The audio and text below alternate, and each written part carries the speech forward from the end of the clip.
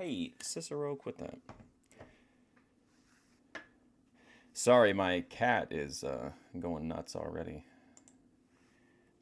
How's it going, Randy? Hey, King TL. I think I'm live now. I think. Yeah, maybe. All right, well, welcome to the stream. Good morning, Grace, wherever you are.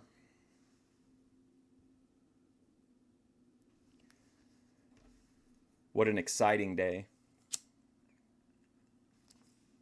So we're going to watch a few episodes of old court shows. And then we're going to watch another old court show that's a little bit different, but I think you guys will like it. And then I think if we have some time after, we'll just do whatever. We'll fuck around on the algorithm or whatever. All right, anyway, let's just jump into it. We need to give these people the respect, their cases, the respect they deserve. The first episode is in a weird aspect ratio, but it goes back to like 4:3 after. I don't know if maybe some of these might be from a different iteration. Like, I don't know if there was a revival or if it was still I don't think it was still around when HD was around. There's no way. I don't think anyway. How's it going, Story Weaver Steve? He-Man, how's it going? All right, well, anyway, let's just get going. This is the plaintiff, Thomas Fessler. He claims that as a surprise for his wife's birthday, he hired the defendant's airplane advertising company to fly past his home with a Happy Birthday Angelica banner. However, the pilot flew way out over the ocean, and consequently, the banner was barely visible. He's suing for the return of his $300. Thomas Fessler. This is the defendant, Bob Cannon, owner of Bob Cannon Sky Ad Company. He says the birthday banner was flown about 500 feet over the shoreline in plain sight from the plaintiff's house, so he's not about to refund his money. He's accused of spoiling a birthday surprise. He's not about to refund this money, dude. He's fucking serious.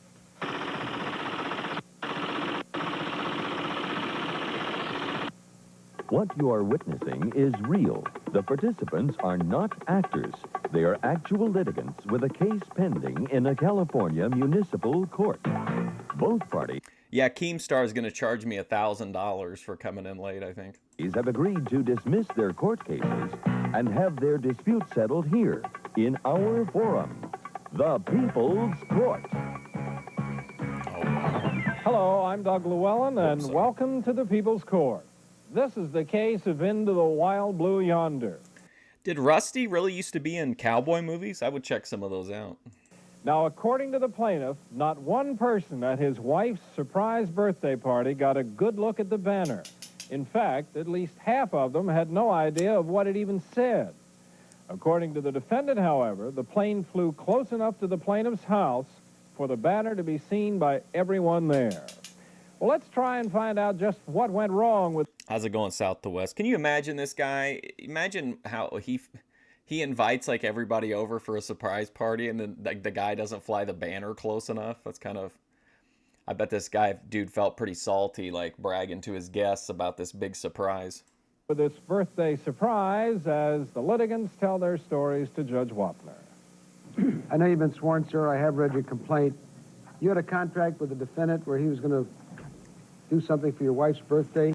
This is March 3rd, 1988. If you're interested, it aired on KOIN 6 in Portland, Oregon. Yes, Your Honor. When was that made?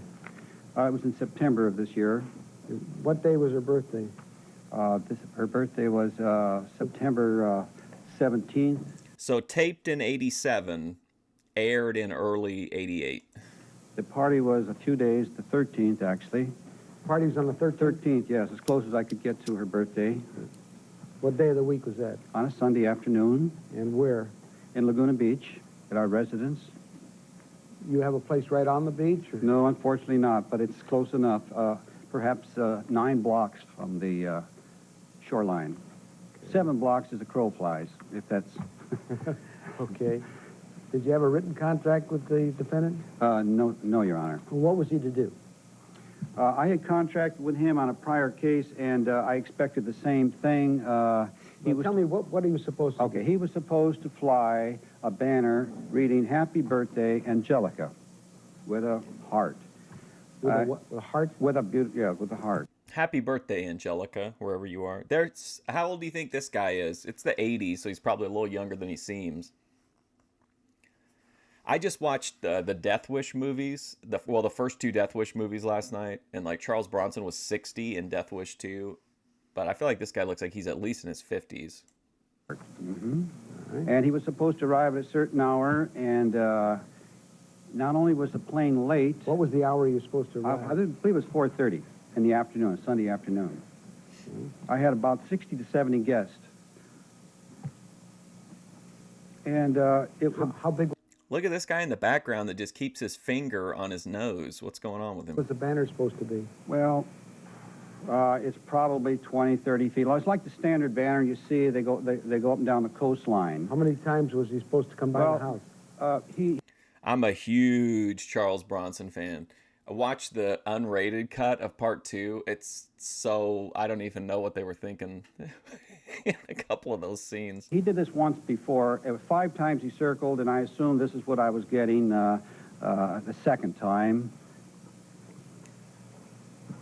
What happened then? The day arrived, and we had a What is going on with this guy? He will not take his finger off of his nose through this whole segment. Hey, Nutty. great time, the party. I had entertaining, I had the band and so forth. And as a surprise to my wife, I had contracted with Mr. Cannon to Who fly sits over. like that? Like he had accomplished 2 years prior to that, flew 5 times over. And the pilot... There's the chick, what was her name in Aliens? Maria Conchita Alonso. radioed home base. They in turn called the house to confirm the fact that they were over the house. Fine, they did a beautiful job. I assumed this is what I was getting the second time. The plane came down the coast. It was a little bit late. He was out beyond the shoreline. What time did he get there? Shortly after 4:30, perhaps 4:40, 10 minutes late. That wasn't important. Okay. The important thing was that I could hardly make Wow, imagine telling the judge what's important. That's really going to go over well. out the banner. People were asking me, what does it say? He made 2 quick turns and disappeared. Well, I was just as glad he left because it was a bit embarrassing to say the least. Yeah. Do you have any affidavits from any of these people who were there? No, but I have a video, Your Honor, that shows the plane was at eye level, which completely lost the effect. I couldn't How find... long is the video? Oh, I have it set just prior to the airplane scene. Oh, wow. And- How much did you pay him for this? Dude, this guy brought receipts. It was pretty rare to see in-court, like, interaction with evidence on this show, I feel like. $300, Your Honor, Paid in advance. in advance. Jimmy yes. Garvin. And they not only didn't call me to verify the location, he was so far out over the shoreline, it must have been close to a mile, and I suspect the pilot was lost. He went too far south, made 2 turns, and was gone. He's still got his finger on That his isn't what I nose. paid for. I understand. All right. Mr. Cannon, were you the pilot that day or something? No, I wasn't. You know who the pilot was? Yes, I do. What was his name? Dean Johnson. You have an affidavit from him? No, I didn't bother to bring it. I have written records of the flight and so forth. So. Can really tell these people will take it seriously. He's like, oh, I didn't bother to bring any stuff with me. Well, these are his logs. Yes. Can I see them?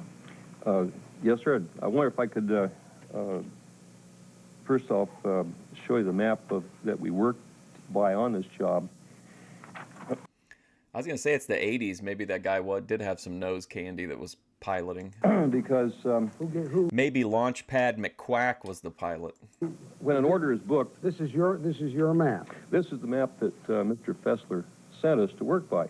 He sent you this map? Yes, that's a recopy of it. It's not the original, but it's Did you send him this map, sir? May I see it, Your Honor?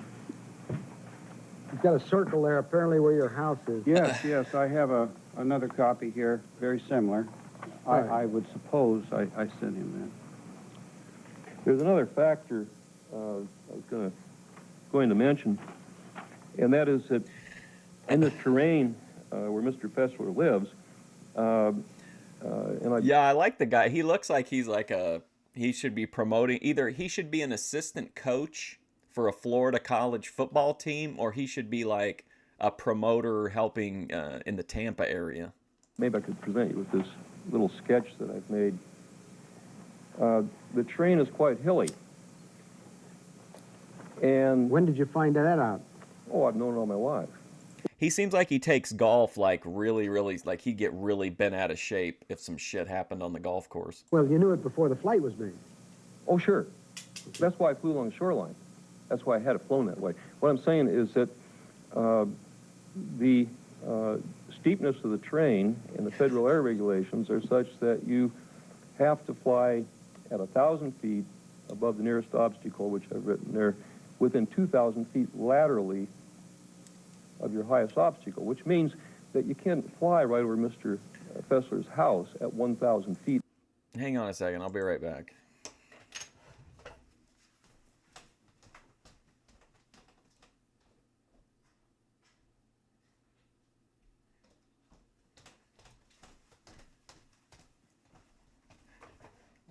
Okay, sorry about that. Feet above his house, you would be closer to 1,750 feet. You see, because when you'd be circling, the lowest part of your altitude go. would have to be a minimum of 1,000 feet above the highest obstacle. Did you communicate that to Mr. Marty Schottenheimer. This dude was D.B. Cooper. Fessler Oh, Rusty. before you did the job? No, no, sir, that wasn't. It just became, I mean, it was like, to me, that flying along the shoreline would be the way I would do the job. How large are the letters on the banner? They're 5 foot tall. Can they be seen from 1,680 feet away? We fly these banners typically, as an example, at the Rose Bowl and places like that at 2,000. All my sunglasses are, if you pull up anything 80s, you're bound to see somebody who wear, like, every pair of sunglasses I wear will pop up in that. feet. Anything else you want to tell me, sir? Yes, Your Honor. I also am a pilot, and I would be hard-pressed to find my house flying. You're wearing a shitty suit, you got no fucking cool sunglasses, you're an asshole, you're done, you're cooked. This guy finally took his finger off his nose, by the way. And this guy's still kind of reaching over, he's trying to initiate physical contact with this Karen next to him. At eye level, the house has trees. I have a sweeping view of the ocean, but I do have trees. It's somewhat hidden. And I can't believe the pilot found my home. Had he been above it, perhaps he could have located it a lot easier, but he was flying at eye level beyond the shoreline, perhaps a mile. So I have to feel that the gentleman never found my house. He was too far south when he turned. And that's, in conclusion, Your Honor, I feel that I'm entitled to a full refund. I could not reason with Mr. Cannon. I know there's expenses incurred Look at this guy. but He's just like, Your Honor, listen to this bullshit. he was not willing to compromise. So How many times did the pilot circle? 6 times. How do you know it was 6 times? Because, see, my pilots are What do you mean? How do you know it's 6 times? trained in this. No. And They may be trained to do it, sir. I'd say that fuel was pretty expensive, right? Even in the 80s. Like, as far as like a business expense, you wouldn't just tell the guy like, hey, go out there and fly around as long as you want to. Like, I feel like you would tell them like, you know, hey, we're going to fly around your house 6 times or whatever. But that doesn't mean that it's done. and How do you know it as a... Dude, Charles Bronson in Death Wish 2, you talk about a fucking tan, dude. That guy was like leather. I couldn't believe it. He was he was just like a regular dude in the first one, kind of. Well, he was ripped, of course, but like he didn't have a tan or anything. And then in the second movie, he's just like bronze. The fact. well, the other thing I do is I monitor their flying. Plus, Have you guys ever heard of Robert Bronzi? Bronzi. It's like a dude that looks exactly like Charles Bronson, and they made a bunch of like cheesy direct-to-video. Like they made one called Death Kiss that was like a knockoff of Death Wish, and they made a bunch of like cheesy movies with this guy just because he looked like Charles Bronson, but he looks exactly like him. in a case, Did you monitor this flight? George How did you Hamilton, monitor yes, it? that's By the the level radio. of tan. in other words, I have a base station that I can talk to anywhere in Southern California to my airplanes, and whenever they do a personal message or even a commercial message, for that matter, I'm in radio contact with them. So, number one, Do you have anything in the log to show that you were in radio contact with him? no, sir, it's just the way my operation is. Anybody that was there knows that that's the way it is. Okay. Can I see those logs, sir, please? certainly. I've got a mark in there where you can open the book. Anything else either of you? Like, I'm not by no means an aeronautical expert or whatever, but because you have to, I'm assuming you have to get permission to fly a regular size plane. Like, the log should settle any issues over exactly where he was and how many times he went around, right? I think all that should be available. You want to tell me? Adam This West. will prove, Your Honor, if time permits, and this incidentally was zoomed in on it, so you get a better view than you would from the naked eye. Okay, we'll take a look at it. Take a short recess. I'll come back and give you my decision. All right, what do you think? I don't think they're going to show the video, unfortunately. I was going to say, it seems like you don't really get shit in the courtroom. He just excuses himself. I was kind of excited for a second. How do you think you would decide this dispute? Would Hey, Reptilian Richard Ramirez. What's up, Glocks and Grippers? you find for the Well, what do you think? I mean, obviously we haven't seen the pictures, which is a big part of it. But I'm kind of leaning toward the guy with the cooler overall aesthetic. He seems kind of no bullshit. This guy seems like maybe it didn't have the impact that he wanted. So, like, he's like, oh, it embarrassed me. I think he expected more than, like, he had unrealistic expectations. It's a fucking plane pulling a banner. Who gives a shit? Like, what do you think, it's going to dazzle people? Come on. plaintiff, or would it be the defendant? We'll return for Judge Wapner's decision in this case in just a moment. He's going to look at those photos while he takes a shit. Fresh vegetables. There's nothing more natural, and there's nothing more natural than this. Unlike some other cheese products, it's got no artificial ingredients, no... Hey, Joe Shabatoni. You would throw them both in jail? I'm okay. I'm all right with that. preservatives. It's 100% natural craft cheese.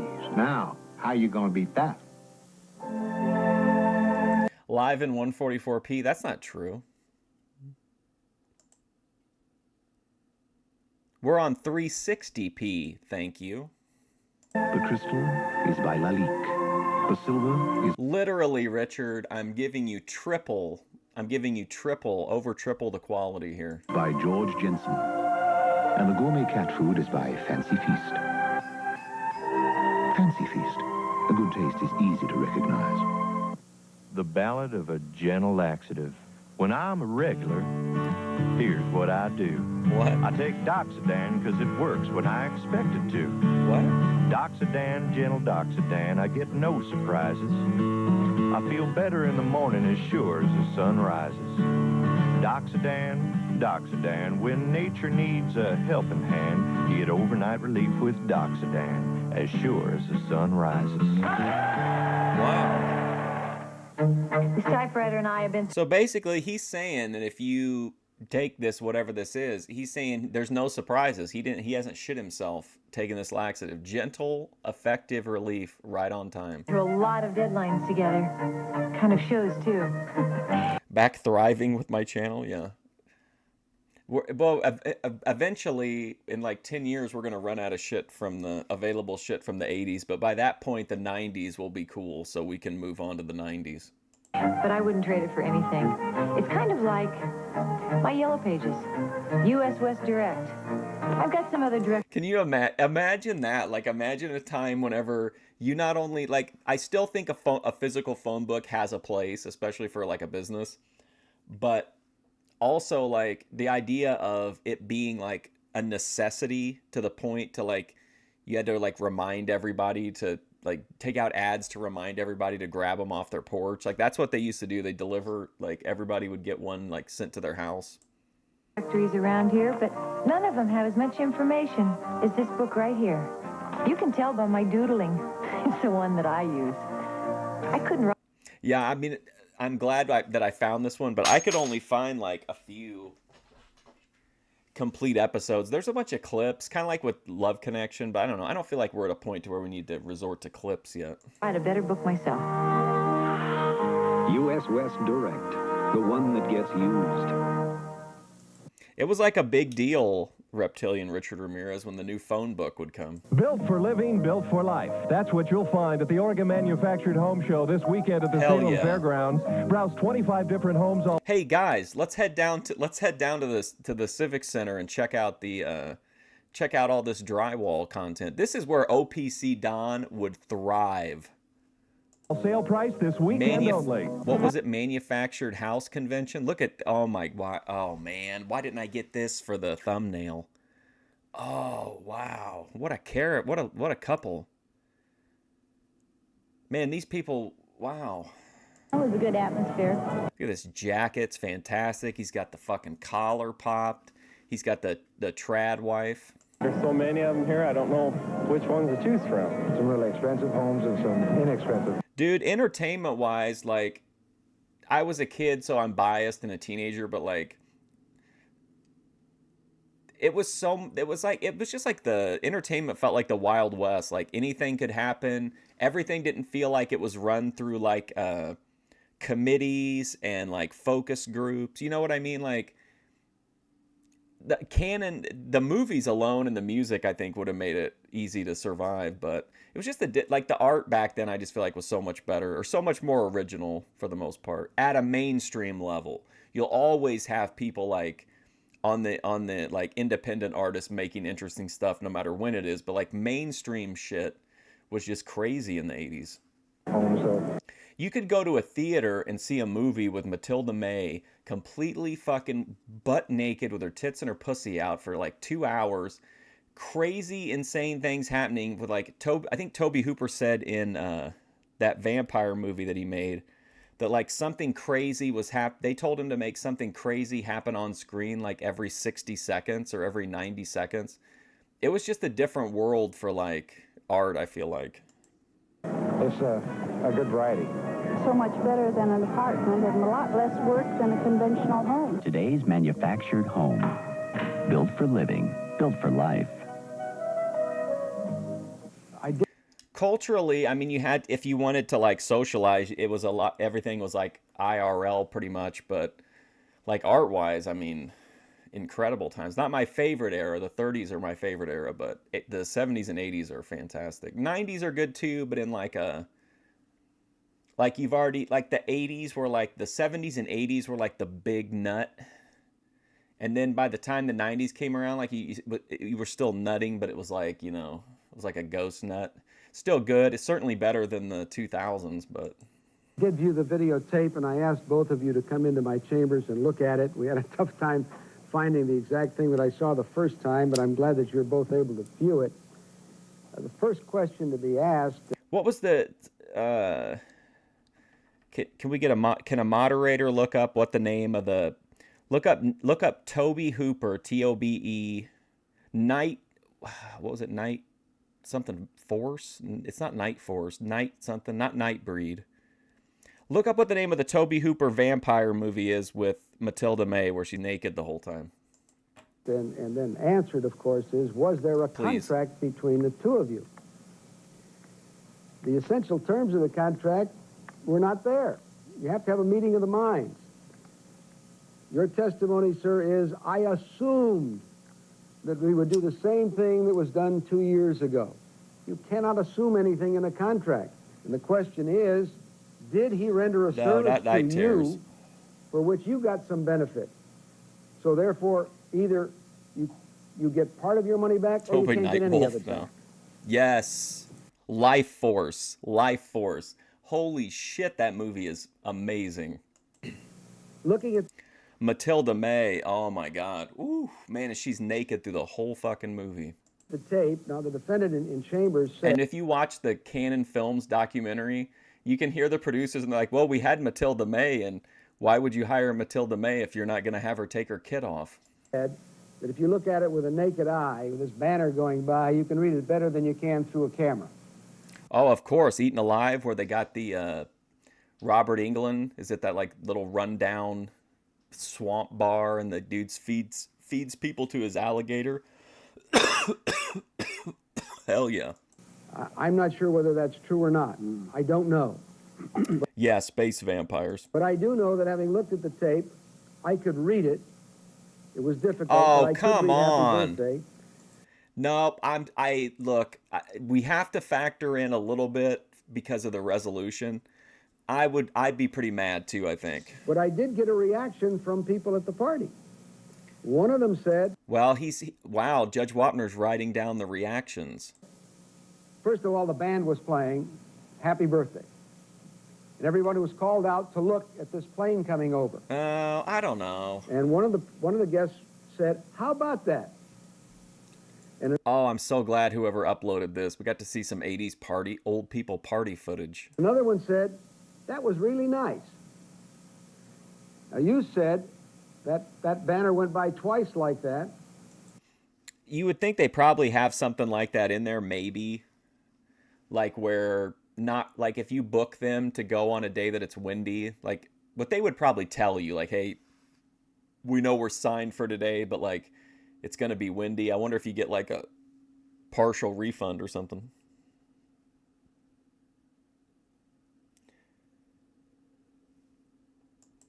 Defendant said I loved the snake movie, the space snake movie. 6 times, but you had no agreement about it. Or TV show. So did you get your value because the guests out there reacted the way they did? And I don't know what your wife said or didn't say, but I assume she was there with all the rest of them because you told me she was called out to look at it. True. Yeah, Mark Singer, the Beastmaster. They're both pilots, though, Randy, right? I think. Aren't they both pilot? Or he claimed to be a pilot, but we haven't seen evidence of it. Look at this guy just projecting complete confidence. This guy looks like he's about to, like, swallow like Goofy or something. Come on, man. Come on, Judge Wapner. I don't know. I mean, it wasn't perfect, but what... I don't think you can... I think you have to have realistic expectations. I'm still sticking with the vibes guy. So the big thing was the idea of a plane coming by and saying, happy birthday, Angelica, and not whether it went by 2 times or 6 times. And therefore, I think you got your money's worth, and therefore, I don't think you should recover anything. Judgment is for the defendant. I don't think you should recover anything. Perfect. I think they're pretty close. As Judge Wapner has just pointed out, the plaintiff's videotape did indeed help him, but it helped him decide for the defendant. Now, Mr. Fessler's the plaintiff. He's just come out. What do you think about that, sir? I think the tape did. Dude was shot down by his own evidence. Like, if he had just not shown that video, he might have won the case. Yeah. I think you're right. Any other comment about it? No, I think it was fair. You got a fair hearing? I think the way it and, was presented, yes. So be it. Do you think you'll do this again? Possibly. Maybe. Possibly. All right. Well, thank you very much. Thank you. Officer Burrell has some documents you must sign. Now, I will say, toy-wise, as far as wrestling, we are definitely in, like, the peak era. The wrestling toys when I was a kid, we had LJNs, which were those 5-pound rock-hard rubber figures that you couldn't do anything with at all, like, and they were terrible and they were expensive. And they weren't even like designed for play, really. It just looked like they were like, some of them came with like molded on entrance attire. It was just a nightmare. And then when I was a teenager, there was Hasbro's, and those looked cool again, but were just like, no, they were again just like hard plastic. They weren't even really like action figures. But the Mattel ones now are like amazing. I saw that Dusty Rhodes at Target, man, and it looked like just his literal face, and then it looked like they got some kind of like 8K scan of the birthmark on his stomach. It was really impressive. the defendant, Mr. Cannon, is coming out. Mr. Cannon, you must feel better at this point about this. Well, it's nice to have it over with. Do many people give you complaints about services like this? I've done, figuring today, over 10,000. Of these kind of things? Yeah, and this is the first one. Well, congratulations. In this case here, the video proof that... Yeah, like the King Kong Bundy figure was just... And they were all solid. Like, it wasn't like they were, you know, hollow on the inside or something. They were all just, like, solid, hard rubber. The people were excited. Everybody was happy, and that's the key thing. That's what counts. That's what counts. Officer Burrell, there's some documents you must sign. We appreciate it, and that'll bring this case to a close. The litigants for our next case are on their way into the court. Go and go. All right, so we're 1-0. I think the stream's 1-0. I think we got that one right. The 80s G.I. Joes were amazing. Like, that was kind of the figure that I hunted more than wrestlers, just because the wrestling figures pretty much sucked. And I think for 2 or 3 years straight in my area, it was all Brutus the Barber beefcakes. Like, you never even saw any other figures for like literally over a year if you went to the same store. But the 80s G.I. Joes were great, and they were kind of like a you could almost tell someone's like social class based on, or their economic class based on their G.I. Joes and like which big set pieces they had. Like if you knew a kid that had like the aircraft carrier, then that kid probably had like a bunch of Nintendo games too. Like he had the rich family, but then they had some like larger like troop carrier vehicles and shit like that. But you just like there were certain tiers of G.I. Joe that if somebody had them, you knew their parents were doing pretty well. Courtroom. This is the plaintiff. Yes, O-ring, which could be a nightmare because those fucking things would snap all the time. Barbara Venezia and her husband. Oh my Lord, Joe Shabatoni gonna be loving this. We got Reba McEntire and young Paul Bearer. Donald McIntyre. She claims that the huge Art Deco armoire she gave the defendants to sell on consignment was totally destroyed when it apparently fell off the truck transporting it. She's suing for $1,000. Is she wearing a Brazilian jiu-jitsu gi that's bedazzled? Like it looks like it with that big collar. I like this look. The value of the piece.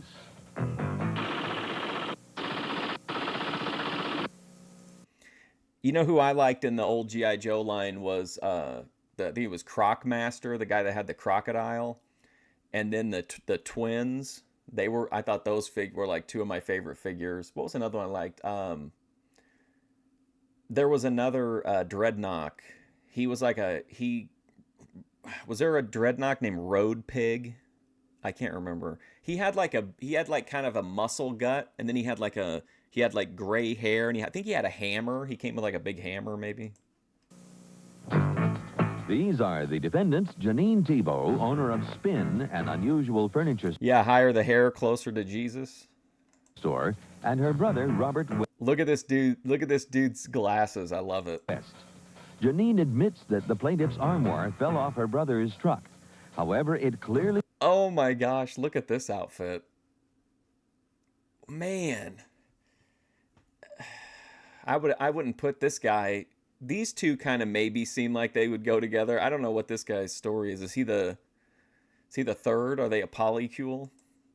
states in her contract that she is not responsible for damage. Yeah, the cinder block hammer. Yeah. Like all the accessories were always cool with the G.I. Joes. Like you get like a a wolf or a dog or like some crazy weapon.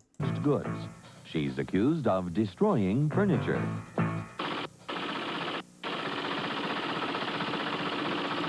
Wait, who's Spin? So someone is, accused of destroying an arm. So one of the people's name is just Spin? We'll return for the case of A Farewell to Armoire after these messages.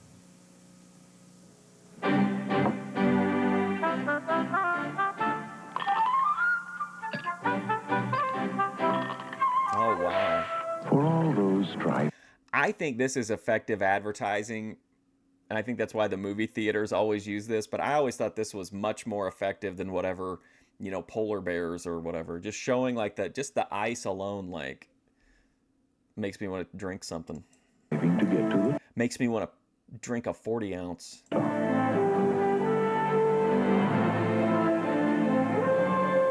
is a reminder of how much fun it is to get to the bottom. 1 calorie.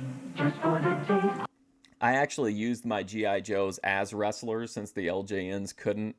So like every G.I. Joe also had like a wrestler name. I can't remember who all was who, but I remember that Bret Hart was a Cobra guy, I think, or maybe it might have been a G.I. Joe guy, but he looked like he was a firefighter. He was in like a solid orange, but it wasn't the G.I. Joe main guy firefighter. This guy had like a helmet on with like a big silver shield, so I'm pretty sure it was like a Cobra guy. So this Bottoms Up. Diet Coke. Also available in caffeine-free, both with 100% NutraSweet. Why is this man still up with his cold, sniffling through tissue after tissue, losing count of his coughs and sneezes? Tab, which of course taken off the market for being a carcinogen. Why is he wrestling with aches and pains, suffering instead of resting? Why? Because he's been waiting for something new. New cherry-flavored NyQuil. The great tasting, nighttime sniffling, sneezing, coughing, aching, stuffy head, fever, sleep, and rest medicine. In original or new cherry flavor. If you're looking for a new sofa, now's the time to buy, and Schleifer Furniture is the place. Schleifer. You'll find an incredible selection of brand-name sofas, love seats, and hide-a-beds at tremendous savings. Choose sofas from $2.99, others from $3.99, a wide selection from $5.99, and top-of-the-line sofas from $6.99. Or if you like, custom order at the same low prices. Look at that Buy now lady, with man. no You money know she down got and that no wop. payments for 6 months. The sofa you want at the price you want to pay is at Schleifer Furniture, Southeast Grand Avenue at Stark. Meyer and Frank makes carpet and upholstery cleaning easier than ever before. If you want to look up any of these local businesses or whatever, too, this is from Portland, Oregon. With the amazing new Power Steamer by Bissell. The Power Steamer lets you deep clean your carpets and upholstery rent-free anytime you like. The Power Steamer shoots warm cleaning solution, while powerful suction pulls the liquid and dirt back out. Gets carpeting deep down clean, yet fast pickup action won't soak carpet or upholstery. Don't rent, own your own Bissell Power Steamer and get the deep cleaning results you'd expect from a professional. Take home your Power Steamer today. $179.99 now at Meyer and Frank. This is Yeah, we're big RC supporters on this channel. the case of a farewell to Armoire. Now, the plaintiff contends that the Armoire, which was part of a Man, what a piece. You know this lady can put it down. three-piece bedroom suite, had to be thrown out because it was damaged beyond repair. She gonna slowly, erotically take that jujitsu gi off?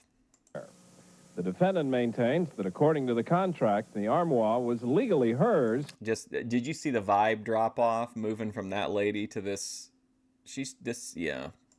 Since it was left in her shop for over 60 days.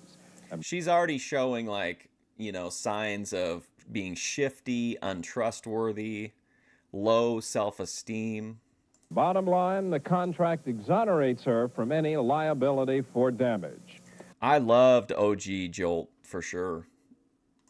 Well, let's find out if the defendants will have to pay as the testimony in this case gets underway. I know you've been sworn. I have read your complaint, ma'am. You had some furniture that you left with the defendant on consignment? Yes, You claim it was damaged? on September 15, 1986, I entered into a consignment agreement with Janine. Do you have a copy and of it? Here's a copy of it. And as you'll notice, number 7 is crossed Hold on, man. The chat's saying that your microphone is a little scratchy. out and signed by both of us, and that was at my husband Donald's request. And as the consignor, and she's the consignee, that states that she takes full responsibility and liability You're for cooked, anything that bitch. happens to any of my furniture that I gave her in transport, loss, damage, theft, whatever. And on the back side of that is a list of all the furniture that I gave her. At some time did you He's pale like that because that pussy's sucking the life out of him. ask that they be returned? Yes, I did. I made Were the items returned to you? all the items were returned except for the large armoire. It was a 3-piece bedroom set. And at the time they were returned, I was told that the armoire was in storage and that when she got a chance, it was in a warehouse and that she would return it to me. I made repeated phone calls to Janine at the store, and here's a copy of my phone bills dating from September 86 to March 3rd, which is the last time that I spoke to her. I made 24 phone calls in that time frame. March 3rd of 87? Of 87. I finally became adamant about getting the armoire back, and on April 10th, I went down to her store to demand it back. That's when I found out that the store had gone out of business, and there were 2 workmen in the store, She's a cocaine user. That's even better. and they were refinishing the place. I'm not glorifying drug use. this is for educational and entertainment purposes. Nobody knew what had happened to Spin or anything. I went But next that's way better. store to the bookstore. They wouldn't give me any information. I then contacted the Costa Mesa police and put out a theft report. On April 30th, Detective Steve Labbitt located Janine. She was staying with her mother, and here's a copy of the police report along with her statement. And in the statement, she indicates that the armoire was broken and fell out of her brother's truck in October, which is a month after she had it. Now, from the phone calls, you can see that I contacted her for at least a year, and at no time did she ever tell me that the armoire was broken. Did you tell the police that the armoire fell off your brother's truck and was broken? Yes, I did. Was that in October of '86? No, it was not. The police report says you had problems with selling... Showtime, if you want to know, I spoke with lead dispatch Barbara Boiteau back on 8/11 of last year. They sent me one record, and that was it, of the whole thing. And Barbara says, "Sir, attached is the only record that can be released via public records. The information that you have requested cannot be released as per GL C41, Section 97D, pertaining to domestic cases." So she sent me one document. Hang on a second.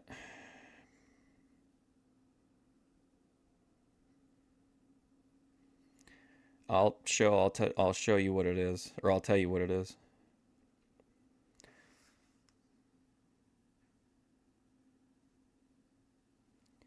And literally the only document that she gave me was that a call came in to assist citizen and a group. Dispatcher Benjamin T. Grosso took the call. The call source was coming from a telephone.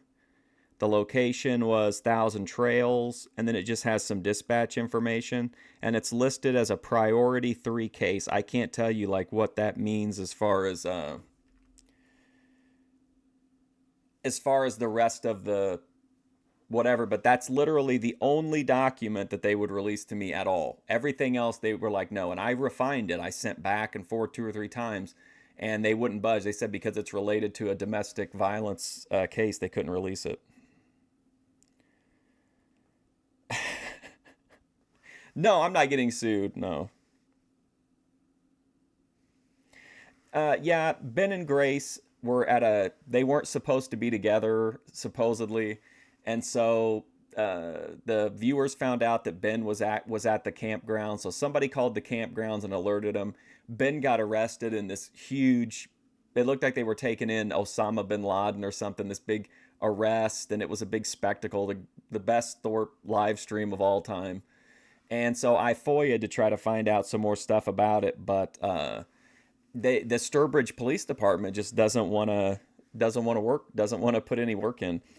And then I have pending requests in with Warren about the OPC Don incident and the Jacinda incident, but they're going to do it on their sweet time and keep delaying, probably because they know that what are the odds someone that's in a different state's going to come and take them to court over the documents? The property, you decided to return the items to her in October of '86, and you gave them to your brother, Robert West, who agreed to deliver the property. And did he try to get the body cam footage and he got denied? I don't know how that would work. Do you know what state they're in? And the item fell off the truck and was damaged. You didn't tell that to the police? That's incorrect. No, I did not. What did you tell the police? The large armoire fell off the truck the night that Robert picked it up, the night it was consigned. When was that? September 15th. September 15th? Yes. The night it was consigned? The night it was consigned. And Grace lied to the cops and told them that Ben wasn't in there, and this one little cop got really mad at her, and he was like, "Thanks for lying, but we got him." Did you ever notify her that? No, I did not. Why not? Well, we thought we could remedy the situation. We did take the armoire to a repair shop and have it put back together, and this is a bill from that repair shop. He looks like he should have been on... Wait a minute, I'm not understanding. Is that a beard? Or is that is he wearing a neck brace? I think it's the resolution. Let me see it. You had it put back together? PM Cabinets is where she brought it, and she told the police that it was fixed. it wasn't fixed. When I spoke to the owner there, he told me that she'd never contacted him. Can it be fixed? And it was sent to SC Can it be Finishing. fixed? No. In fact, when I contacted them to pick it up, the guy said that it wasn't even worth my time and effort to come and get it. And I went to get it anyway because I wanted to see what the condition of the armoire was, and that was What did it. you do with it after you picked it up? I threw it away because it was just too damaged. What is your defense to this? Number one. Number 7 was crossed out only in agreement that if anything... If I had to say, like, what I think is most likely, I think you're right. I think it's that somebody called the campground and alerted them to it. And it's probably a situation where the campground's like, well, since this is supposedly domestic violence, you know, we should probably call it. And then if they call and it's nothing, then whatever. But, yeah, I would say somebody called them and tipped them off. Any of the mirrors to the vanity were damaged. Her husband was concerned about the mirrors being Where does it broken. say anything about this only applies to mirrors? Well, it wasn't written in, but that's what the agreement was. He was standing there at the time. If that's And- what... Oh, well, I mean, yeah, I mean, it's just how you define it, I guess. Like, whether you think, like, deception is the same as a lie. I can see it either way. I'm not saying one way is right or the other, but she was certainly deceptive with the police, which is fine. I think it was great. She should have been. What you wanted to do, that's what you should have written in. I know that. What is your other defense? The armoire had not been completely refinished. It had been put back together, and it was supposed to go to the refinisher next door. I did look at it. When? What are you talking In December. I looked at the piece in November after it had been put together, and in December it was to go to a refinisher, an additional $150 to refinish it. I think an armoire is just like a... Is that the one that has like the... You got like it's tall? Is that what makes the difference? Totaling $300, and the refinisher told me he could make it look better than it had looked. Did you ever go new. back to the refinisher and try to pick up I this armoire? I called him several I said, times. did you ever go back there and try to pick it up? No, I did not. Did you ever deal with him at all? Well, Did you ever pay him a dime? No. Take a short recess. I'll come back and give you my decision. I mean, I'm just being real. What the hell did that freak show even bring to the table? We got that lady with the grip, the dying husband. I think she's got this wrapped up. I mean, the other people, what a waste of time. Ah, coffee. It's what keeps us going. But coffee contains acid. And that acid can have... Hey, look who it is. Consequences. You guys recognize him from a bunch of movies, don't you? I can't remember what his name is, but he's in a ton of shit. Fortunately, there's a coffee that's been 90% acid neutralized. Kava. Rich, full-bodied, delicious. The more you drink, the more you like. Well, not only did she handle the cops in an entertaining and almost effective way, once Ben was arrested, 99.9% of people are going to shut the stream off. Grace continued to stream and did that amazing catatonic stare at the screen for like a long time. And I remember watching it live. It just looked like she was just like, you could just see like the wheels in her brain were turning. And then she went on that incredible run of just roasting Ethan Ralph and a bunch of other people. So for coffee without the bitter consequences, try Kava.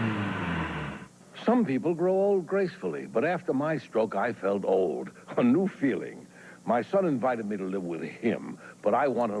When Grace did that catatonic stare, I was still fairly, like, new. And I was like, okay, I picked the right channel. Like, I knew then, like, I thought for sure she'd shut the camera off. And when she left it on and did the catatonic stare, I was like, I backed the right stream. ...live in my home. So I called Kelly Assisted Living. My assisted living caregiver helps me with cooking. I think that video was I had talked to Grace, but I still have never talked to Ben. Like, we've never had a private conversation, but the first time Ben commented on one of my videos was on that video, and he put, "Thanks for the great coverage." Cleaning and laundry, plus companionship and care. That's important. But you know what I like best? I just feel a lot better about life. For companionship and care in your home, call Kelly Assisted Living. Good afternoon. I'm Shirley Hancock. And I'm Mike Donahue. Saying they need to cut costs, which have outpaced sales, Tektronix executives announced they are laying off about Tektronix, 1,000 pump up workers, the jam. most in the Portland area. I didn't know they had a whole Oregon school business. superintendent backs off from his original proposal. Wow. Everybody in the 80s looks like they should be in movies. Like that, I can always picture every single 80s person in a movie. To teach K through 12th graders about safer sex. He says the younger kids need to take classes focusing on the deadly disease. And we'll tell you how some birthday cakes can be illegal. Join us coming up next What? Illegal birthday cake? on Channel 6. How much, if anything, will the plaintiff recover? Well, and the only other person that I had really tried to cover at all was truthfully Trisha, and she hates me. Well, she doesn't hate me, but she doesn't want me to, she doesn't mind when I troll her in chat, because I, like, buddy troll her, but she won't let me put up any videos, and she had, like, copyright struck me a couple times in the past, so I was, like, used to completely negative interactions, and I think by that time Grace had talked about me, hadn't talked about me on stream, I don't think, or maybe, like, one time or something. But I had basically just started, like that was kind of my introduction to Ben live was when he got arrested that time. Cover for the damaged armoire. We'll be back to find out what Judge Wapner thinks in a moment.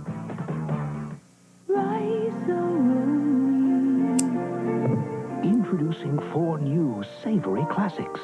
Savory Classics Green Bean Almondine.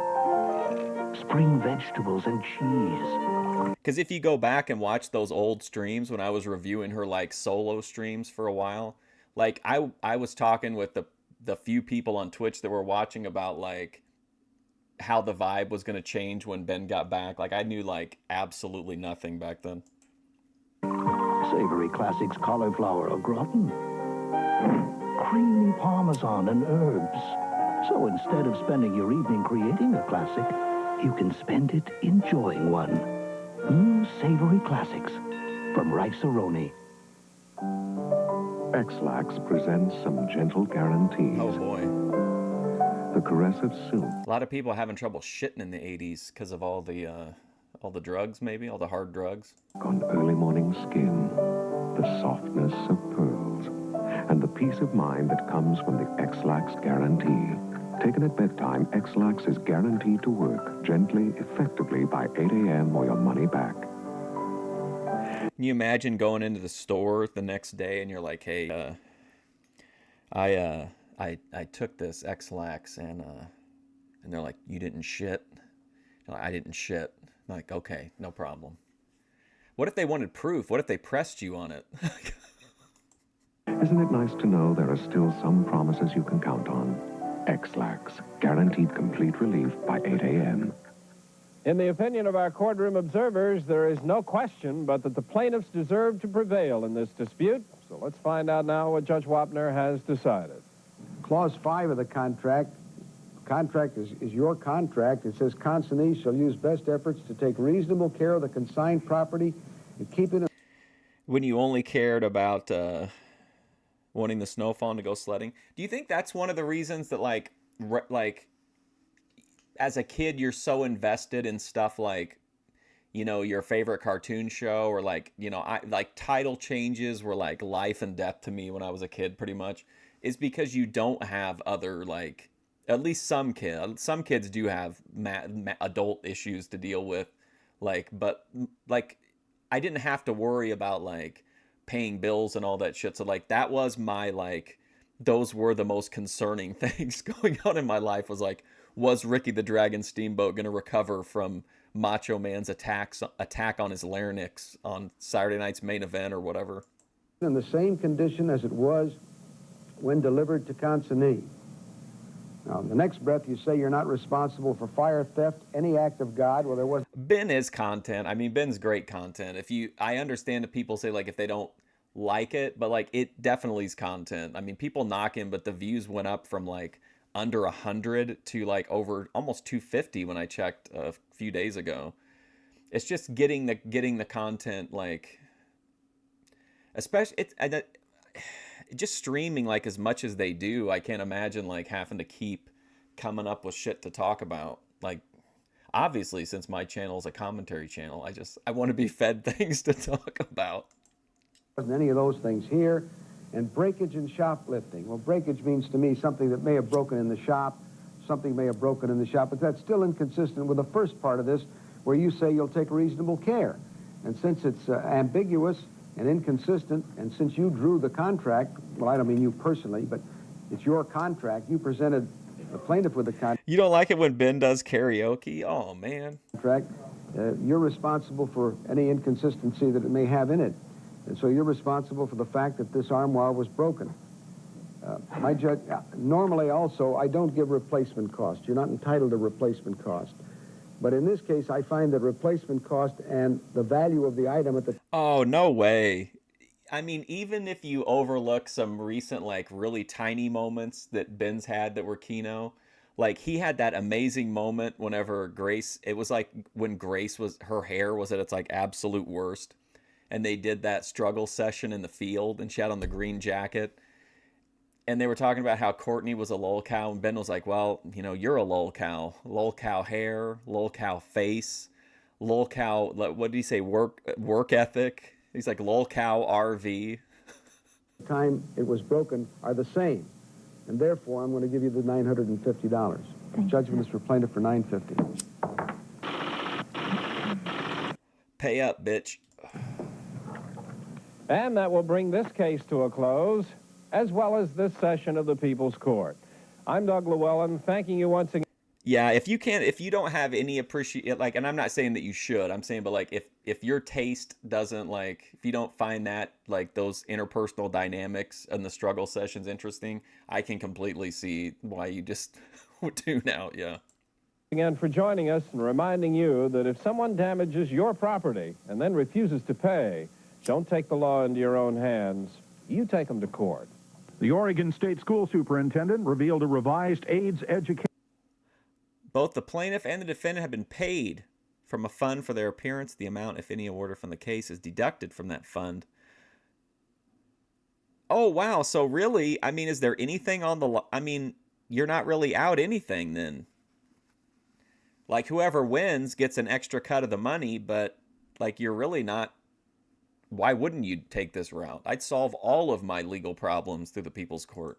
Education plan, how will it affect your children? Find out this afternoon at 5 from Newsroom 6, here on KOIN TV, the news station. It's the sale you wait for. It's Smith's 12-hour sale, and it's Saturday from 9 a.m. till 9 p.m. only. Shop for single-day savings on furniture, appliances, and electronics. For example, this Zenith VCR with remote is just $257. This 40-inch big screen is just... Ben in Grace's ear during that little era where they were, like, streaming together, but they were always separate, and Ben was doing the Chevy Chase in Vacation Dad aesthetic with the red hat and the fish and the salmon short, the fish shirt and the salmon shorts. That was a pretty good Ben run. $16.97, and all Zenith video cameras are sale price from just $447. You can also buy Saturday with no payments and no interest until September. Yeah, totally. Like, I'm a fan of the struggle sessions, but they do... I feel like they have to... If they edge it too much, it gets, like, a little too dark for me sometimes. But, like, in general, I like the struggle sessions. It's just usually you get them for a while, and then there's, like, some kind of a... What's the break gonna be? It's the sale you wait for. Smith's 12-hour sale. Saturday, 9 till 9. Don't miss it. I like painting. Kids can be very talented stain makers. Yuck. So moms need the power of all, the stain lifter. Wow! A-L-L. How does it work? All goes right to the stain and just lifts it away. For my little stain makers, Greasy. I get the stain lifter. Oh, wow. Greasy. A-L-L. The stain lifter. My new tub made of fiberglass was installed by men made mostly of dirt. Using a liquid cleanser? I guess I have to. Bet you'd like to use Comet. I love to use Comet. But see this label? Abrasives may scratch. But this label says safe as a liquid. I wouldn't bet on it. I would. Today's Comet has no harsh abrasives, so it's safe, it's tough. It's beautiful. Today's Comet, regular or lemon fresh. Safe as a liquid, tough as Comet. She's like, I had some dirty men in my bathtub. The 87-88 Blazer season Hell has yeah. featured action, excitement, and outstanding contributions from each and every player. And now Miller Lite and the... Dude, even the NBA was crazier back then. Like, remember how dirty the game was played? Like remember how like the Pistons with Bill Laimbeer and Rodman and Isaiah Thomas, Joe Dumars, like how nasty they were. And then like you had the Knicks where like it seemed like everything was like, so there were so many really good rivalries with like iconic players and teams that like every game almost felt like it was like personal.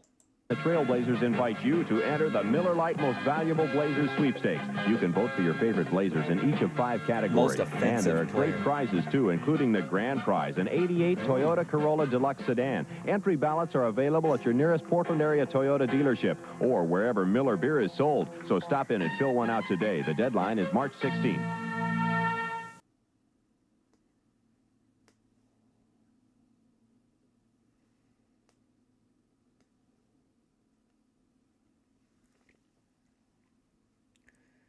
You think they'll come back to LolCow Live?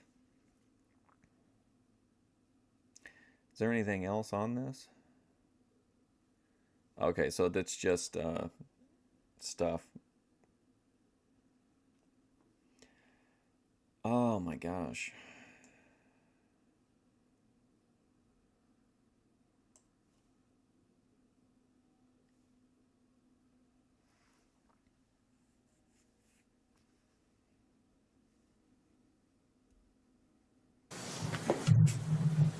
This is my building here. Oh, whoops. I really couldn't find a good thumbnail out of any of these episodes. I ended up going with these people, but... Illegally emptied the oil from his car into the carport drain to get back at her for an eviction notice. She had to replace the sump pump he ruined and is suing for $219. I almost went with the chalkboard because I thought about the whiteboard, but then I realized that no one would understand what I was saying.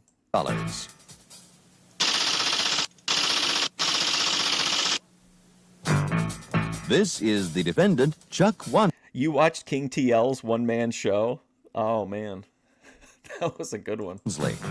Chuck insists that he emptied his oil into milk cartons, and the only thing that went down the drain was radiator fluid, which has the consistency of water and couldn't have clogged it up. He's accused of illegal sump pump dumping.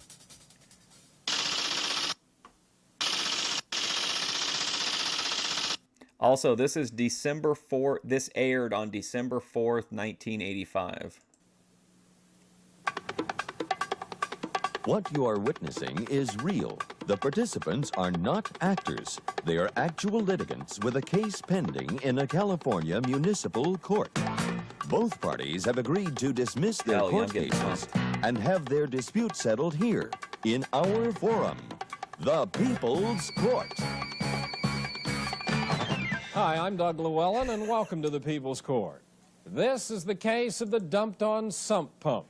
Now, the plaintiff claims that a neighbor saw the defendant drain his oil into the sump pump. She feels he deliberately sabotaged her drain because she had given him the eviction notice, and she wants him to pay for the repairs. The defendant maintains that he did nothing to clog up the plaintiff's sump pump and says he can prove it. He says his former landlady is... Is that the guy from Breakin'? It kind of looks like him. ...just trying to make trouble for him, and he is not going to pay for something that he didn't do. So this case comes down to a very simple question of, did the defendant clog the drain? Was that allowed? Let's try to find out now as the testimony gets underway. I know you've been sworn. I have read your complaint, ma'am. What was your relationship to the defendant at the time this occurrence He took was place? he was a tenant in my building. In your building? You own the building? Yes, sir. What do you say that he did? Well, I heard from my manager that that he had dumped oil down the drain. There's a drain in the bank with a pump underneath. Where is this drain? The drain. Can you show me on the board? Yeah, sure. Her boyfriend or handyman or whatever's got an interesting aesthetic. He looks like what was that guy's name from Too Close for Comfort, Snyder, the weird, creepy handyman. This is my building here. This is where Chuck parked his car. There's a pump and a drain right here. How far away is that from where he parked his car? It's about maybe 7 feet. And this is a duplex across the street. And my witness was sitting in his chair watching television. Well, unless you know it of your own knowledge, don't tell me that. He can tell me that. So somebody the pump was right here, and this is Get where on with it. God damn. my witness's house was. Okay. This lady is just so slow. She's got it taken forever to get this information out. We lose more chalk that way. Did you see the defendant, sir? Yes, sir. Where were you? I'm the one sitting here. You're the one sitting here? Yeah. Does he have a tiny little blonde patch in the back? You manage these apartments for the defendant? I mean, for the plaintiff? No, I rent across the street from her property. What did you say about your manager? My manager is the one, the witness also. Oh, he was also a witness? Yeah, Oh, he's okay. also a witness. All right. What did you see him do? Well, I saw him drain something. He was working under the car. Jake the Snake's mystery brother. And I saw him with a pan under the car and draining something into it. And when I saw him dump it, I just noticed it was dark and I wasn't paying attention that much. But then I saw him pour the oil back into it after he was done dumping oil into the engine. And that's all I really saw. You saw him pour what you thought was oil. I think the whiteboard it just helps Grace's mind function more efficiently, but I think also she knows that the chat loves the whiteboard. The whiteboard will always pop the chat. Well, yeah, out of cans, yeah. Sir, did you dump anything over in that sump? Yes, I did, sir. And What did you Morris dump Day. there? Well, what I dumped was I drained my radiator fluid. What happened, this was a Saturday afternoon. It was during the morning that I changed my oil a lot. I'm a messenger, and so I have experience with changing oil and in cars or what have you. And That particular shit. Saturday, I drained my radiator over the sub pump, then I washed it out with a hose, then I pushed my car back, then I changed my oil. I took my oil in a small can, which is 4 quarts, and as I always do, it's a certain procedure. I bring it over to the dumpster. Well, may I draw? Sure, go ahead. Can you get the styrofoam?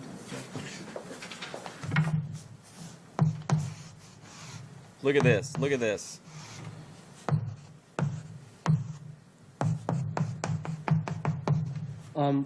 My car is parked here, sir. Now, this is somebody who respects Judge Wapner's time. My car is parked here. It's 6 feet from here and 18 feet from this drain to this dumpster, okay? And what I do is I pull my car forward, I drain the radiator, push it back, change the oil, bring the oil over it, and I always use a milk container. I pour the oil into a milk container and put it into the dumpster. There's a gentleman who was standing there watching me as I was doing that. Who was that? Well, his name is Les. He's a tenant there. He did not want to come to the court today because he was afraid that it would be trouble with the You have an landlady. affidavit from him or anything? No, I don't, but he did tell the superintendent that he was there watching me that day. The superintendent should be aware of that.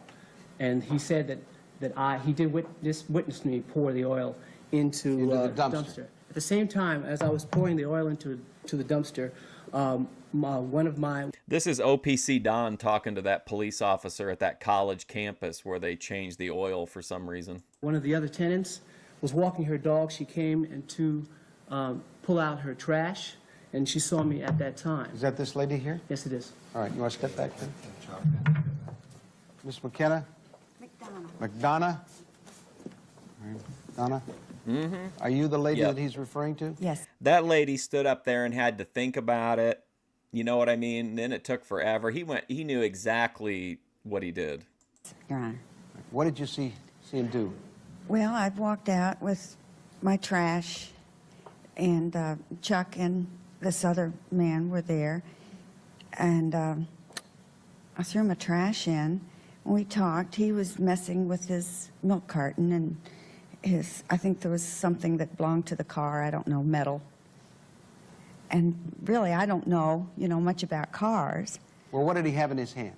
You said it was a milk carton? It was a milk carton and something. You don't know what was in the milk carton? No, I don't. What did he do with the milk carton? I'm not even sure that he was holding it over the, Over the dumpster? Yeah. OPC's masterpiece is that fucking crime press conference. I think that just keeps rising through the ranks of like my favorite Thorpe streams. That was such an unhinged effort from OPC Don all around. The whole weekend was pretty prime OPC Don. Yes, and did he drop it in the something dumpster? For him. I'm sure he. Did you see him do it or I wasn't not? trying to remember. Let me hear from the witness there. What is your name, sir? The name is John Gerotes. Were you out there this time? I'm pretty sure I've covered this guy on Boyd Watch. No, I was not. Did you see this lady out there? No. Did you see a person named Les out there? No. OPC keeps hounding me too about the body cam footage from his incident. Yeah, what if she was thanking me properly? At one point, I can't remember what he's talking about, but Ben's saying something, and then OPC Don's like, yeah, that's gay. Just completely randomly. Then you got the mic dynamic. It's like a Three Stooges thing between Ben and OPC moving the mic back and forth. Did you talk to a person named Les? After the fact, Your Honor. I know it's hearsay, but did Les tell you that he witnessed this incident? Yes. Yes, he did. However, Your Honor, there was more than one occasion. Pardon me? There was more than one occasion. Well, what did Les tell you? Oh, Les told me that he saw Chuck pouring oil in the milk carton and put it in the dumpster on this one day, but he changes oil frequently. It's my What day are we talking about here? What is your name, sir, again? Ted Price. What day did you see him do this? I'm not sure that... Kind of sounds like their witness backed up the other guy too, right? Because he's saying that he saw him, or that he knew that he put oil into the milk carton. I've seen him dump it in cartons before, but that day he didn't dump it. He just put it in the sump. What are your damages that you're alleging now? I had full permission to do it. It wasn't like a bootleg outlaw thing or whatever, but I did a pop-up art installation on streaming, and that was the main focus of it, was the OPC Don crime press conference. And people were like, they had no idea. It was just like people that walked by and came to watch it for a little bit. They were like completely confused. Nobody understood what it was. At first they thought it was like they were watching like a podcast, but then they couldn't figure out like some of the more colorful language and personal attacks. Like it was a very confusing process for a lot of people. $219. I know, but how do you arrive at that figure? What had to be done? I had to have a new pump. I just had a pump replaced probably a year and a half before that. Do you have anything from the person who repaired it that said that because oil was Yes. dumped there, Yes. that's what caused it? Okay. Just lastly, if I may add. When did you move out of the building? That's what I wanted to say. 2 days after they approached me, which is a week and 2 days later, the superintendent at the end said that he fixed the drain. And he mentioned to my wife that it cost him $9 to fix the drain. Then we moved out 2 weeks later. I've been out of the apartment now a month or so, and then I received notice that I'm being charged to pay for this drain. Did you tell him that it cost $9 to fix the drain, sir? No, Your Honor, the $9 was... Oh, no. This is the plaintiff, Helen I'm sorry. Jameson, an Shoot, apartment where were house we owner. at? What happened? Oh, no. This was a Saturday afternoon. It was during the morning. That I changed sorry, I my oil hit the wrong button. a lot. I'm a messenger, And so I have Okay, the experience old with lady changing oil talked, and changing he talked. in cars or what have Oh, you. here- That here's particular where we were Saturday, at. I drained my radiator over the sub. Plaintiff has merely not sustained the burden of proof required, which is by a preponderance of the evidence. My judgment is for the defendant. What did we miss? And that'll wrap it up then for this case. The litigants for our next case are now... Take a short recess. I'll come back, give you my decision. I feel like we fucked Plaintiff, up having somehow. brought this lawsuit, has to sustain her case by a preponderance of the evidence. Plaintiff has an eyewitness who was apparently about 200 feet away. He says the defendant dumped oil in the sump. He's seen defendant dump milk cartons in the dumpster before, however. The defendant has a witness saying that she saw the defendant dump oil in the dumpster. However, the defendant himself says that what he did was to drain the radiator, put that in the sump, take the oil and put it around in the dumpster.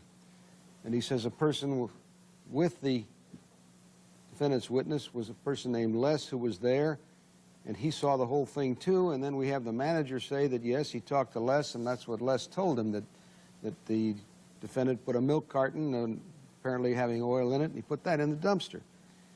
So I appreciate the honesty and integrity of the manager, who's apparently telling his side of it, not trying to embellish, and he's corroborating what the defendant says.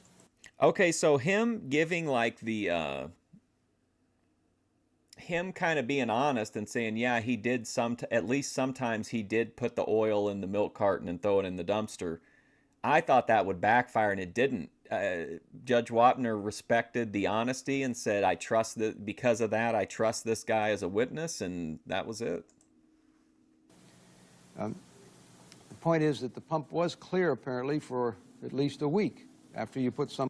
Yeah, I remember when she was trying very hard for Dan to come meet up, but Showtime, I'm not saying that you're wrong, man, but what about this theory?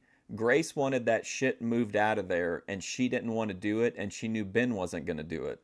So was she reaching out to Dan and to literally anybody else, including human, Spore, OPC Don, like to come and help because she just wanted to get people to come move the shit for her, or because there was like some underlying reason? I think that she just wanted people she was just trying to get free work and get the shit moved. Solvent in there, whatever you put in there. So if it was clear for a week, together with the rest of the evidence, it seems that the defendant is in the clear. The plaintiff has merely not sustained the burden of proof required, which is by a preponderance of the evidence. My judgment is for the defendant. I think that was, I don't know. And that'll wrap it up then for this case. The litigants for our next case are now on their way into the courtroom. What is that? This is the plaintiff, Alan Maisel, owner of the Chevy Chase, Florida. Oh my gosh. I didn't even see these people, man. I went through the first case and I was like, I don't see anything. I should have went deeper to find a better thumbnail. I can view OPC Don as a human spore and also say that he's a content king. He claims that the two... OPC Don was literally featured in, as far as I know, the first ever complete live stream that's been presented as part of a public art exhibition. What else could you want out of it? Yeah, unfortunately, the defendant won, King TL. Our friend got screwed over, the messenger. Two large floral baskets he had delivered to a church for a wedding were stolen by the defendant before... Here's Lalo and Dan. The ceremony got underway, and he can prove it. Lalo and Ruska. He's suing for $100, the cost of the flowers.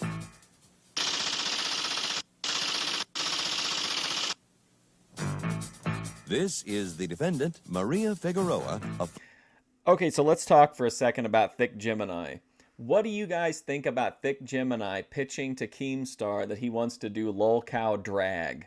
Do you think Keemstar will actually... Do you think Keemstar would actually allow a lolcow drag show? Flower shop employee and her son, Miguel. She says she was arranging the flowers at the church when the plaintiffs delivered... Well, whoever she got to come and move her was a complete flop because nothing got moved. It was an embarrassment as far as moving shit. Like, I think there was one entire stream that was hours long we watched that was just taking down one bed. And then I remember like the video when she was talking to Dan, like to come down and help, like she showed 2 rooms with like a moderate amount of stuff. I mean, but then when she actually was there that day to move the stuff, it was like all of a sudden we were inside of a fucking warehouse or something. Delivery man had her sign for the 2 baskets, which she thought were merely additional flowers for the wedding she was doing. She's accused of filching flowers. Filching flowers. Is it better to filch than to felch? We'll return for the case of the hijacked wedding flowers after these messages. This is the case of the hijacked wedding flowers. Now, the plaintiff claims that the bride and the groom stopped payment on their check because there were no flowers at their wedding.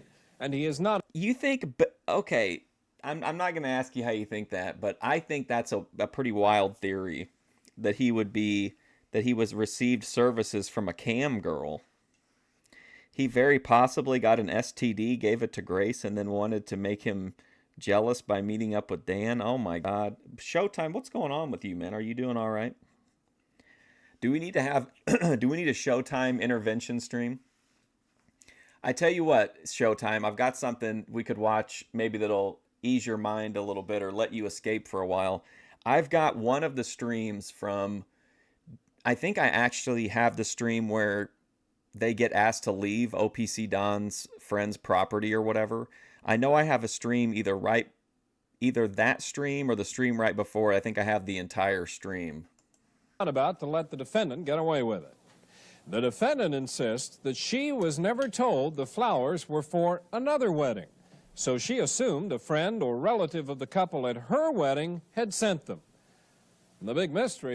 Dan calling Grace a dirty girl. Well, Dan is not a fan of Grace's hygiene, so he could have just been saying that. You think Dan is privy to whatever's going on with Ben and Grace, the reality of their relationship? I don't think that, no offense to Dan, he's a nice guy, but I don't think that's who Grace would confide in about like what's really going on. I could be wrong. I don't, maybe they're closer IRL than they are on cam. You can't prove any. You sound like the people on that Geraldo documentary, Showtime. Here, obviously, what happened to the flowers? Let's try to find out now as Judge Wapner hears the testimony. I know you've been sworn, sir. I have read your complaint. You had some flowers delivered to a church? That is correct. What were the... I just my perspective, and again, I honestly don't, aside from what they put out there, I don't really deep dive past that. I don't get any kind of anything from either one of them that they want any kind of contact or relationship with other people, like, especially in that way. Like, I don't ever get that vibe from Grace, except for the one time that she was going to meet Hugh. They were going to drive down and meet Hugh, and then that fell through. It seemed like she was like, had a different vibe that time.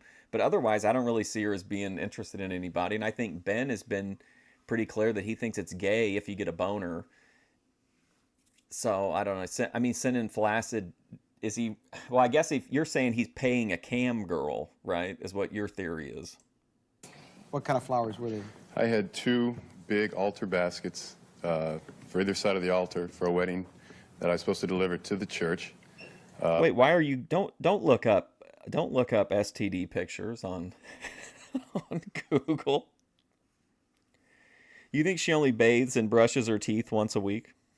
Who did you deliver them to? Well, I sent my driver, Joe Molina, over to the church, and we had each arranged... She did seem bummed about the last meetup with Dalmatian Dog where he ghosted her, but I think that was more of like... I don't know, it was just a different kind of vibe. Like, it seemed like she was really wanting to meet up with Hugh, and then she did that that really kind of Cinemax style stream, is everyone an F slur?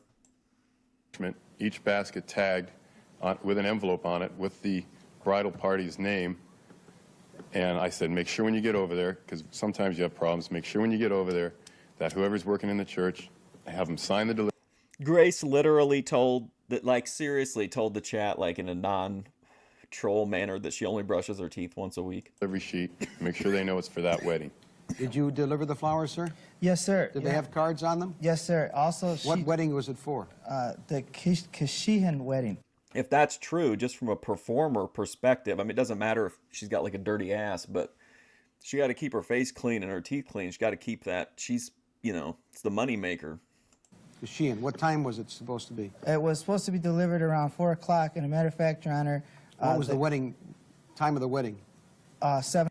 You got $75 cash and 2 slices of pizza, and the judge was a MILF? 7 o'clock at night, sir. What time did you deliver them? 4 o'clock. The custom... That was a good stream. That was super gooner stream. Mr. Kashihan was in the shop, and we asked... Should I ask Grace if she'll make it unlisted?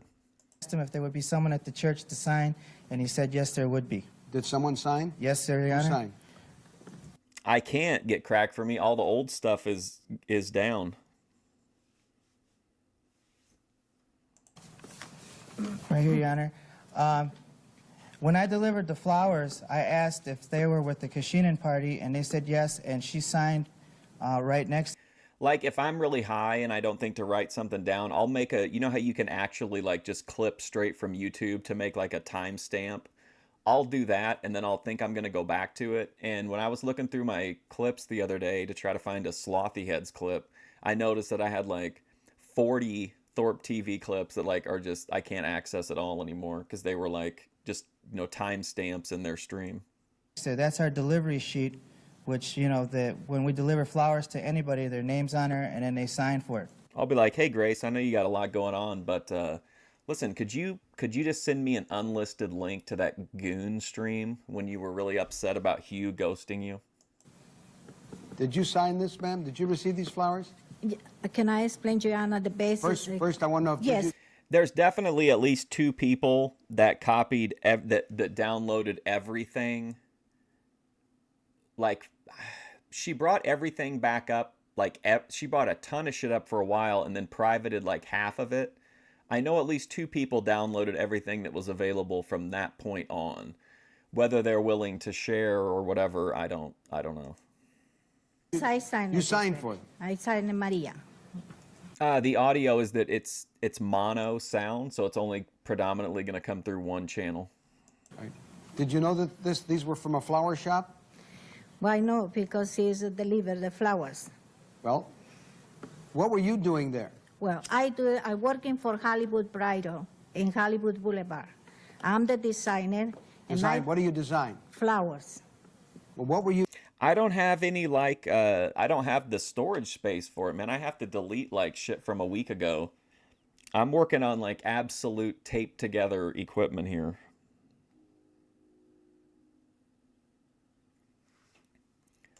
What are you doing there at the church? Because this day I have a wedding, a 5 o'clock wedding. Okay, and then I working inside. You were doing the flowers for the 5 o'clock wedding? Yes. And You can't hear any audio at all? I mean, it's showing that it's showing it's coming through for me. Can you hear me? But just no Sir Flowers, but just no TV show. It looks like it's only coming through like one channel. You had all the flowers there for that wedding? I make a 2 big arrangements for the altar when he's coming inside to the church. And he asked me, this is a 5 o'clock wedding? I answered yes.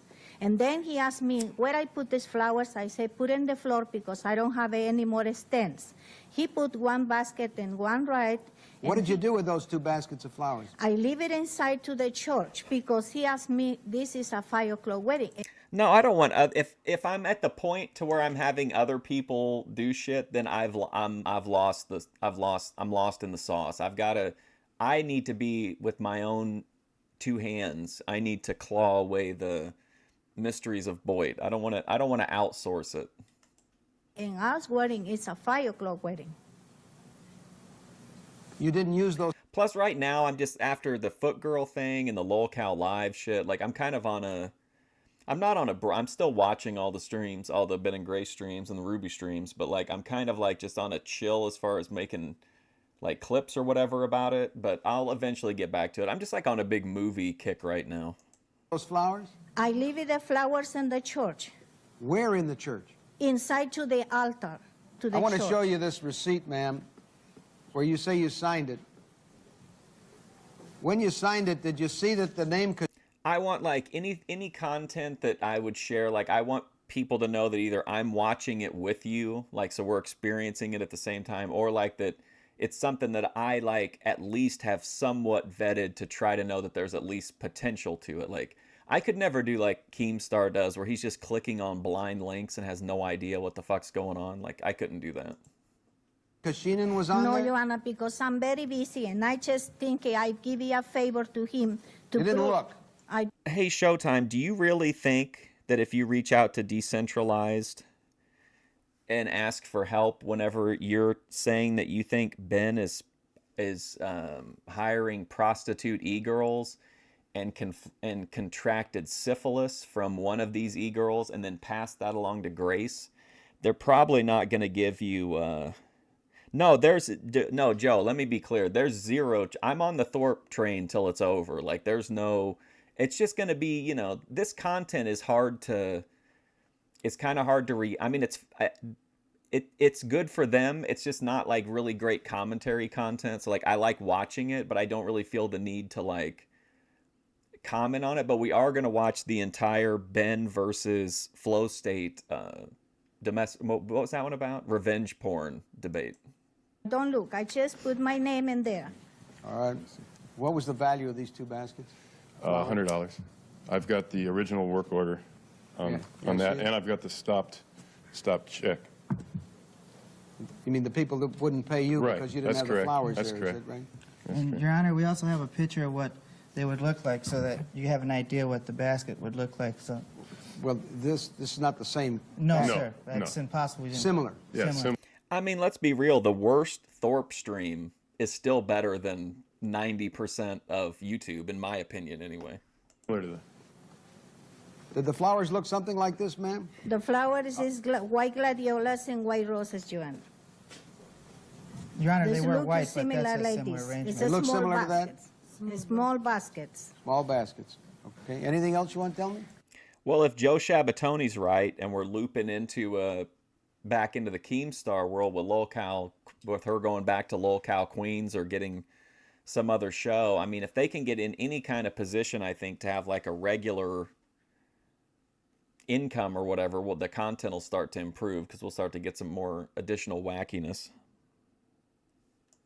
Well, Joanna, I not take the baskets for me. I don't steal nothing for the church. The flowers is inside to the church. After finish my job, I come back to...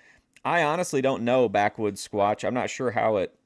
whenever I watch YouTube, I usually listen through earphones, and so I think that would probably solve the issue. But if you're just listening through a speaker, I really have no idea, man. I'm sorry. This episode is only like another 6 or 7 minutes, so maybe the next one won't be fucked up like that.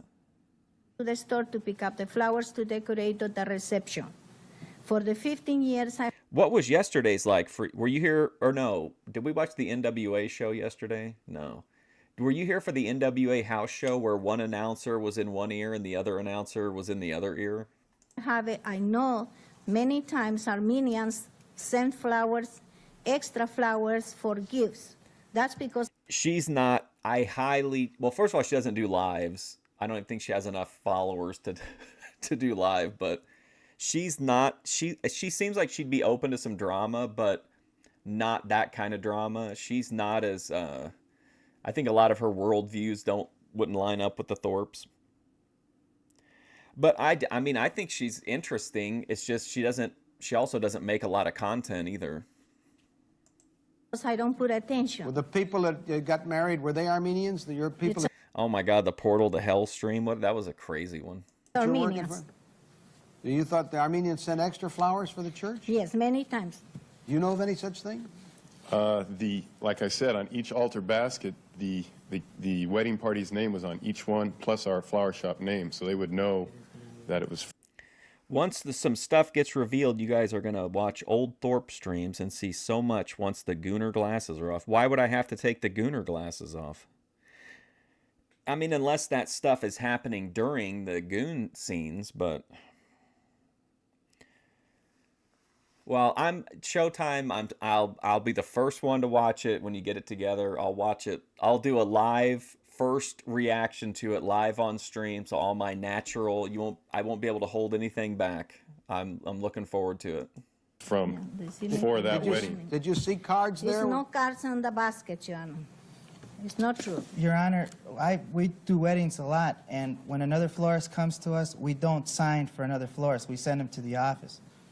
You know, and her being a florist should know what a delivery sheet is and should have read it. May I speak something, Joanna? Yes. Okay, I think that the rules for the delivers is the first thing is go to the office's church and talk with the people. I do too. I think Ruby is on like such a high content-wise, I feel like. No pun intended. And I think it would be interesting, but I don't know. I feel like she's kind of feels like she might be like, you know, almost borderline of being ready just to be like legitimately done with him. People's in charge to the church and ask for the wedding time, for his wedding time. Well, why did you sign for these flowers? Because I think I give a favor to him because he asked me for wedding 5 o'clock. Angela Aquera could totally fit in on Lowell Angels, 100%. Wedding, I think it's my wedding, or it's our wedding, you know. Did you ask him whose wedding it was? No, she just asked for, is this a 5 o'clock wedding? And I said yes. Okay, we'll take a short recess. I'll come back and give you my decision. Did the plaintiff prove the defendant made off with the flower basket? Look, if Ben... Let's look at this, I don't know, from a just basic primal perspective. If Ben is getting laid all the time, why is he in such a foul mood all the time? Like, I just don't buy it. We'll be back to see what Judge Wapner thinks about that in just a moment. What's that? Oatmeal. It's good for you. Well, Ma, if you don't mind, I'd rather have my Rice Krispies. Oh? They didn't teach you about vitamins in medical school? Ma. You were absent when they talked about nourishing foods like good old... Is Grace Ben's biological child? I mean, according to the core lore, yes, but there are people who dispute it, and I think it's been... I don't know if it's been actually brought up on stream or not, but there are always theories. Fashioned oatmeal. Mother, Kellogg's Rice Krispies is higher in iron and 8 very nourishing vitamins than your oatmeal. Well, Mr. Doctor, is that a fact? Yes. But if you prefer a second opinion... Snap, crackle, pop, Rice Krispies. Shape up. So you think that it just goes a while and then Ben gets like to a point where he's just like, okay, I'm just going to take it. That's your theory. We got. And then you think that you can kind of tell on screen, like, okay, I think something happened because Ben's mood has shifted. So I think by your thinking, we've got to be coming up on one of those points, right? Because Ben's obviously reaching like a kind of he's reaching the summit of the, struggle session tension. 8 calories. We're up to something good. Sugar-free Jell-O gelatin. We give bananas You met Tony Gurria? vegetable thrills, a berry that shivers, and a pineapple quivers. We're all nutri-sweet. We're low in calorie. We're sugar-free Jell-O gelatin. Look for our low-calorie recipes. Yeah, we're up to something good. Yeah, we're up to something good. A defendant signed for the flowers. Therefore, if she used them or if she took them from the church, she would be what we call in the law unjustly enriched. Now, There's like people in here that were like just wanted to watch the People's Court, and they're like, why is this guy debating whether this guy's sleeping with his daughter or not? if she didn't take them from the church and she still signed for them, which she did, then she is either a gratuitous bailee or a gratuitous depository. And in that case, she has to use slight care to take care of the thing that she gets. And she can't just say, well, their church is here, I did them a favor and I signed for them. You may have done them a favor, but once you sign, you have to do something to take care of them. See that they get to the right wedding, see that they get to the custodian of the church or whoever's in charge. But you didn't do either of those two things. So in any event, whichever theory, the plaintiff has to prevail. Just as a little sidelight, a man who was a deputy district attorney in my court for many years and who I have a great deal of respect for, his name was Garagosian, and I went to his son's wedding, big Armenian wedding. And while he may not know everything about being an Armenian, he does tell me that as far as he knows, there's no such thing as an Armenian custom for people to send extra flowers to the church. He says, no such thing. Well, you disagree, but I don't. You're not Armenian, are you? No. Okay. Well, at least he is, and he's been all his life, and he lived in Fresno, and he lived here, and He's like, listen, I got a buddy that's an expert on Armenian culture. He says you're full of shit. He says no such custom. Judgment for plaintiff for $100. Look at it. Look at him, dude. What a Chad. So Judge Wapner finds for the plaintiff. He gets a judgment of $100. The defendant is on her way out of the courtroom.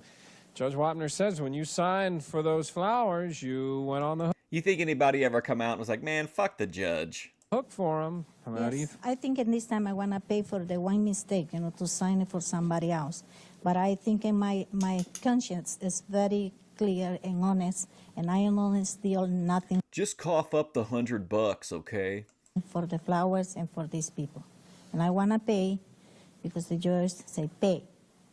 But it's his fault, because he delivered the flowers in the wrong place, But it's okay. And with that, we will wrap up another session of the People's Court as we're out of time for now. I'm Doug Llewellyn, thanking you for joining us and reminding you if you're involved in a dispute with another party and you just can't seem to work it out, don't take the law into your own hands. You take them to court. Yeah, Showtime. Don't take the law into your own hands. Just take them to court. Take Ben to court. I'm glad that I know some people don't care for Showtime, but I like Showtime. I appreciate that he comes in and talks about his theories, because I see this as like a neutral area that like we can all discuss different aspects of Thorpe TV.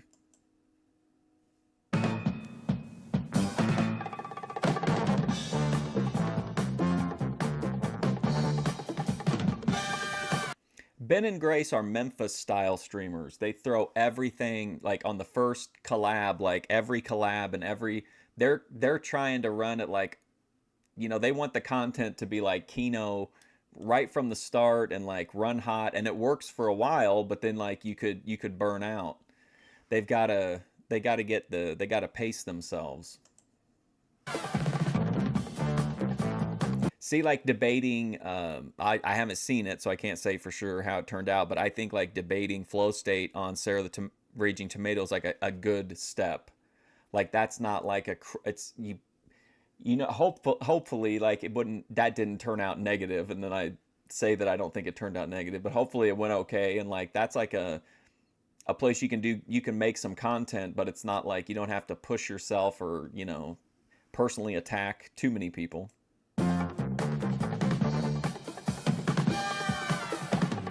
Rich has been doing a lot of he's been doing a lot of arguing with people in chat, and Joy has too. He's gotten into some really, really long, kind of like when Ben will bring up detractors and talk to them for like a long time. He brought up somebody the other day. I've been going through. He gave the editor access on the account, so like I've been going through a lot of the stuff that's been privated from the deep archives and seeing what I can find in there. What day am I reviewing Ben's debate? Probably it'll be like early next week. But there's some fun stuff in there. I'm just trying to kind of like absorb what I can absorb, but there's like hundreds and hundreds and hundreds of videos in there.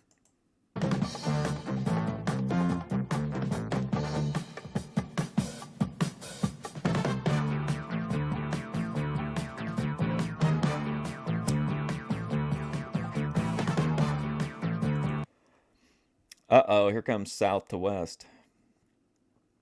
Listen for little. Oh, I'm sure. Yeah. Wait, ominous? How can flow state be ominous? I think I don't know. I feel like we've watched at least a few of his review or his debates, and then I clipped the one with Andrew Wilson. Which, by the way, like, say what it, like, these are just basic facts. If you look on Thorpe Alert in the analytics and you look at the like videos that have the most watch hours, I would say 8 out of the top 10 are Ben clips of like either him arguing with people on different panels or like doing it during like struggle session stuff. So like the Ben clips are extremely popular. That particular one with Andrew Wilson had like a crazy number of view hours. Like, it was ridiculous. Hi, I'm Joe Wapner. On television, I am the judge of the People's Court. In real life, the People's Courts in your states are your small claims courts. These courts are available to you to resolve your differences in an orderly and effective way. Don't take the law into your own hands. If you have a problem, consider using your small claims court. They are listed in your phone directory under county or city government. A public service message. Somebody throwing Lolo under the bus on John Galtz. From your American Bar Association.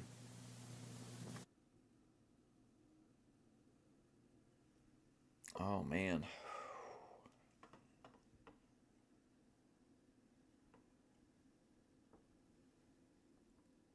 I gotta switch. Hey, we're leaving. We're leaving. We're going Wait, home. what's this? Hey, we're leaving. I feel like we missed leaving. one. Have we seen 3 episodes? We're going home. No.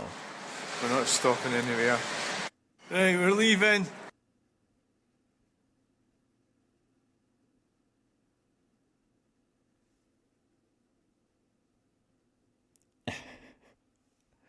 I don't know what happened. Okay, here we go, maybe. This is the plaintiff, Helen Jameson, an apartment house owner.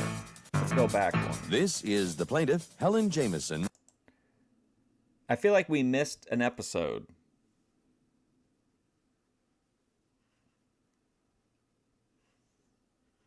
Okay, let's try this one.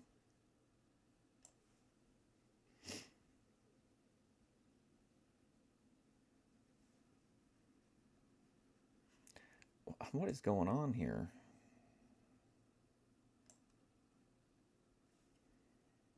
I wouldn't mind some more juniors, Junior. Well, my juniors are your juniors. So, Junior, what do you do? A Finkel, Frankel, Birkenberg. Junior, oh boy. So get a 6-night stay.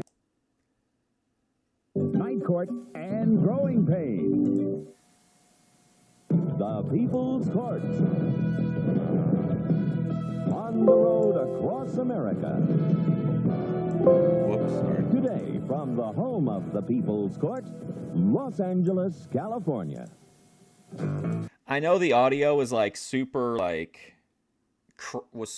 it sounds super crunchy, but is it at least audible to where the episode is watchable?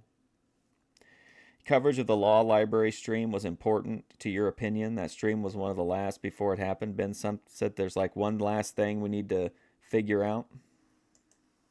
This is the plaintiff, 12-year-old Gary Ford, and his father, Glenn. He alleges that the defendant intentionally threw a can of cola at him during Hebrew school recess, severely injuring his face, and he's fed up with his classmates' continual abusive behavior. He's suing for $2,000 for medical bills and punitive damages.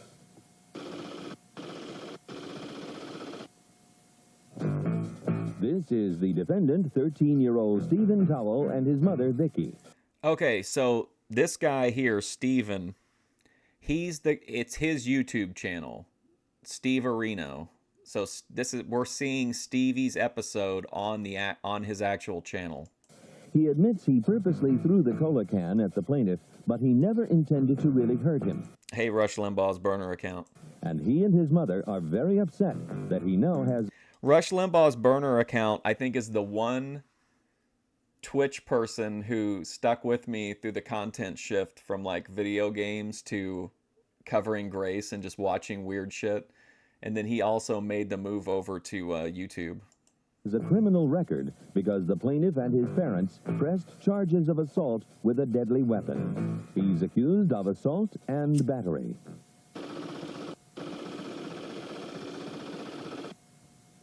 The defendant has filed a countersuit for $2,000 for legal fees and mental anguish. Counter. I'm like paranoid about hitting the wrong button again.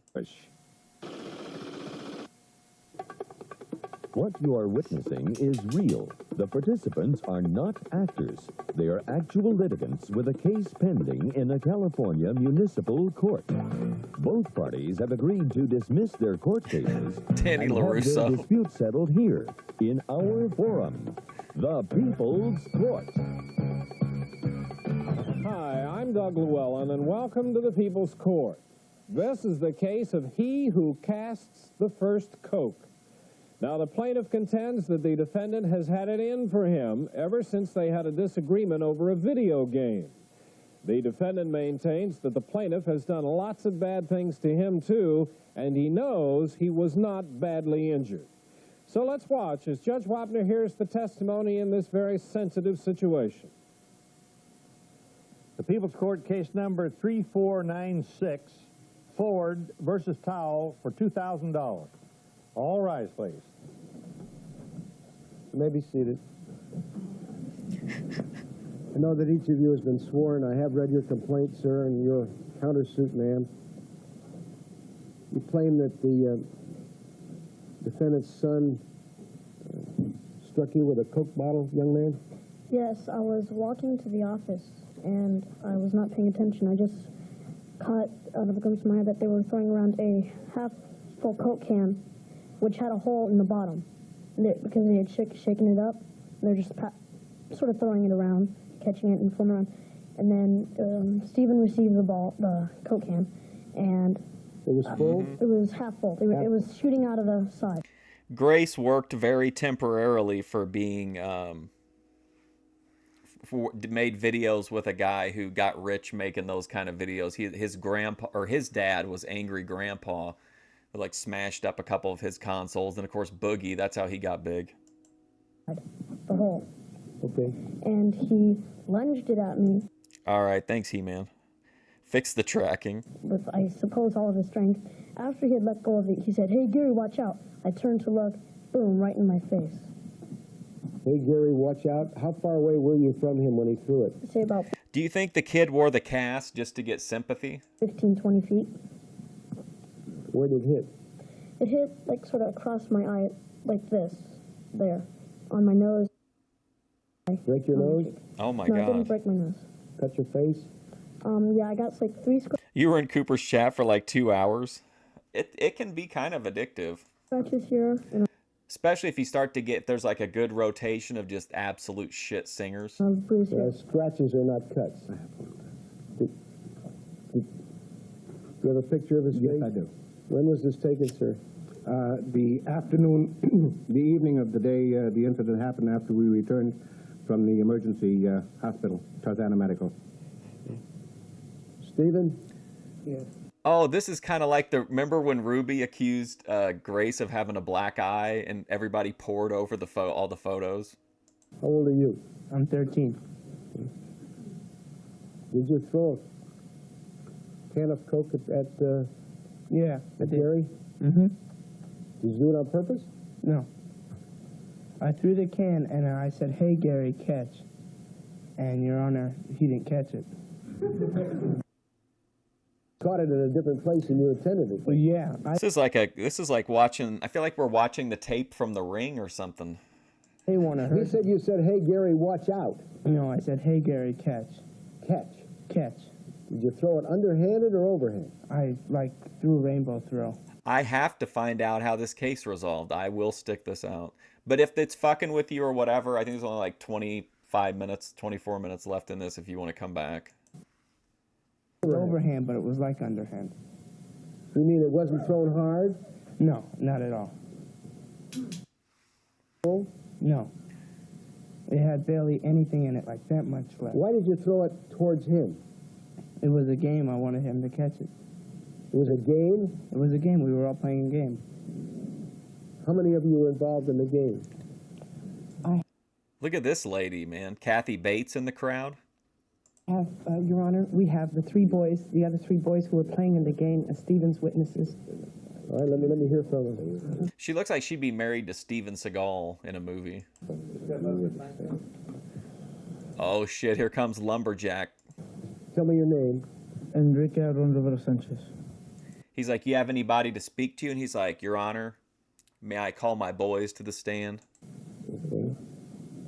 Were you playing in this game? Yeah, we were all throwing it around, like tossing it to each other. Did Stephen say anything when he threw the can? Yeah, he said, Gary, catch. Gary, catch. You didn't understand it that way, Gary, catch. What I heard was, Gary, watch out. Can I just draw a diagram of the angles? Of the what? Of where I was to Sure, him? go ahead. Okay, see, Okay, here we go. Let's see if this kid, see how quick he does it. and Ricky, he was like over here. And Stephen was right there. And I was right here. And I was walking in that direction. Now, he threw it very hard. It hit me with so much force I almost fell over. You didn't fall over there. But I didn't. I caught myself like, I went like that and caught myself. And then I stood there for a second, and then I went like this, and I ran into the office. But he claimed then that he was throwing it to Kiki and it slipped. Yeah, like, to be completely honest, it doesn't even bother me. And if I wasn't trying to, like, if this wasn't more of like if this wasn't a communal experience, I would actually like it. I don't mind it at all. But like, I'm just so used to actually having like a movie only on a VHS tape that's like malfunctioning most of the time. So it doesn't really bother me. Did you claim that then, that you were throwing it to Kiki and it slipped? Yeah, I claimed that because... No, I didn't see that, but if somebody wants to send me a timestamp, I'll check it out. Why? Because, like, he had 5 people, That sounds like something that should be on Thorpe Alert. grown-ups that were saying, I did it, and I was scared at that moment. Your Honor? Were the police called? Yeah, they were called the next week, and they picked me up from school. She does have some mafia milkers, though, for sure. They picked you up? Yeah. What happened to you? I was charged with assault with a deadly weapon.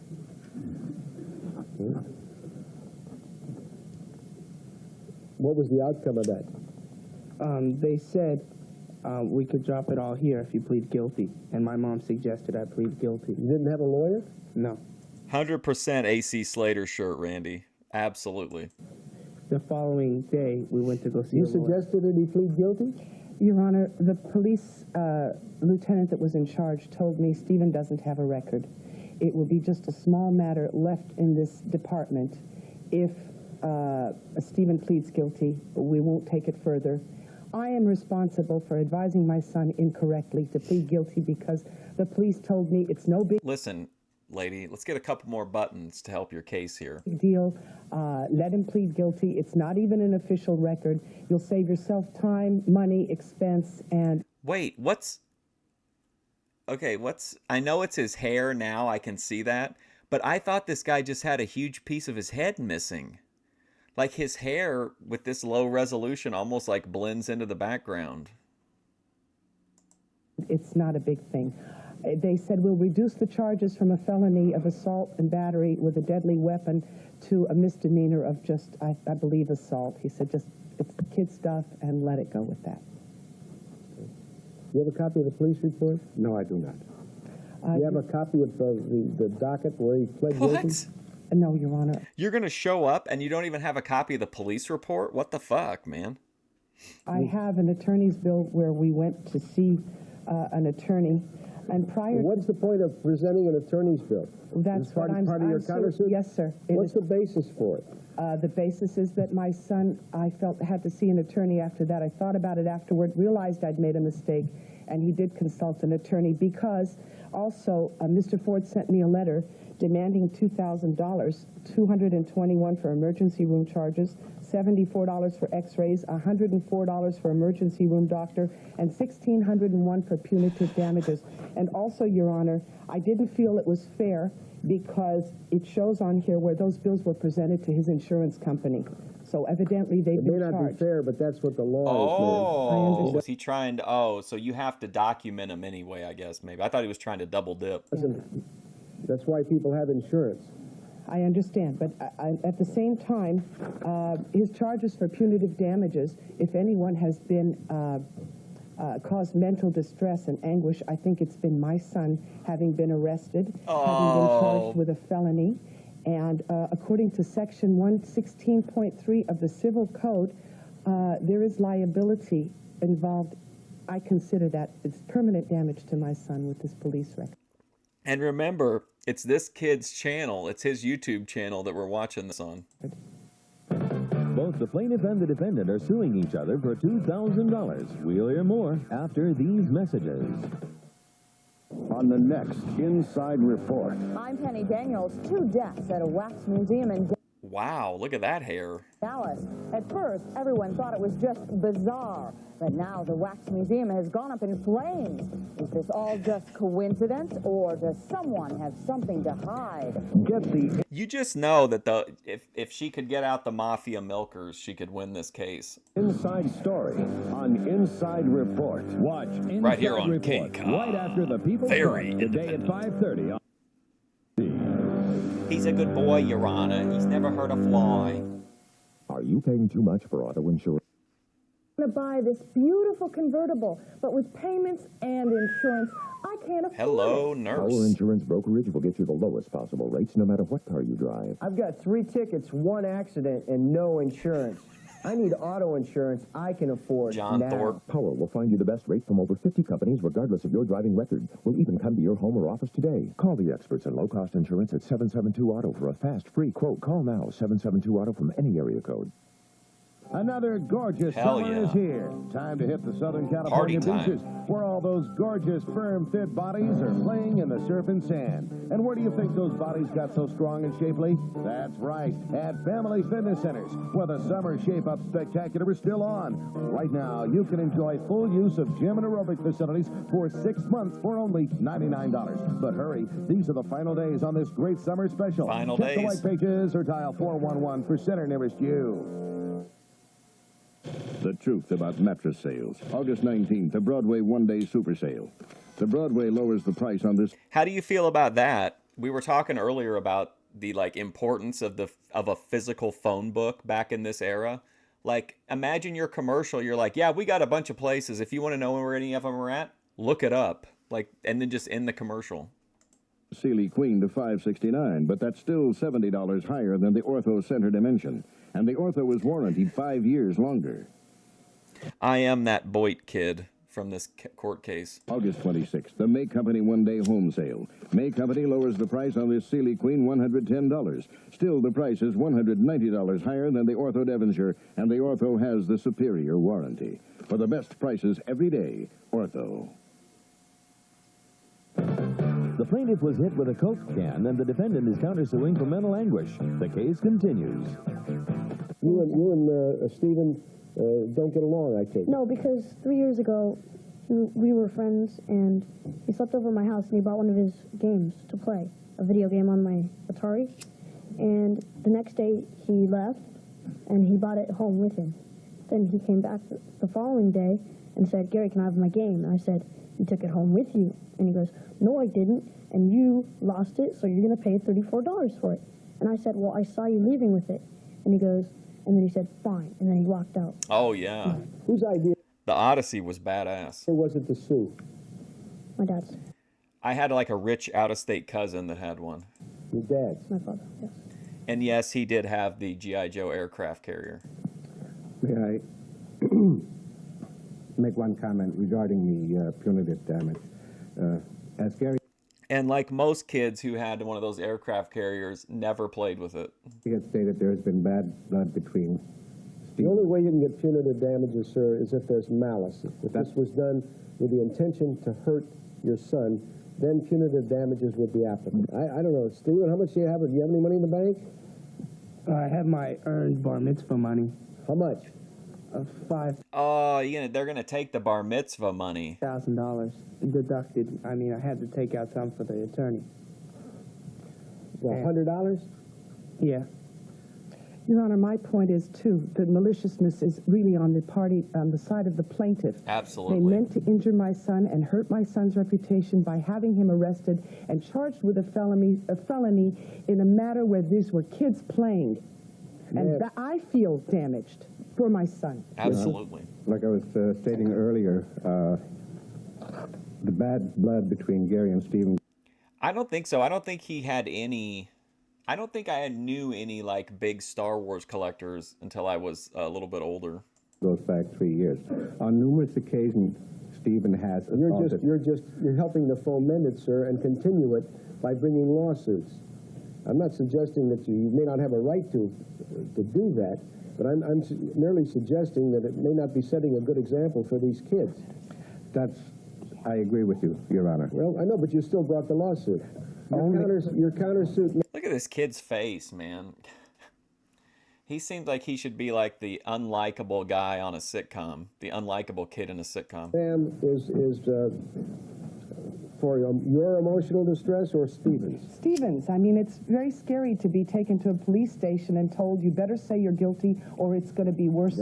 Remember when Ben talked about how traumatizing it was for him, how the men had looked in his anus and used some kind of device to lift his balls up, and how the whole thing was very emasculating? You didn't make him say he's guilty. No, but to be arrested and have police come pick him up from his junior high school, taken away in a black and white police car, and treated like a criminal.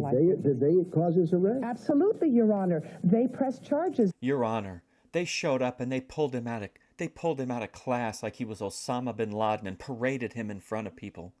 This happened a week later that he was arrested. Yes, Stephen? Okay, Gary Ford, we've been having a long-going thing, and this is we were only playing a game. And since we've been... Because you were having a long-going thing, is that why you threw the... No. Thanks, Dave's channel. Mrs. LaRusso's pissed. Yeah, she can kind of sense her charm's not working. She's not close enough. She's got to get the pussy aura closer to Wapner. It does have a limit on range. Why did you get him involved when he wasn't even with your guys? I thought he was playing. He walked out. He was as close as Kiki was to me. Take a short recess. I'll come back and give you my decision. Well, if you were the judge, having just heard this argument, how do you think you would decide? Would you find for the plaintiff, or would it be the defendant? We'll be back for Judge Wapner's verdict right after these messages. Your first blind date in 30 years, and you've got dirty dentures. I just soak them. Soaking's not enough. Brushing with denture gel cleans dentures almost twice as clean. Pat Morita. Hope she uses denture gel. Brush with minty denture gel. Every Sunday morning, I go riding till breakfast is ready. Sundays, Mom makes a big breakfast with a whole bunch of all-righted hash browns. I told Mom that those hash browns are perfect for cowboys. She said they're pretty good for doctors and bankers, too. Why is he the only one dressed like he's at a ranch? Was he imagining that?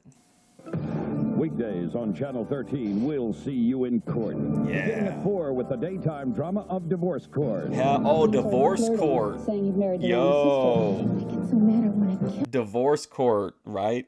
We've got to have a Divorce Court stream if I can find enough episodes. Then at 4:30. Objection! Let me write that down.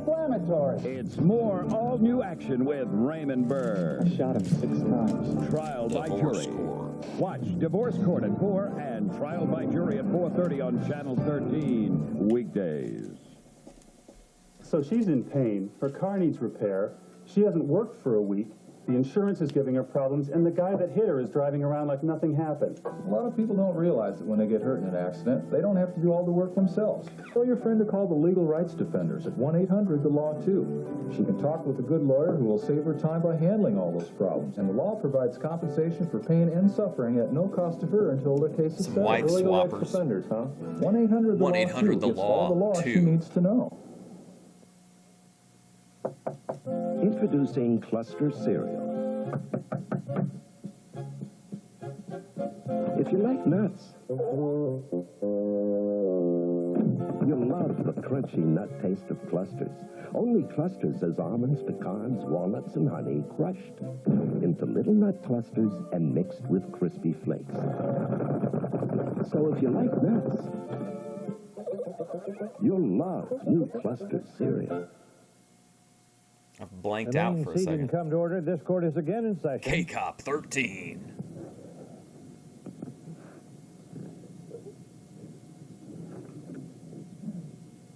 Children have the same rights as adults.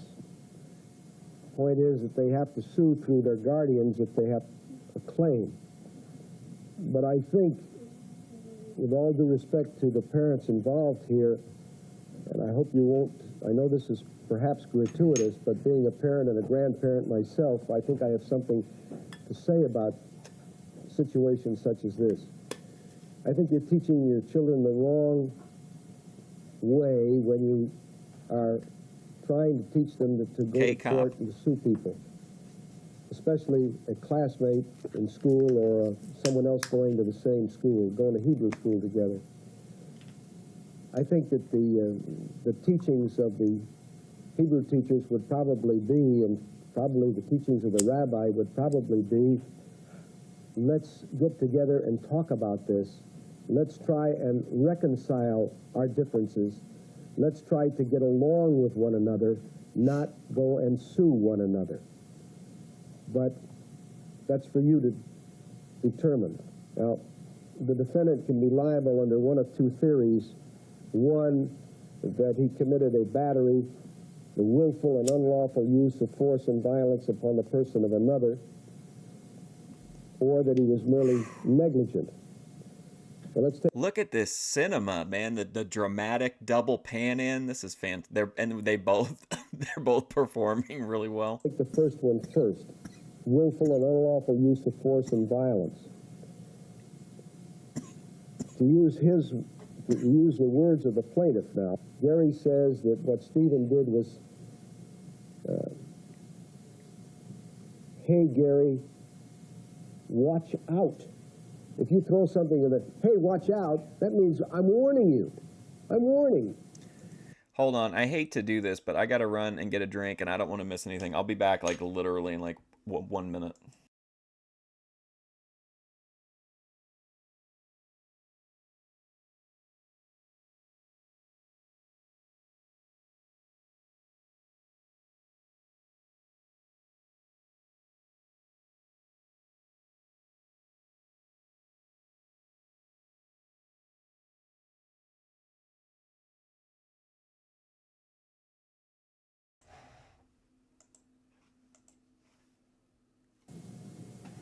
So certainly there can be no willful act on the part of Stephen to hurt Gary. Is Stephen guilty of negligence? Wow. Is he doing something which a person of 13 years of age, ordinary prudence, would do or wouldn't do under the same or similar circumstances? I have a very difficult time finding even negligence here, because these are kids and they're playing. Kids do all kinds of things when they're playing. So I can't even see negligence here. Therefore, the plaintiff will take his complaint. As to the countersuit, it's just you sued me, so I'm going to get back at you and I'm going to sue you. That's what that amounts to.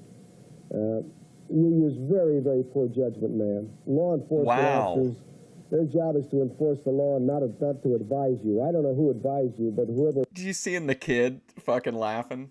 I think Judge Wapner's pretty dead on here. I think he's got it. Didn't give you very good advice. It sounds all involved with a long, protracted thing, but if he wanted to do that, then he should have said, well, enter a plea of nolo contendere to a misdemeanor. Such a missed opportunity not here. plead guilty.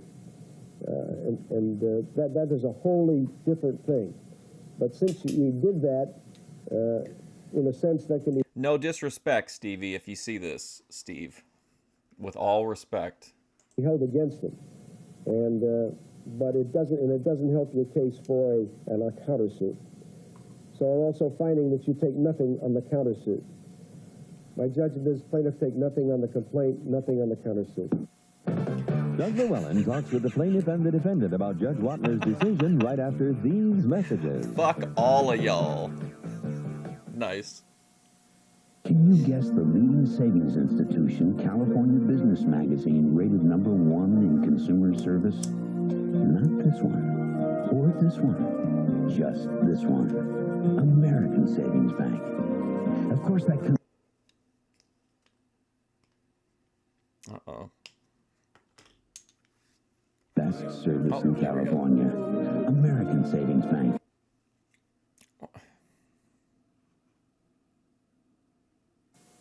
Enjoy Okay, extra all right. sugar-free.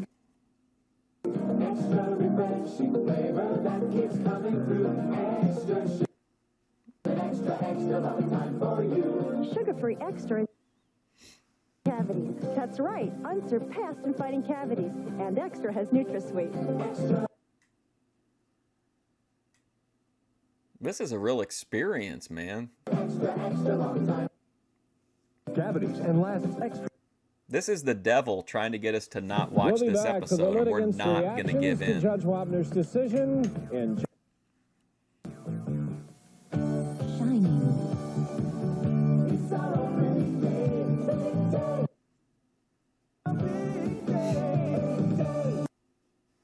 Blue Windex. Are we almost back to the Real court? vinegar. Fresh scent. Yeah, there we Gary Ford and his dad. Gary, if you'll step over here, are just coming out of the courtroom. Let me ask you first, what was your reaction when your father suggested filing a lawsuit? I agreed with him because I think that Stephen should be punished for what he did, because it was very mean of him to throw that, and I think that he was wrong, and in the wrong. And what is your feeling and your response to Judge Wapner's advice, that the two of you go to the rabbi and talk about this and maybe try and work out your differences? Let me hear from the judge. I think that might be a good idea, but I don't think it's going to work out. And I disagree with his decision because the way Stephen said it was, "Hey, Gary," in a sarcastic manner, and I wish I would have said that to the judge. You think the judge misinterpreted that? What were you going to say, sir? We have What do you think? Is Steve going to deliver in the in his exit interview? had several meetings with the rabbi on every incident when my son had been. We've gone in. I filed a complaint. Stephen was warned to keep his hands away from Gary. Kick him. Play him warned off. to not even be on the as my son. And this is over a 3-year period. And he is constantly come on. Gary at Hebrew School. Mulder names Victim. calling. He's been Victim of a football can. thrown in his face. And of each time, his father would come to the temple and on. Well, gee, kids will be kids. Oh my But where does God! it Who's stop? this guy? Who's the target audience Well, for that's this a good guy question talking? because you're now both of you have ended nothing tie. What happens now? I'm hoping that it'll stop. The abuse on my son stopped. That's all I ask for. Never talk to me or my son again. Let him say anything to me or do anything to me ever since. It is finally coming to a screeching halt. All right, all I ask for. Well, thank you very much. Officer Burrell has a couple of documents you must sign. Thank you, Officer Burrell. Gary. Is on his way out of the Phil court. Burrell.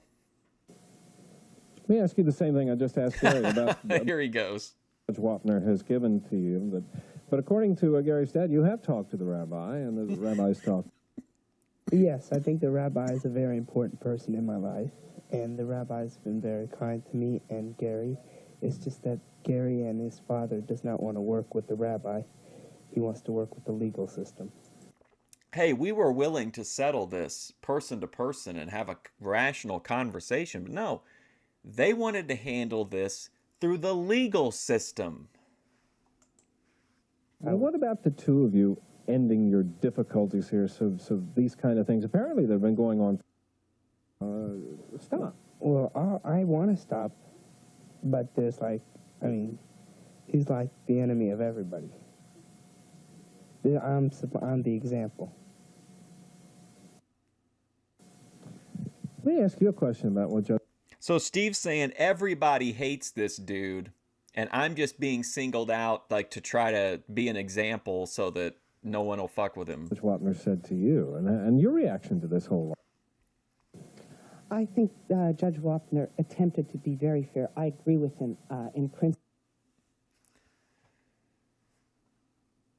It seemed to work that way. He mentioned that incidents, the boys also go to the together. Since then, because I've asked Stephen, in spite to be provoked, not. Oh my God, this is a cursed boy, video. not to go near him. There have been 5 reports then that Gary has come up to the police station, Stephen, that have a good time in court. The power of Christ Yeah. compels you. You will fix the tracking. So much for intent. Well, let's hope. Well, that didn't work. That really Next? backfired on me. What are you going to have a good trip? Have a And good that'll bring trip. this case to a close. Officer Bro. Oh man, wow. It will also bring to a close this session of the People's Court. Okay, the rest of it's Llewellyn, just like thanking you for VHS tape. Okay, so that's all the People's Court episodes that I could find, but I do have another courtroom episode, like TV show that I think is really entertaining, and you might have seen it, but I've always wanted to watch it on stream, and I thought this was like the perfect place to do it.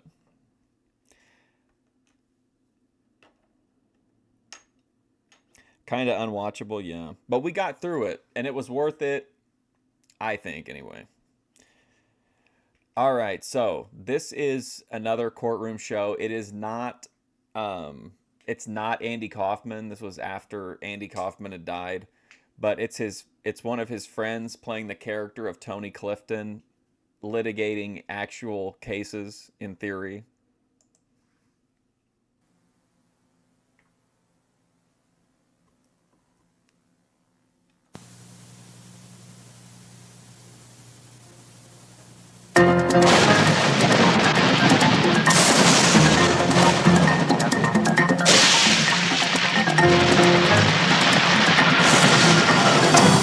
Welcome to the courtroom of Judge Tony Clifton. I'm Carla Jenkins. The case of Two Mates Gone Stale is a dispute over a chess match between 2 longtime friends.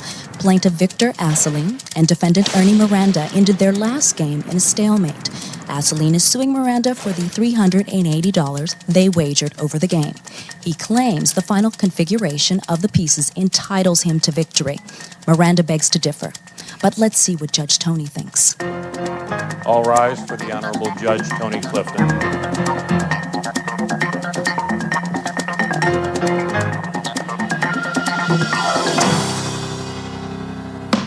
Okay, court's in session. I have read your papers. Oh, man, sorry. You are the plaintiff? Yes, sir. Okay, let's hear it. Let's hear your side of the story.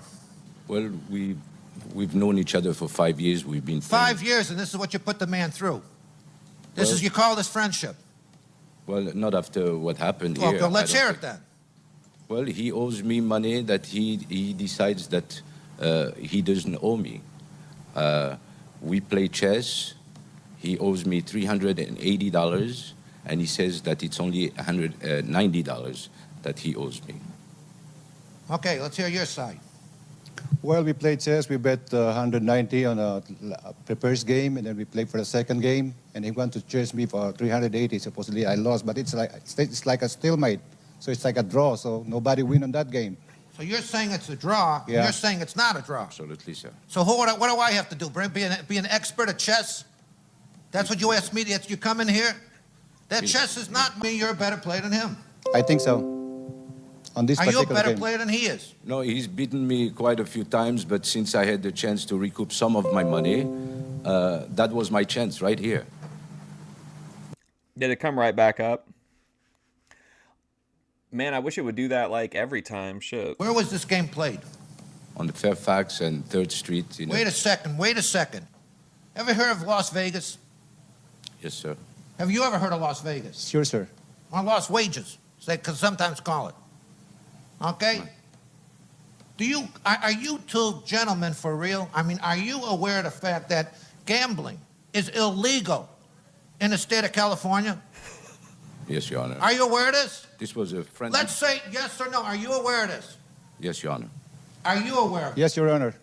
You weren't on any Indian reservation when you were playing this game. Yeah, that's Tony Clifton. No, Your Honor. Not Andy Kaufman as Tony Clifton, though. You thought you were going to come into my court and have me make some kind of decision over your illegality and gambling. He owes me the money. Shut up! You know that gambling is destroying, you know how many lives it destroys?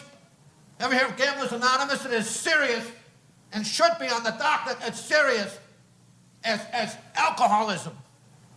He still owes me the money. Will you shut up? When I tell you to talk, you talk. And quit looking at him. I think there's something goofy in the head with both of you guys. Honest to God. I can't believe this. That you would come in, first of all, you'd come to a court of law dressed like this. Well, what's wrong with my outfit, Your Honor? Wait, did you just say something to me before I asked you a question? See, this is how it works in court. Let me tell you, how long you been in this country? 30 years. 30 years. What's with that accent? What nationality are you? I'm French, Your Honor. You're French. Okay, well, let me tell you something right here, my friend. I don't want to be biased. When you were in France last? 2 years ago. 2 years ago. Why are us Americans treated so poorly when we go there? I was there a number of years ago. Not anymore, Your Honor. So will you apologize on behalf of your countrymen? I will. The way I was personally treated and other people in this courtroom? I will. Okay, now he's starting. And if you ever come, both agree that you will dress properly. Because I could throw the book at you now for illegal gambling. You are in a court of law. We have a court reporter going, and you're saying that you have done illegal activity. And then you're asking me to give you some money. Get him out of here. Ladies.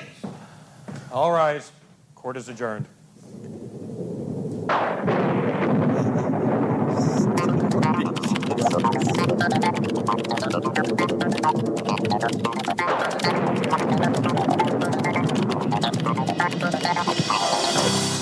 Well, there we have it. The judge has made his ruling. Let's talk to some of the litigants. Sir? Oh, my God. Hi. Do you feel that you were able to argue your case? Well, yes, a little bit. I think the judge is, just upset also. So I think we needed something illegal. So. Okay, good luck to you. Good luck to Sir? Do you think you'll have a friendship after this? It's always possible. As long as he pays me my money, it's always possible. Well, good luck getting the money. Thank you. We understand the Tahoe lifestyle. That's why we offer quality furniture at discount pricing. Names you know and trust at a price that makes decorating affordable. Your friendly neighbors at Bijou Furniture Outlet can help you find the right piece to complement any room or your entire home. Bijou Furniture Outlet, Tahoe's only true discount furniture store, is waiting to change your view. Show and Shine is the name of the game, with events at Victorian Square in Sparks, the Atlantis Casino, the Pepper Mill, the Hilton, and the Truckers Fest Show and Shine at the Alamo Petro Stopping Center in Sparks. Controlled cruising in Sparks and downtown Reno top off today's events, followed by shows featuring the Village People and the Beach Boys. The fun continues. More schedules coming up from 24-Hour Fitness. Did you cheat on your ex with your current mate, but now your current mate is worried you'll cheat on her too? If you want to say, I cheated on my ex, but I won't cheat on you, you could be a guest. Call 1-800-GO-RICKY or log on to www.ricky.com. Plaintiff Tafon Neves is a martial arts instructor. He claims he provided lessons to the defendant, Elia Gerstel. Gerstel says that the two were friends and disputes the claim, holding that Neves offered the lesson for free. Let's join Judge Tony for the case of no pay for sensei. All rise for the Honorable Judge Tony Clifton.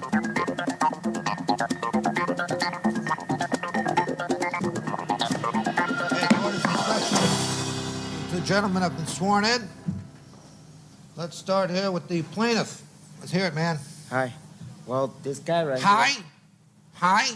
Hi something, sir, you do on the street, not in a court of law. Okay. Yes, Judge, no, Judge. Yes, Judge. Thank you. You're welcome. Wait a second. What are you getting, welcome? Is that sarcastic? That's not sarcasm? Was that sarcasm? Sorry, I had to compose myself. No. Let's hear it. Well, I've been training this guy for the past year. Uh-huh. And Training him doing what? Karate? Martial arts. Martial arts, okay. Which is called universal arts. Which makes you a big man, right? No. Because you have this ability that some other guys don't have. Is that it? I just don't want nobody to give me an attitude. Oh, you don't want anybody giving you an attitude? Yeah. Oh, you don't want... you don't want anyone giving you an attitude? Yeah. Okay. You'll take my attitude, won't you? You take the U.S. judicial system's attitude? You okay with that? Certain Okay, point. finish your story. All right, man. Quickly. All right. Well, he owes me money for at least like 10 months. You know, I gave him an application to fill out. You know, I told him the rules. You know, he's supposed to pay $25 every month, and then... For what? For what? For training. For training. You gave him this training? Yeah. This is just completely, like, direct bullseye to, like, my kind of content, Stormy Justice. What kind of training did you give him? Martial arts, self-defense. And you are a instructor in this field? Yes. You're a documented instructor? Yes. Let's see what you can do. Can you do something for us?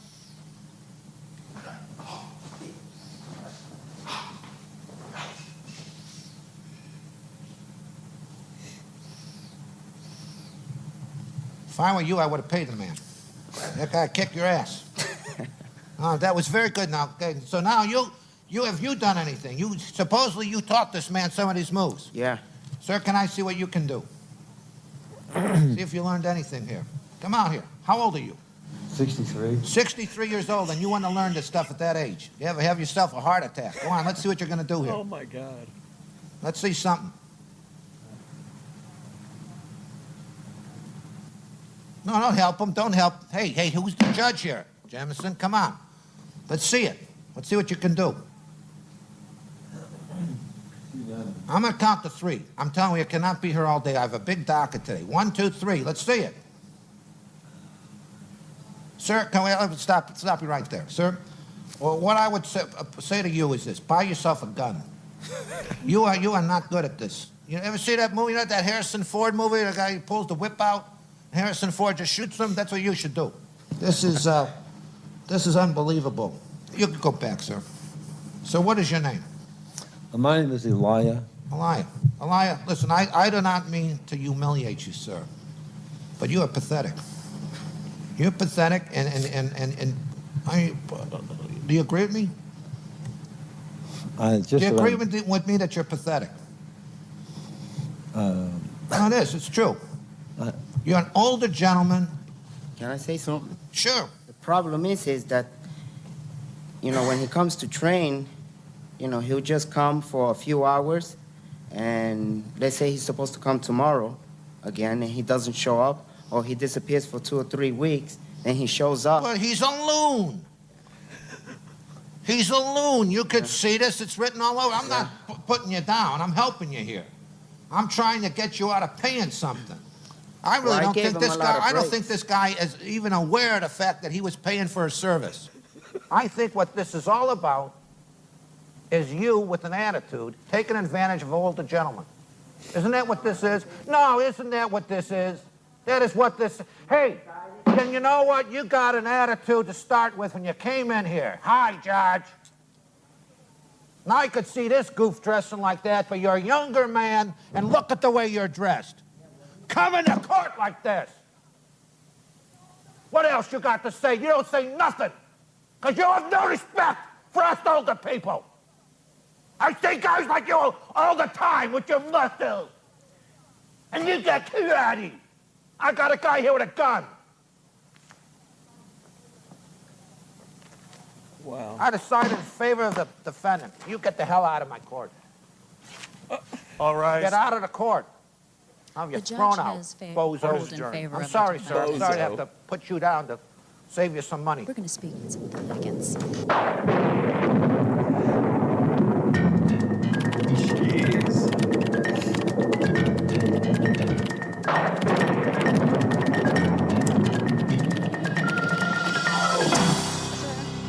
Do you feel you were able to argue your case sufficiently? He's He decided to train, okay? I train him. I did the best I could to help him. He decided to make this commitment. I make it clear to him, you know, the rules, the regulations, and he really wanted to do this. It's debated whether, I mean, I think the people, I just don't think most people are very good actors, and they wouldn't feel as like these people are weird, but they feel like they're just regular people that are weird. But if I'm all you got to do is be willing to settle your civil case in this on a TV show, because most of the people that actually preside over those shows aren't actually judges. I don't think Steve Harvey's a real judge, is he? You know, and if he doesn't remember his movements, his techniques, that's not my fault. That's his fault. Oh, good luck, sir, with your martial arts Thank school. you. Thank you. Sir, hi. Are you going to take up the judge's suggestion and maybe take another mode of defense? I really started the training for reasons of physical fitness. And just been a matter of timing and punctuality. So. Okay, good luck with getting in shape. Thank you. Thank you. All right. And that concludes our case.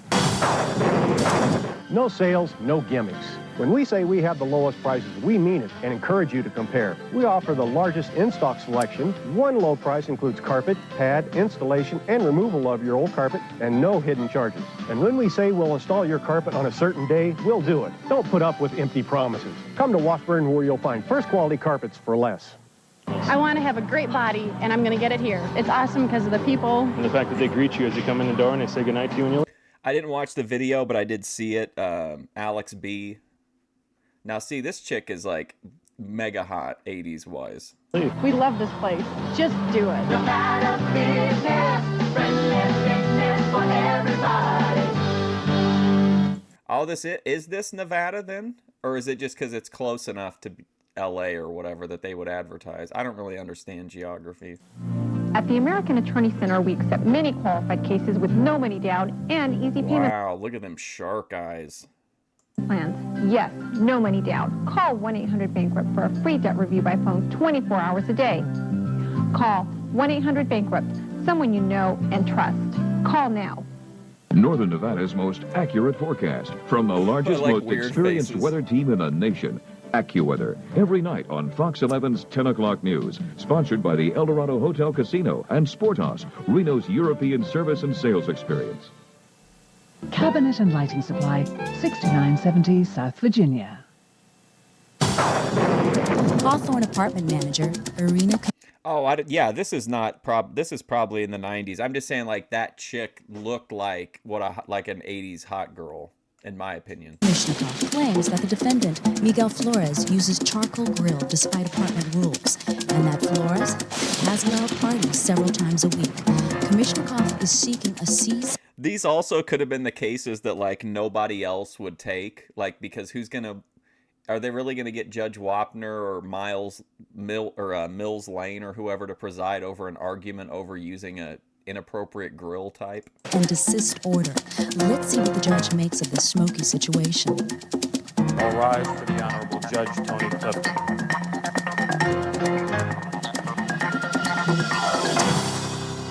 Court is in session. This is the plaintiff. I've read your case. Miss, how do you pronounce your name? Irina Komishnikov. Komishnikov. Yes, That is a fine. What nationality is that, Miss? Russian.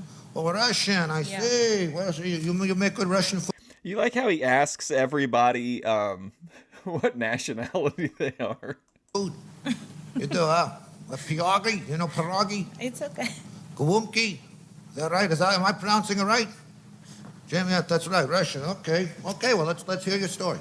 My story was. Speak up. I could hardly hear you. My story was I wanna. If you want to heal somebody in a really subtle way, you really can't beat that of asking them like to speak up. And people, that's how they troll Keemstar all the time, by telling him that his mic's too low and that they can't hear him. First. Miss, you're going to have to speak up. I'm a little hard of hearing. Okay. Be loud. Dr. Disrespect. Oh, thank you. Yeah. First, I wanna ask Miguel. He didn't pay rent for us. It's go month to month. He didn't pay on the time. We not charged for him late charge. You know, like usually we charge $25 late charge. We not charged for him. You know, by this. Like, and I'm not saying this to be racist. I'm just telling you, like, based on books I've read and stuff about casting and the entertainment industry at the time, someone like her that's got a thick accent is going to probably not get put on as a primary on something like People's Court or whatever, because, you know, their demographic is mostly older people. So, like, thick accents are probably a no. But on a show like this, you want that because that's going to create conflict with the judge. Months, it's stories, and he didn't pay rent, and he has a lot of party, a lot. His parties. Is that the thing? His party. He's partying. He's one of those guys. Yeah, he make a lot of noise, and tenants call me about this one because sometimes it's party and Other tenants called you. and I have notice. Some from other ones? Can I Yeah. see it, please, bailiff? I have notice from tenants for his neighbors. We will look at it. We will look at it. Okay. Well, whose neighbor is this? It's two young girls. Two young girls. Yeah, How young are they? It's like 25 years old. They attractive? No, but are they attractive? You know, and Are they attractive young girls? no, No, they're not. They're dogs. Okay, here, take this back. They're dogs. Put a file on it. Go on. Keep going. and And what else? And you know, he make a lot of He makes a lot of noise. I heard noise, there's and something he- about charcoal. What's that? and he make barbecue outside. He makes a barbecue out. Yeah. Well, you would, okay, he makes a barbecue outside. And what does he do? And he not cleaning after him, and he make He doesn't clean up after himself. you know, usually he make big mess after you make. Do you think this woman's getting, like, slowly frustrated from him, like, stepping all over her and cutting her off and, like, finishing her sentences? Barbecue. Where's he making those barbecues? American hot dogs, right? Not the Russian pierogi. Not the Russian pierogi. You know, and You know what? I think, you know what, miss? I got to tell you something. I've been doing this a long time. A long time. I'm sure you've been cooking your pierogi a long time. How many years have you been in the country here? 6 years. 6 years. From where? Russia? Mother Russia, right? Am I correct? Right. So, you know, I got to tell you something. You're a very nice woman. And I'm going to let you talk, but you know what? I don't think you even have to talk much in this situation. Because you know why? This is clear cut. Russia has fallen. How do you feel about that? Not too good, right? See, maybe back in Russia. You know, Wait a second. You see, when I ask a question, then you answer. That's how it works in American justice. I don't know what they have in Russia or what they had, but it's over. I mean, to me, this is just, it's so fucking Keno. I just think every case is good, but, like, I just love how everything turns into, like, into, like, some kind of weird thing about their ethnicity or their home country or whatever. You're not in Russia anymore. I'm not Russian anymore.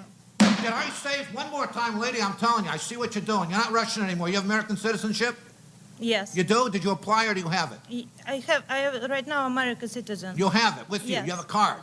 Yes. You are American citizen. Well, thank you very much, and that's very good. Well, I got to tell you this. You could sit there and you could learn the Star-Spangled Banner, but what you got to do, you know where America is? America is in here, in the heart. Yes. See, in Russia, and I'm sure you're a very nice lady. I'm sure she's trying to do her job as a landlady, keep everybody happy. That's not easy. It's a lot of work. God darn it, it's a lot of work. But she's got to sit there and understand one thing. You are not in Russia. I'm sure lights are out at 8 p.m. All he's trying to do is have a party. Is that so damn illegal? No, it's not illegal. Now you are a killjoy. And you know what? Many people will think that this red threat is over. It's not. It's people like you. And I want your green card number before you leave, because this is the grassroots how it starts. It starts like that. Okay. And I see you're sitting there right now. Will you please state the Pledge of Allegiance? We got the flag here. Can I hear it?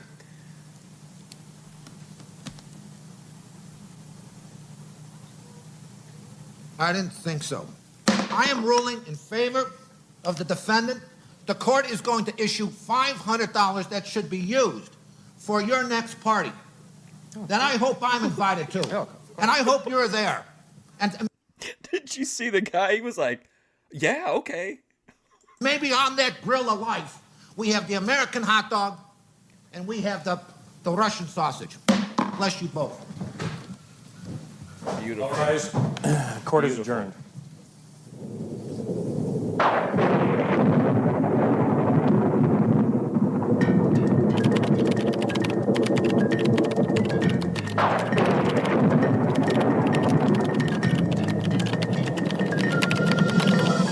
Judge Tony has ruled in favor of the defendant, plus a $500 bonus. Let's speak to the litigants. $500 bonus. Hi, ma'am. Hi. Hi. Do you think the judge was fair on his ruling? I think so. He's not right. Okay. Good luck. Wow, very Thank you. Back to you. Thank you. Sir, Oh, here we go. is it true that you don't clean up after yourself after queuing? I do clean.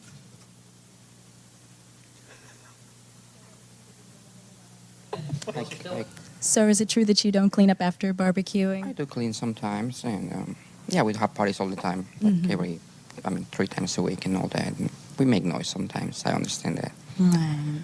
Well, congratulations on your $500 bonus. Thank you. Thank you. That concludes our case. Man, that dude is partying 3 times a week. Man, he was living the life. Many unique tastes left from each sip. There's a special freshness in every cup. Look for a label, try something new, be surprised, and enjoy the never-ending mystery we call coffee. Sierra Pacific Coffee Company. Grown globally, roasted locally, taste the difference. North Tahoe Water Sports, located in Tahoe City and Kings Beach, offers the best activities for your on-the-lake entertainment. With Tahoe City's superior paraslide operation, local owners Kurt and Andy will take you as high as 1,400 feet in the air with spectacular views of Lake Tahoe. While in Kings Beach, take a 1- or 2-seater kayak that cruise over to gorgeous Speedboat Beach, enjoy a mellow day on a paddleboat while floating over the crystal blue Tahoe water, or fly with a Sea-Doo pants on a state-of-the-art jet ski. Have no regrets. Visit North Tahoe Water Sports for an action-packed day on Lake Tahoe. Our next case is a bit of fishy business. Plaintiff Rory Flynn raised his fish since they were guppies. Needing to go on a weekend trip, Flynn asked defendant Tina Gregory to look after his aquarium. When he returned, the fish were dead. Flynn dead is fish. suing Gregory for $250. But will Judge Tony believe this fish tale? Let's find out. All rise for the Honorable Judge Tony Clifton. Okay, you were already sworn in, so let's go to it. Let's hear the story here by Mr. Flynn, is it? Yes, These sir. were your fish? Yes, sir. These fish had names? Yes, sir. You gave them names? Yes, They sir. were your friends? Yes, Jack. Jack was a Jack Dempsey, and Oscar was a Oscar. Oh, Jack, wow. and Jack Dempsey and Oscar. Okay, let's hear it. And there was one more, was Red, was the Red Devil. Red Dog. Your little buddies. How long did you have these fish? 7 years. 7 years? Yes, sir. You had to be traumatized when you got home and they were Yes, floating. sir. Yes, sir. Floating dead on the tank. They weren't flounders, are they? Because I can't stand these No, they flounders. were Give me floating gas. like logs when I got back. You were lost. Okay. Okay, let's hear it. Well, I left them in her charge over the weekend, and I called her every day to make sure everything was okay, and she said everything was okay. So on the third day when I think so. I don't know for sure, though, on the guppy question. I got back, when I walked into my apartment, all the fish were floating. And I asked her about them, and she said she didn't know anything about it. And what basically, I tried out the water, I put a goldfish in the tank, and the goldfish died immediately, so I figured it was very The water was tainted. Yes. Okay, let's hear your side. Well, Mr. Flynn, he asked me to watch his fish for him over the weekend. I did so. He told me to go up to his house and check on his fish every day and feed them. And I did that. When I went, I had my 2 little daughters with me, and the fish was fine. Nothing seemed to be wrong with the fish or anything. Well, you had 2 little daughters in there. Yes. They came in there too? Yes, Did they they come near this fish tank? No, they did not. You sure? I'm positive. You think something happened to the fish tank? Yeah, well, I saw kind of little fingerprints on the tank. Little handprints. Little Oh, handprints, yeah. shit. They did not touch the fish tank at all. I made sure that they didn't go near the fish tank at all because I know how he is about Who his was fish. feeding these fish? I was feeding the fish. What did you feed them? I fed them the fish food that he had left up there on the top of the aquarium. I have a picture of the aquarium. Okay, let's see it. How do you kill fish anyway? What are they? You drown them? What? I didn't do how does that anything. happen? That's the fish tank, huh? Yeah. Now, you want $250. Yeah. Did you say that's what those fish cost you? Yeah, that was just basically what it costs in food over. Well, what do you think happened? Well, I think something was entered into the tank, some type of chemical or something. Why would somebody do that? What do you think? The little kids put Drano in there? Possibly, or it could have been Did like you take bleach. a sample of the water? No, I just tested it out, with a goldfish, and it died immediately. But you didn't name that little goldfish, did you? No, it was a feeder fish. Oh, so it wasn't. What Well, was he that? was gonna Feeder- die anyway. So feeder fish does not get to be named. Is that it? Right. 'Cause Feeder they're- fish is less than fishy. Right, Less than human. They're made to die. I beg your pardon. That's what they're They're grown made. for. Wait, sir. They're made to die. Yes. Aren't you made to die? Yeah, but not to be fed. Not to be what? Fed. Not to be what? Fed. Fed? Yes. Hey, sir, you do not yell at a judge. Okay? And you don't come to court dressed like you came off just plowing the field. And you want to laugh? No. What do you think? You find this funny? No. The man's broken-hearted over his fish. Maybe those fish died of a broken heart because you were gone. You ever think of that? Do you think a little fish is going to feel anything? Yeah, they got hearts. They have hearts, Yes, sir. but not the feeder fish. Not the feeder fish. They're inbred, so they have no heart.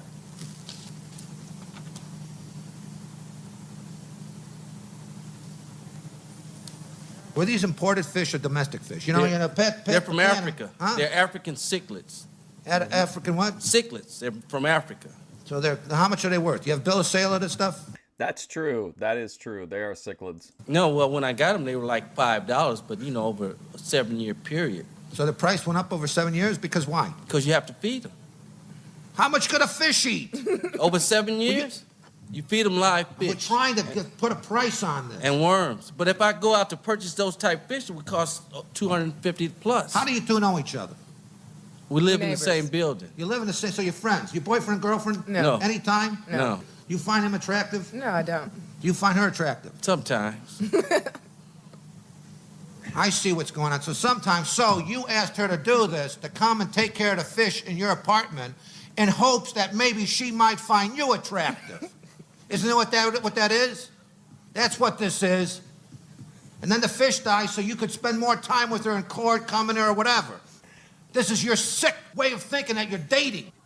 And tie it up the courts because you want to sleep with her. Tell me that's not the truth. Be honest now. It's not the truth.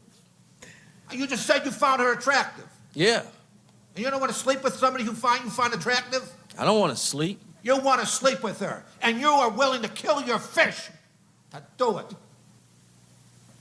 I give you I'm disgusted with this. I want a real case.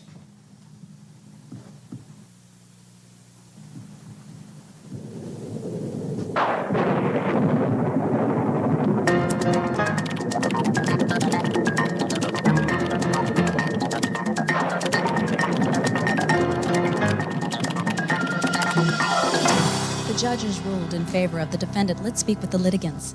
Sir, have you been able to move beyond and purchase This was my backup for the thumbnail. more guppies? No, these were African cichlids, and where the fish are now, there is a civil war going on, and you can't even get those fish here anymore. Oh, I'm sorry. Good luck to you. Thank you. Miss? Hi. Do you feel bad that his fish died and your Yes, I care? do. I do feel bad, but it wasn't my fault at all. I fed the fish like he told me, and when he got home a day or two later, he found his fish dead. It's not my fault. Well, good luck to you. Thank you. Thank you. And that concludes our case.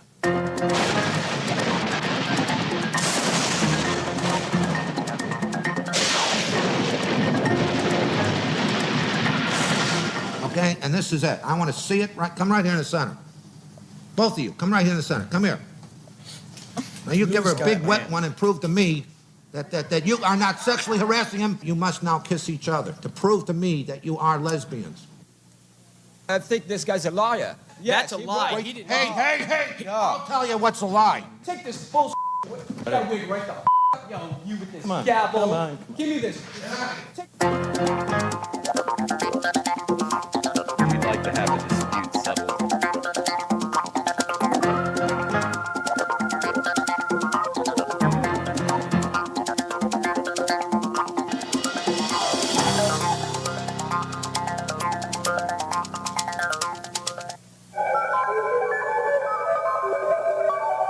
Wow. All right, hey, let's watch. I still got some time. We can watch some other shit. Let's watch A Savvy Guy. I want to play the one about if women aren't pursuing you, you're done.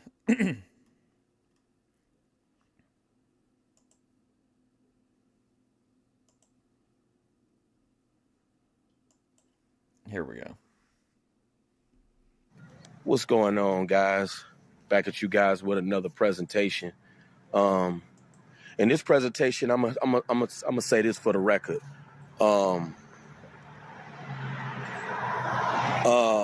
This is what I want to tell you guys for the record.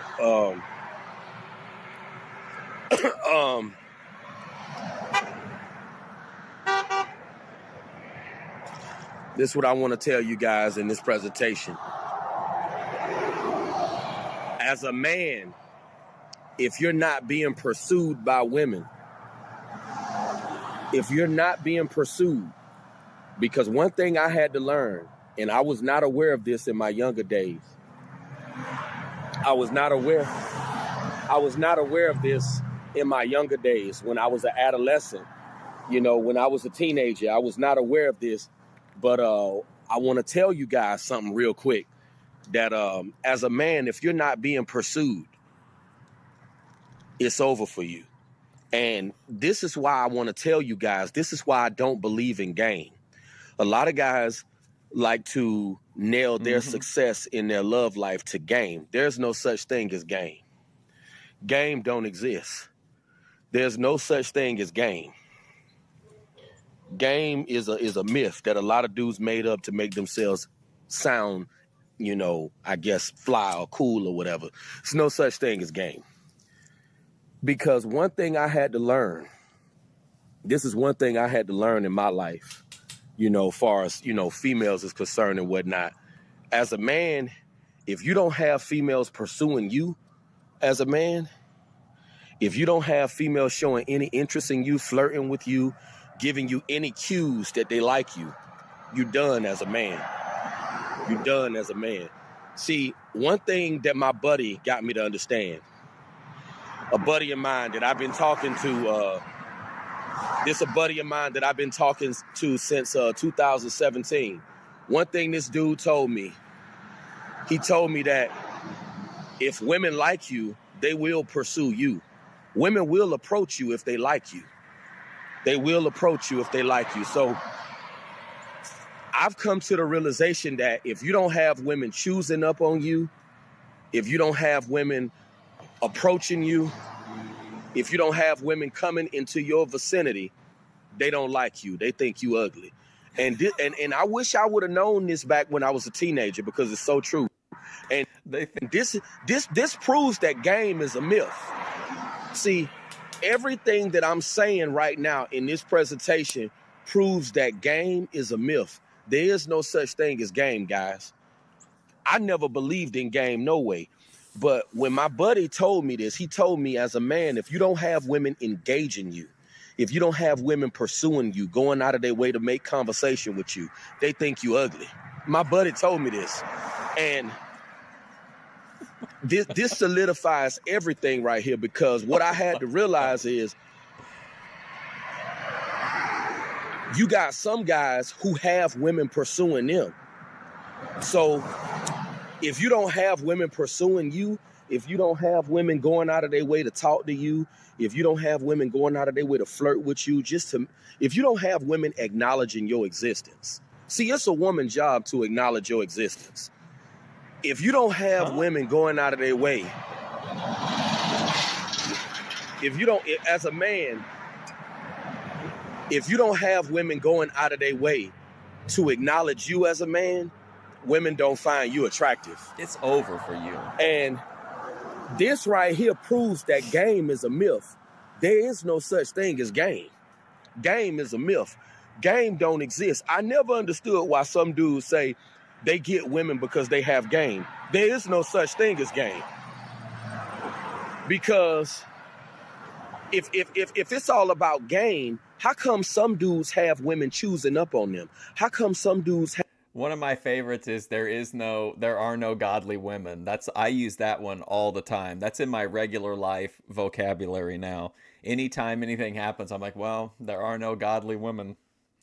Buy some buns. I like the same women that are being prudish around you is clapping they behinds at the club. Have females giving them the green light to come talk to them, because women are choosing. They are selecting the guys that they like. I used to hear dudes talk about choosing signals. Every dude don't get choosing signals.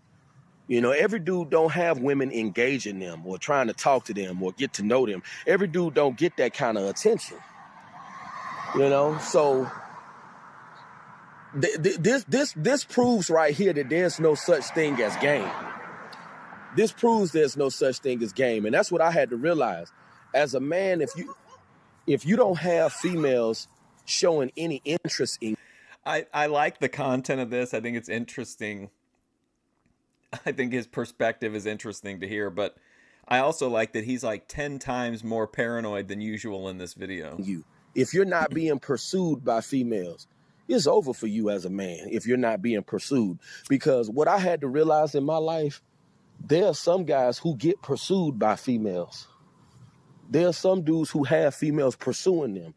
And if you don't have females pursuing you, if you don't have females showing any interest in you, it's over for you. You know, see, I wasn't aware of this back when I was a teenager. I didn't start learning this until I was like in my late 20s. I'm in my mid 30s now. But if you don't have females pursuing you, because women are loose anyway. Women are promiscuous people anyway. If you don't have women throwing themselves at you, they don't find you attractive. And that's how you know. That's how you know there's no such thing as game. Because women throw themselves at guys they like. So if you don't have no women trying to get in your pants as a man, if you don't have no women trying to throw themselves at you, they don't find you attractive. They don't like you. They really don't. And now that I know this, see, in my younger days, I wasn't aware of this in my younger days. But at 35 years old, I know this now, you know?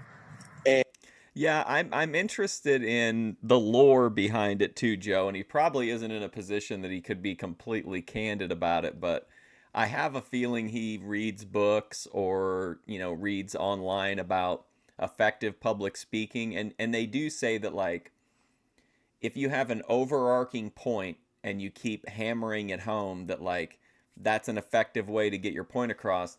It's just Savvy Guy does it to such a, like, ridiculous level that it reaches, like, surrealness.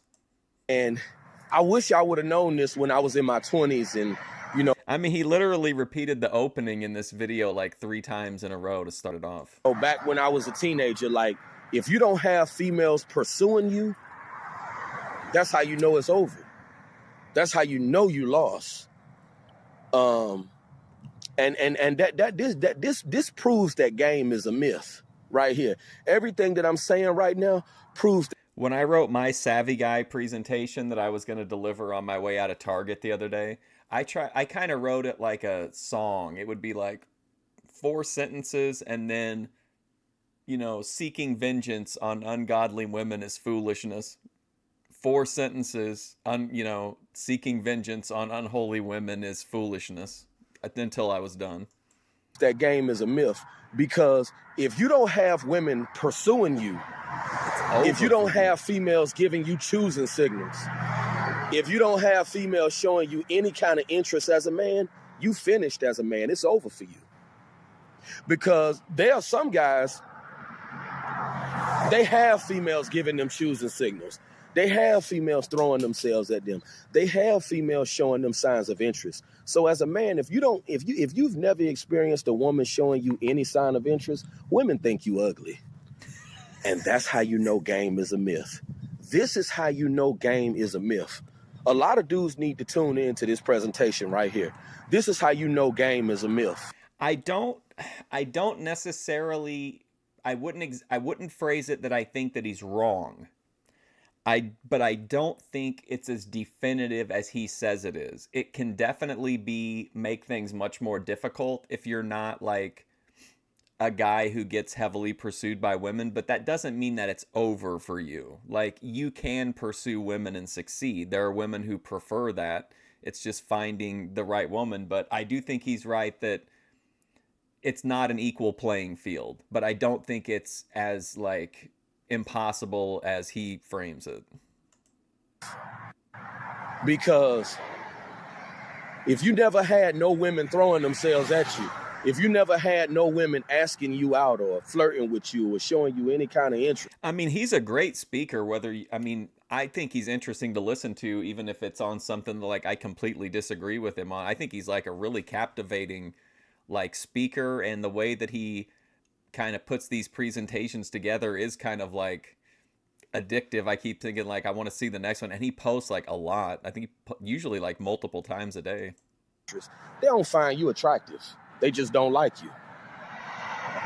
You know, they just do not like you, you know? And, you know, I heard a woman on a DJ Smalls interview. She said out of her... We're like 3/4 of the way through, so we have to make a reference to, like, I think it's at 1/4 and 3/4. It's like, I talked to this guy, I talked to this buddy I knew, and then sometimes it's like, I was just arguing with my mother the other day about this, or I was talking to so-and-so about it. There's always a point to like bring in an outside perspective to bolster his argument. Own mouth that the only way a pickup line can work with her is if you already look good. That's what she said.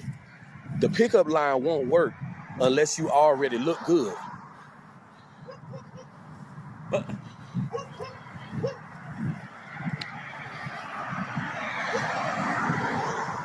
You know, that's exactly what this woman said. She said, I like pickup lines, but they won't. I don't know if you guys have ever been to one of his live streams, but it's just like him just talking to people. Like, it's a really chill, it's a really interesting vibe. Won't work unless you already look good. So what does that tell you guys? This is why, even when I was a teenager, I never believed in game. You know, games just sound like a bunch of foolishness. But foolishness. You guys leave your comments on this presentation. Seeking vengeance on an ungodly woman is foolishness. Everything that I'm saying in this presentation, this proves that game is a myth. There is no such thing as game. But like if we were playing like a game, if we were playing like a video game where we were like collecting YouTubers or whatever, like I feel like Savvy Guy would have such a low buy-in because he doesn't have a big audience, but like the potential breakout of this dude, I'm not saying he could be like PewDiePie or whatever, but like I think the ceiling on this dude is pretty high if he could get to the right audiences. Again, irrelevant of whether you agree with his approach or not, I just think he has that vibe that makes people, especially people that want to hear about this topic, want to hear him talk about it. And then the lives really instill this like sense of like has like a real community vibe to it. I think he's like his stocks can only go up. Is a lie. Because what I had to learn, and my buddy got me to realize this.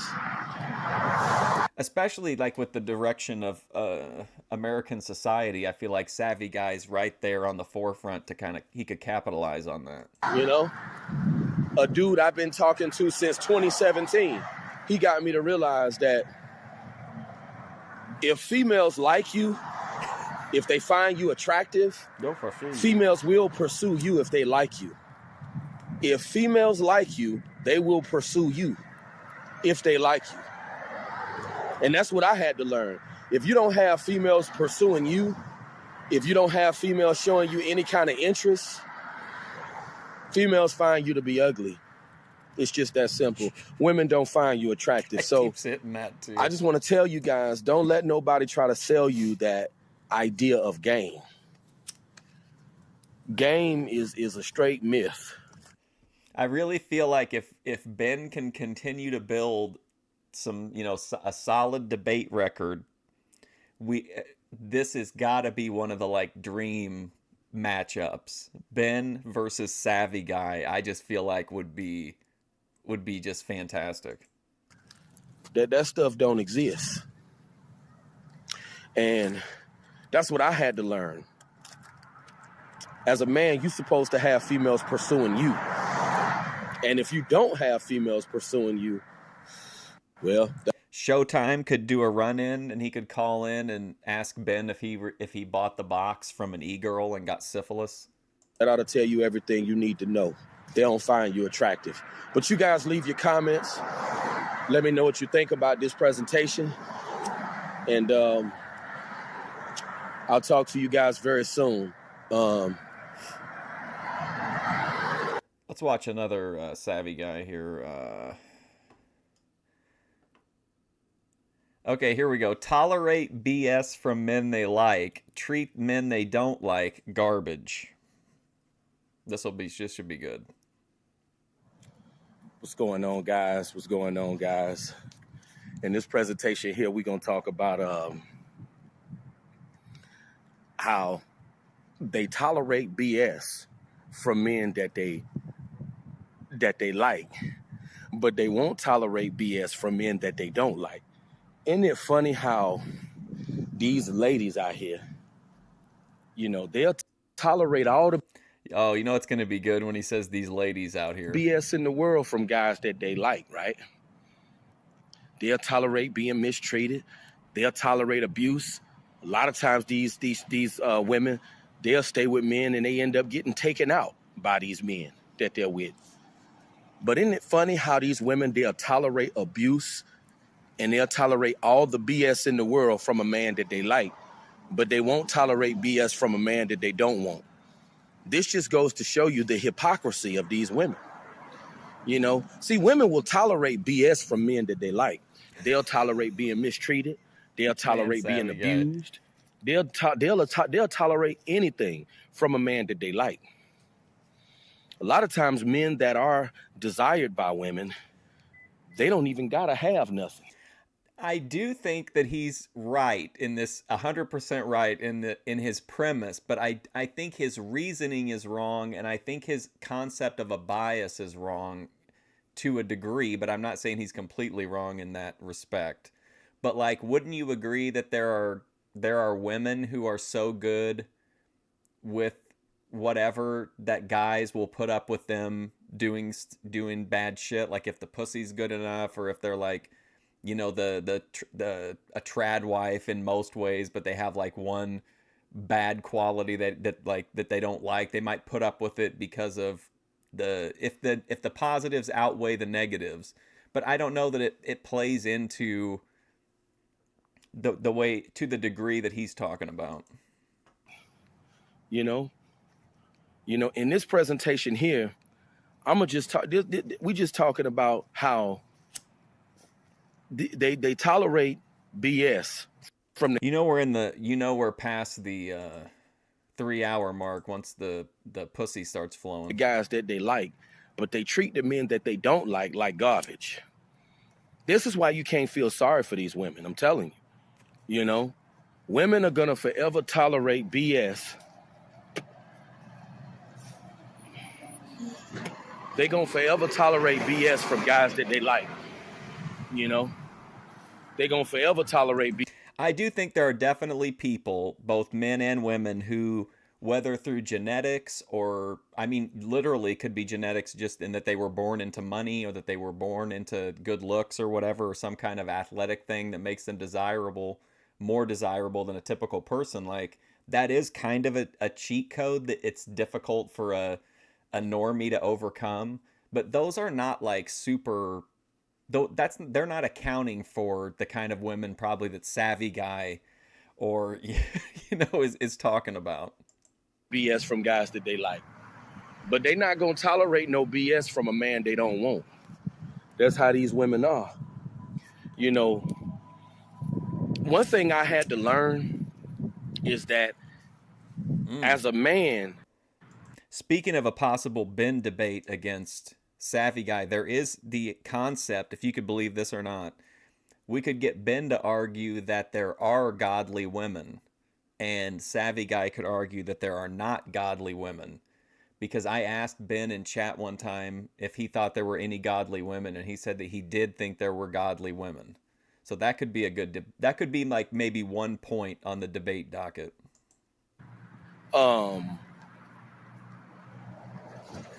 You know,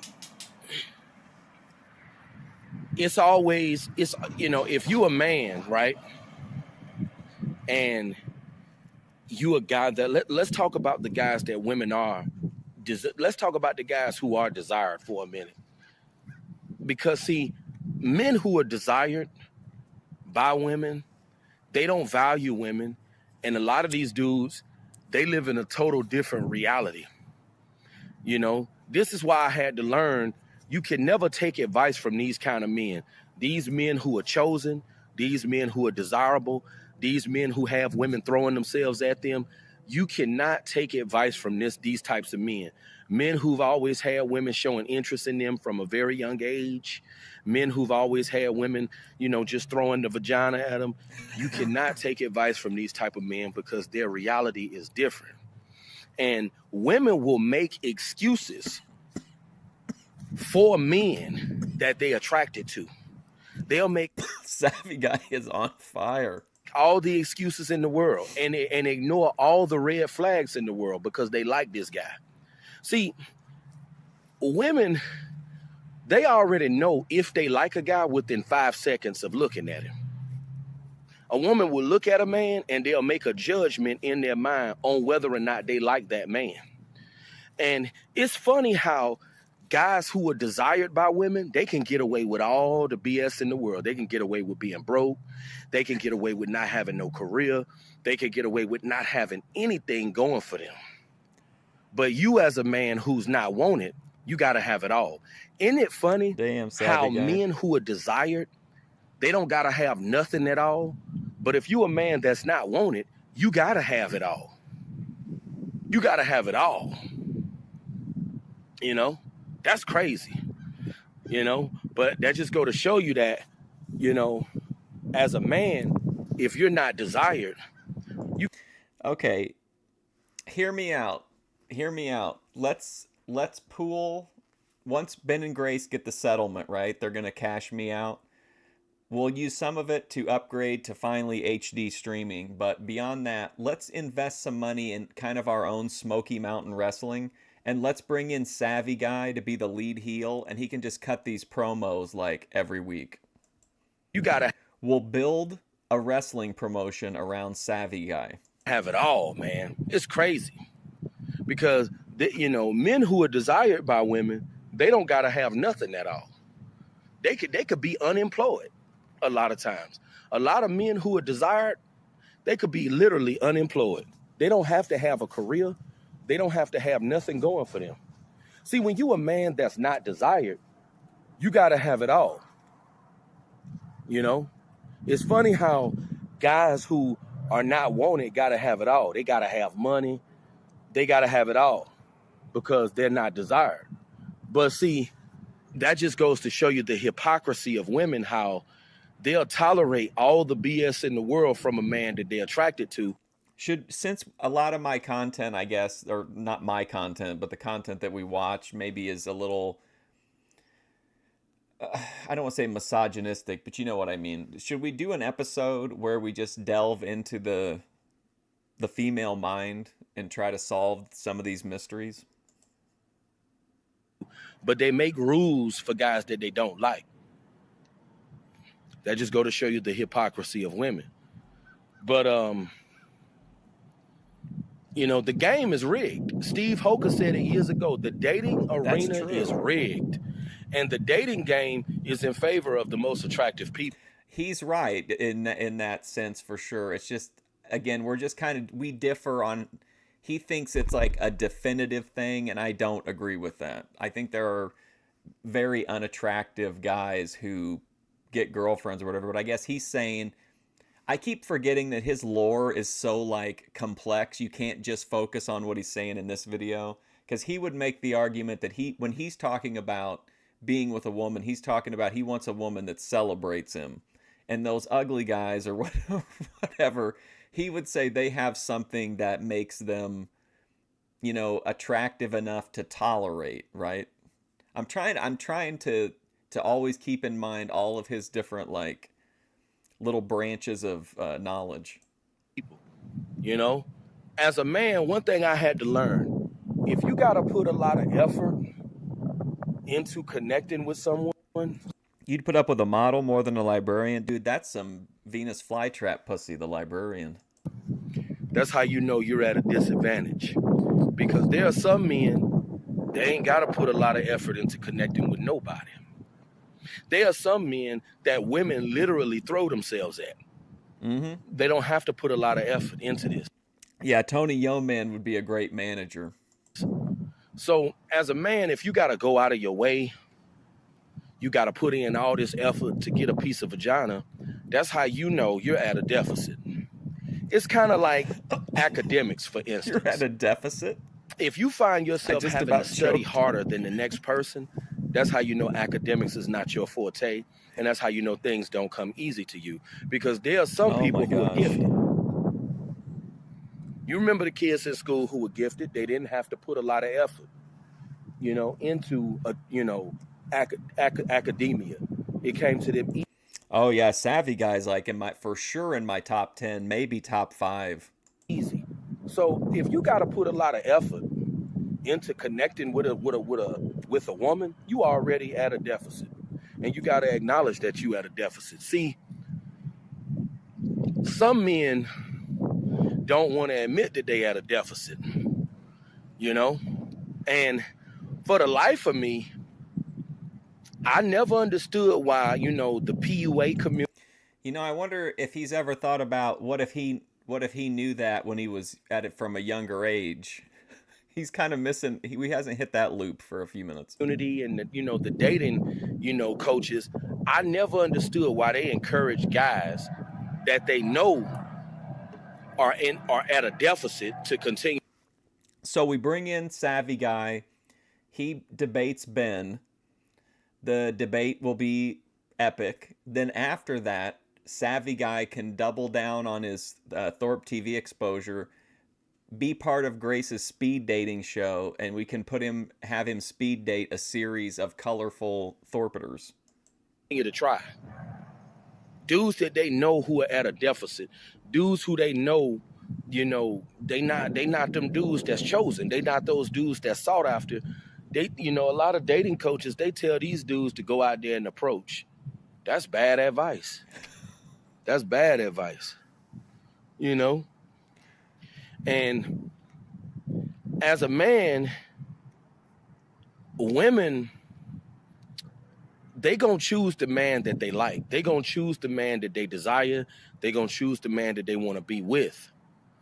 And there's nothing you can do about it. So, and as a man, if you're not one of those men that's chosen, there's nothing you can do. There really is nothing you can do. They tell men who are not sought after by women that they got to work on this, they got to work on that. But isn't it funny how these women, they tolerate all the abuse and all the mistreatment? I mean, I think it's just impressive that he's talking for 9 straight minutes. There's hardly any pauses. There's hardly any, awkward transitions. He's just constantly going. Do you think he does all these in one take? From these men that they actually like. Dude can be broke, Because I actually tried to just do a savvy guy presentation off the cuff, and it was really difficult because your mind is like, okay, I've went a little bit, I've got to loop back, now I've got to loop back to this thing. Then it's pretty complicated.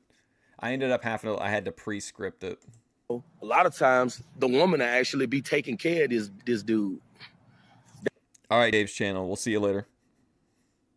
That just go to show Highly you educational, how yes. women, they'll always be faithful to a man that they like, and they'll always treat a man that they don't like garbage.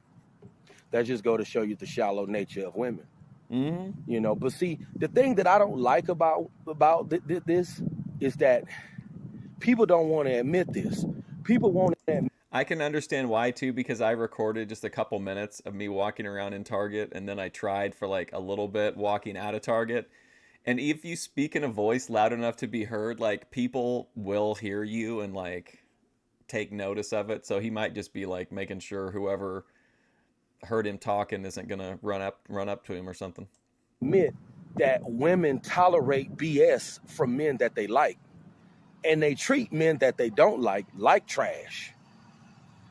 You know, but people won't admit this, and that's why I had to learn never take advice from dudes who are chosen, dudes who are wanted, because I had to learn in my life that if a person is not living your reality, they can't give you no advice because they're not living your reality. So you got to be living a person's reality to give them some wisdom. It's kind of like if you in hell and I'm in heaven, but you trying to... Oh, cut it off? Wow.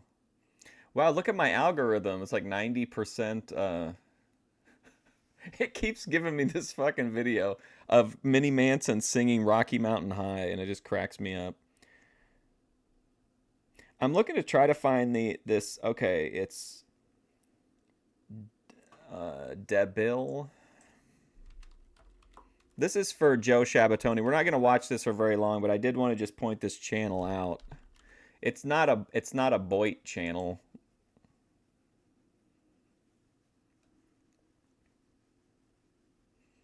Here we go. This is from 2 years ago. It has 7.7 million views.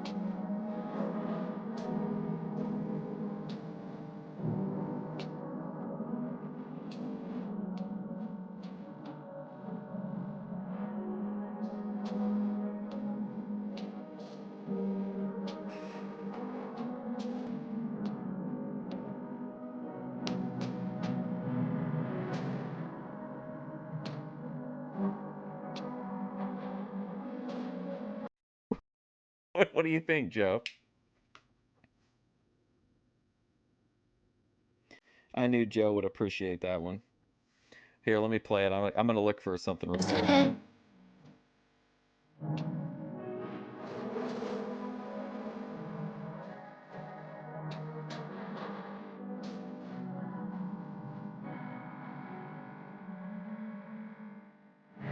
Was mine, ours. I could do this for hours.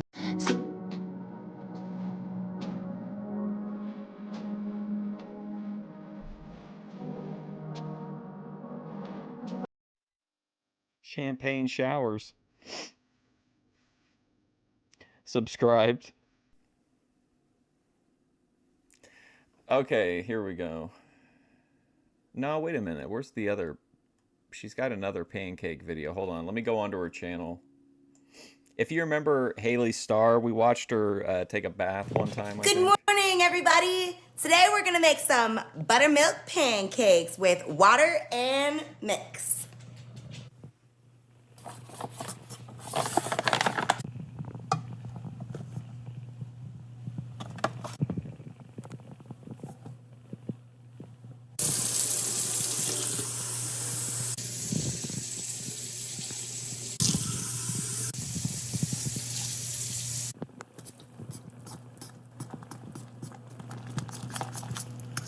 And get all those clumps out. Oh my God.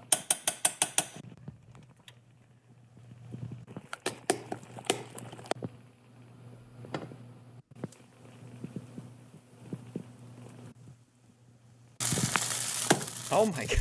What? Good morning, everybody. Wow. Today we're gonna make some buttermilk pancakes Let's see with what water. comes up in my algorithm. We got the edge of evil. Whoops, what's going on? Oh, okay. Let's see. Blonde-haired, blue-eyed terrorist won't leave me alone. Tammy Hull is live.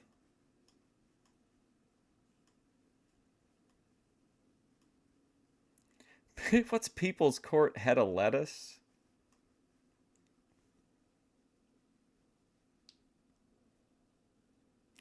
Just add water pancakes.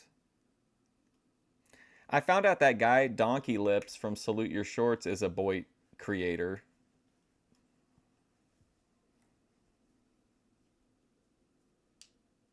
You were on her live stream? Yeah, I did see that she was a stripper. Though there's the Chronicles of the King.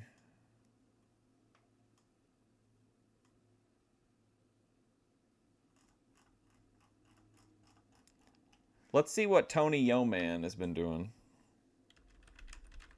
My algorithm pretty dry today.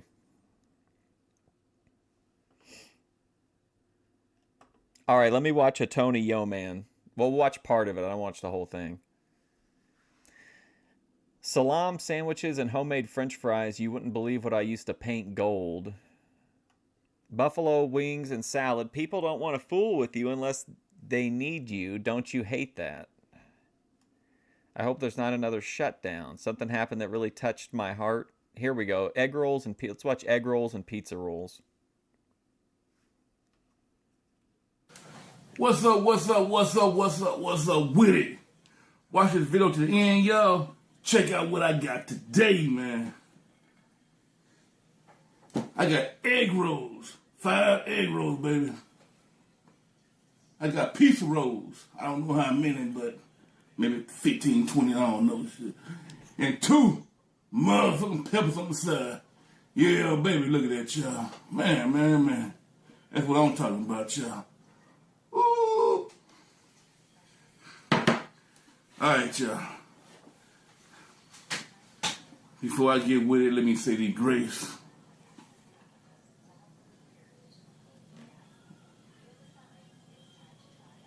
Amen.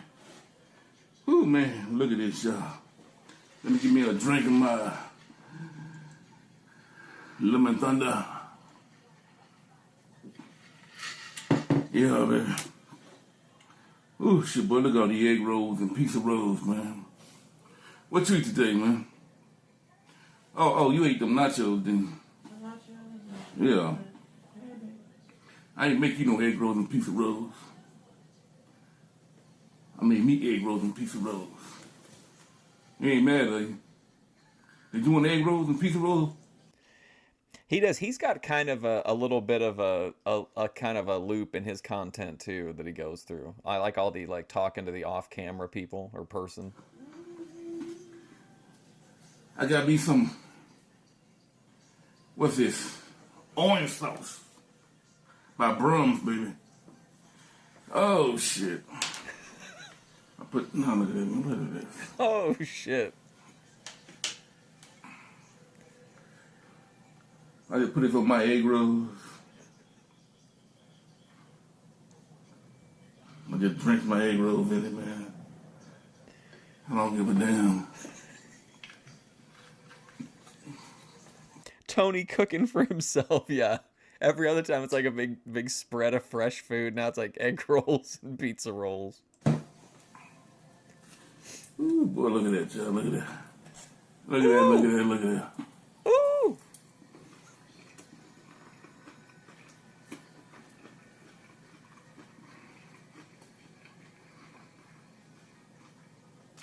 These were egg rolls I made myself. There you go. I did not go to no Chinese restaurant. And I would not go to no Chinese restaurant.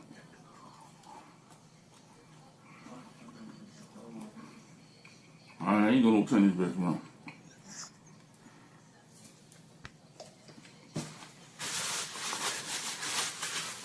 Why is he so like dead set against going to a Chinese restaurant? He's like completely against it.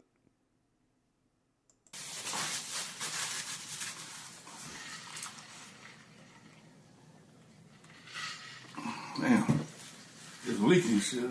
I ain't tied on to it now. Yeah, boy.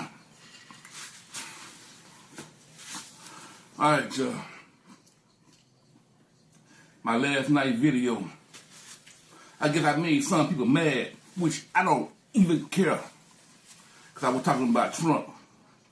I'm going to tell y'all something, man. I do not give a damn about Trump. I don't like that motherfucker. I never have, and I never will, man. And for whoever voted for Trump, if you don't like what I'm saying, you can unsubscribe. I don't care. No. And when I say I don't care, I really mean I don't. Tony Yeomans, he's gone political. I don't care, man.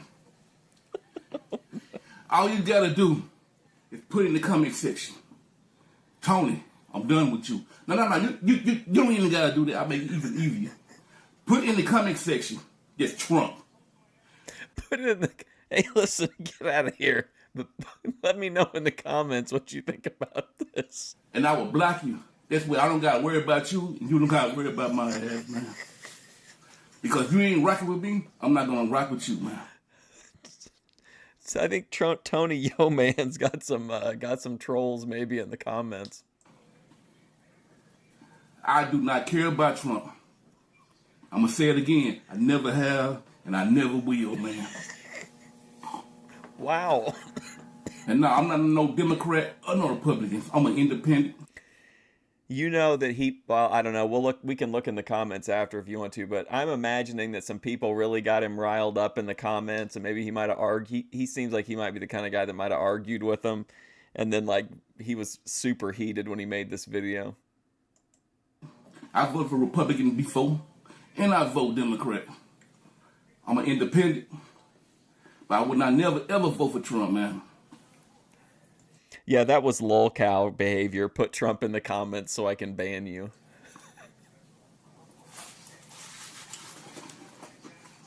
You're gonna make a lot of people mad. I don't care, man. I'll never go to a Chinese restaurant. I got this one dude a couple of days ago.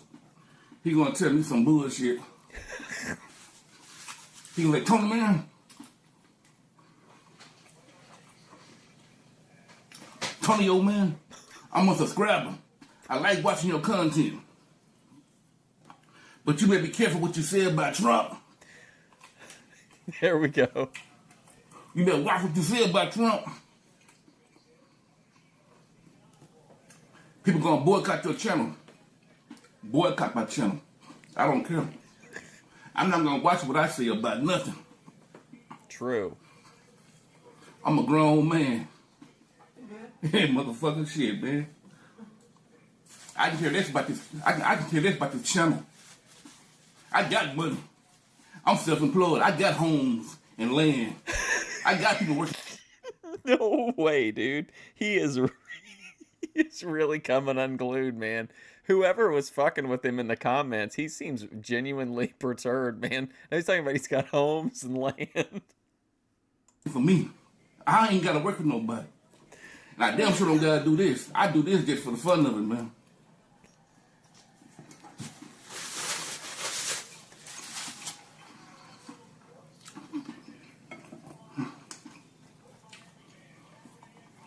So you trying to threaten me? You can't threaten me, man.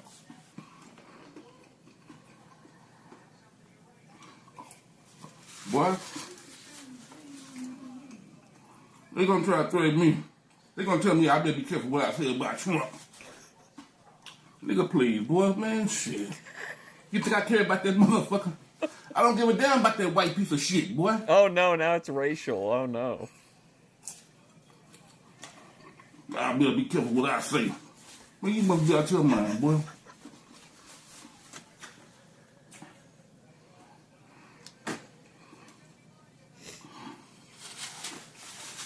They ain't one of these tap dancing ass niggas, boy. Oh my god. I don't usually like mukbang stuff, but I do like when the Thorpes do it because I think it like really elevates their mood for a while. I feel like they both get like really talkative and we get some good convos and interactions whenever they're dining out. Boy, I don't know if it was a black guy or white guy. He one of them comments with no profile picture. I don't know who it was. Boy, man, shit. Woo, man. Woo. And for the black people who voted for Trump, oh boy, let me tell y'all something now. You know he voted away that civil rights thing, right? Out of all the pain, you see, I don't understand this shit, man. Out of all the pain and suffering black people went through in the past. Oh no, we picked like to get this civil rights. I picked like the one super serious Tony Yeoman. You think Tony's meals over Thorpe meals? I think taken on their own, absolutely. But taken as part of a stream experience, it's like anytime they go out to eat, it's like like you're gonna get a better storyline afterward. But just taken as a clip, I think you're right. Bill, y'all gonna help this white piece of shit vote it out, and he even told you he gonna do this before he even became president, and y'all dumb motherfuckers voted for his ass anyway, man. And you want to talk about me? Y'all the ignorant motherfuckers, man. Shit, boy.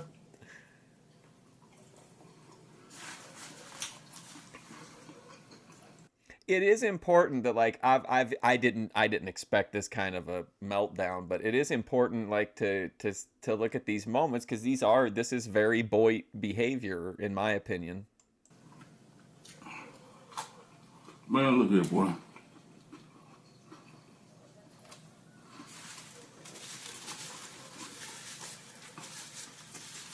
I can't believe this guy only has 4K subs. That's crazy.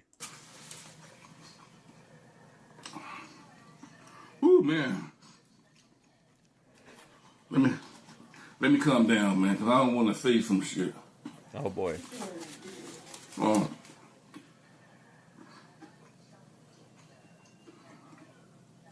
Trump ain't being president a week yet. He ain't been president a week. And he attacking our ass, black people. Man, he tearing down DEA programs, all black programs, civil rights programs. Man, if a police shoot your ass today and you get a civil rights case, you can't even sue right now. It's not even about him like expressing his political beliefs or what they are or anything like that. It's just like you can tell he was like baited into making this content. Like I don't think this is the type of content he normally makes, is it? I don't feel like it's ever been like especially political. I think somebody really got hot under the collar with him in the comments. Because he put a freeze on all civil rights law cases. He put a freeze on that shit, man.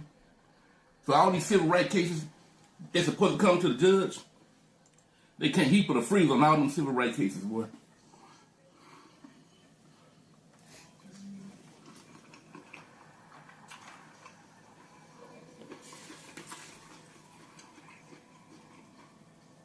Trump's attacking black people. And these motherfuckers standing up for his ass, man.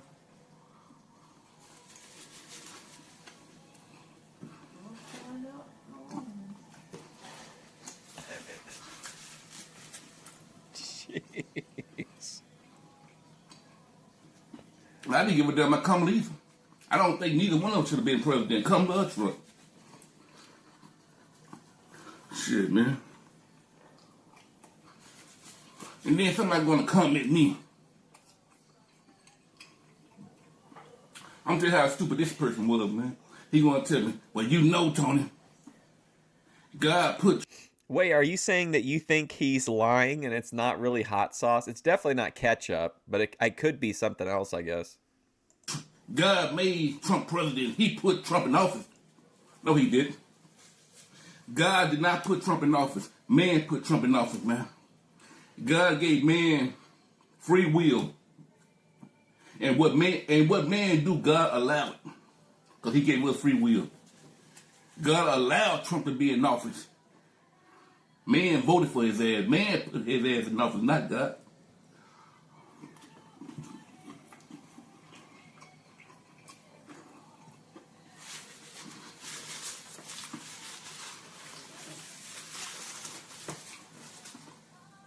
And you see that bullshit in your mustard with that Nazi shit? That's a sign of the next 4 years, boy. This motherfucker Elon Musk, he had this old jacket on with an upside down cross on the back of it, walking around stage. Man, ain't no one talking about that shit on it, boy.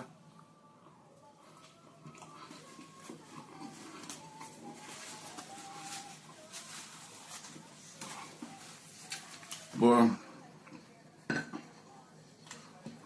Yeah, boy.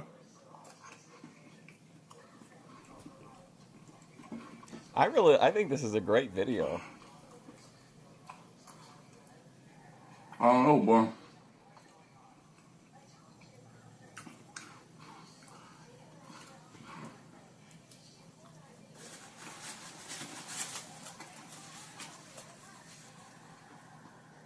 The only thing Trump did so far good, in my eyes, is immigration. And he was talking about, I don't know what he talking about today or the other day. He was talking about he's going to get the guys out of women's sports. You know, the guys that transform the women's. But shit, man, but you know what? It's more important thing. The guys that transform into women. To deal with, to worry about besides shit like that, bro. Man. I don't even know why Hispanics even voted for Trump, man. Y'all some stupid motherfuckers too, bro. Man. What are y'all thinking about, man? Shit, man.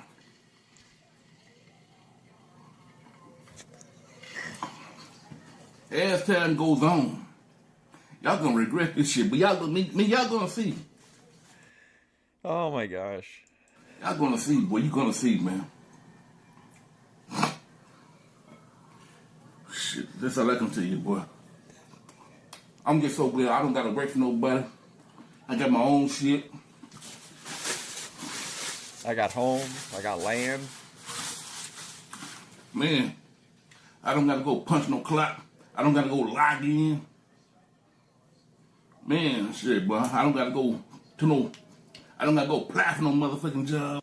Literally, Joe, he's going after Trump. He's going after Kamala. He's gone after trans people. He's gone after Chinese people. Tony is really, he's Sherman's marching his way through this stream.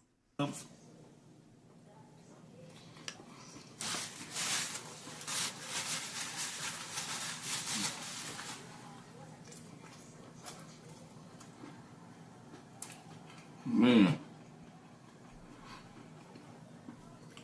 Damn shame, man.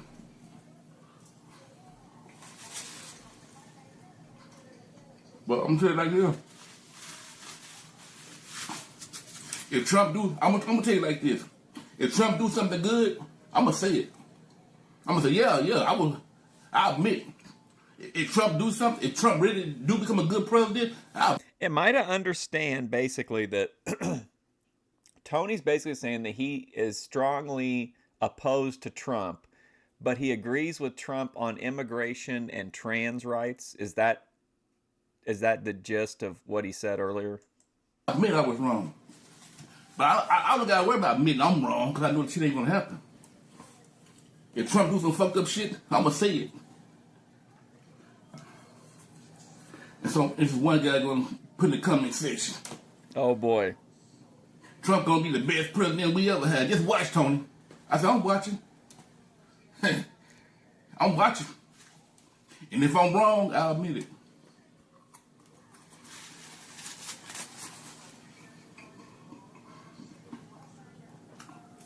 Joe, last egg roll.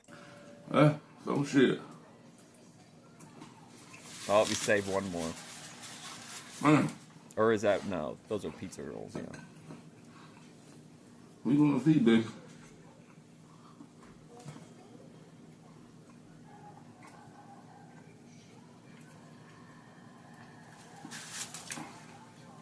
Man, he done some things already. It's already backfired on his ass, man.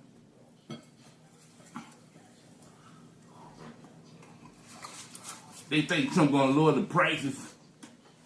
Shit, man. Prices already going up because of his ass. Hey, you got some states, man. Eggs cost $9, $10, $11 for a quart, man. Cause of him. Oh, man, shit, man. Okay, I'm high.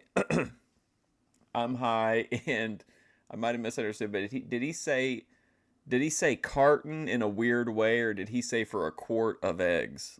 I have to know.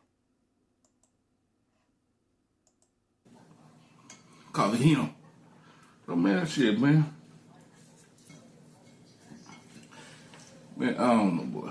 Well, I don't think I went back. Eggs cost $9, $10, $11 for a quart, man. Cause of him.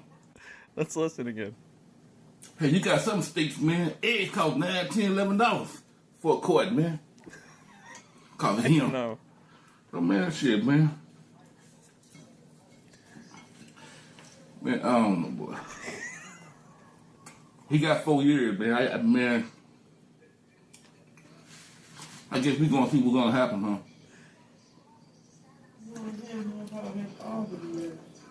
I guess we gonna see, man. Shit. Cause right now, boy,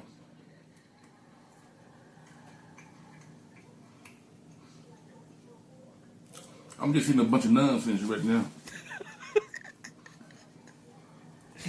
A bunch of nonsense. Ooh, boy. Oh.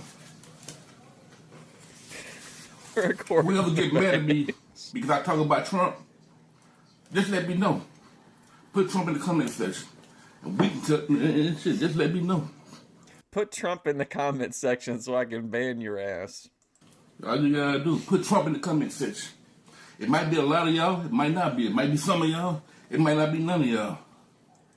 Are you guys gonna go put Trump in his comment section? I mean, he's asking you to. I'm not telling you to. He's telling you to. What's it, man? Quart of eggs.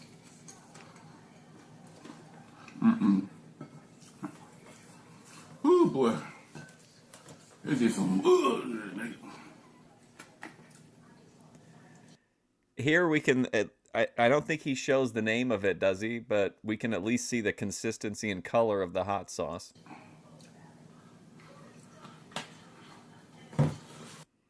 What do you think, Backwoods Squatch? You know, man, you ever put orange sauce on pizza? This shit kind of good, boy, with the pizza rolls. What's horny sauce?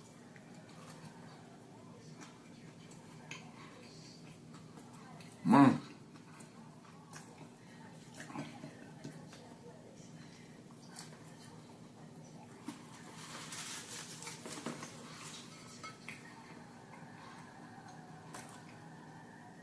Like I said, I want to be wrong so bad about Trump. I want to be wrong. But so far, he ain't showing me nothing. Besides the immigration shit.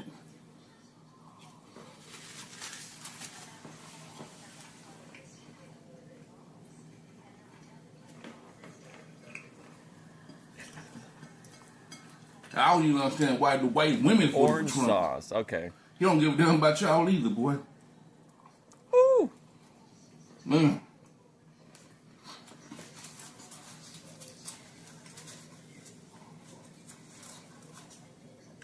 Ooh, boy, I'm full, man. I think I ate up all this, man.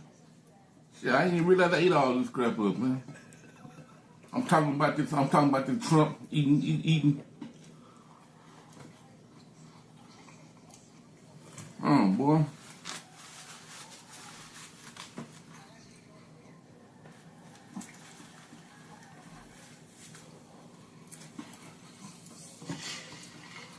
Lemon Thunder. But Trump, he was taking us bad, boy. But he going after our black ass strong, ain't he? And these black people don't even see it. They see it, but they don't. It's like they don't even care, man. Shit, man. Woo, shit, boy. I'm telling you. And I'm tired of talking about this. I mean, this shit making my head hurt, boy, talking about this motherfucker. I don't even want to talk about Trump for the next 2 weeks, man. Yeah, I feel like I always managed to pick, like, remember the Christmas episode where I picked some old TV shows and they all ended up being, like, super depressing, like even the Morton Downey show was. What was the thing, Misunderstood, that Joe Shabatoni wanted me to see? This Trump, he coming strong.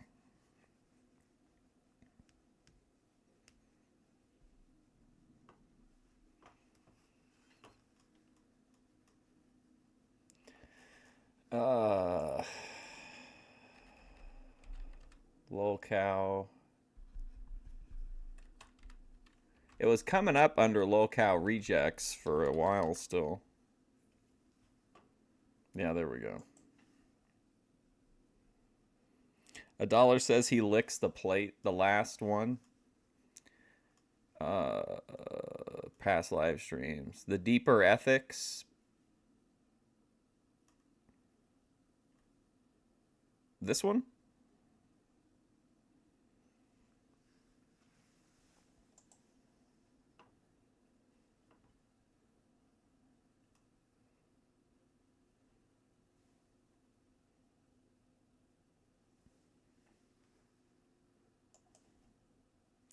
$231.30.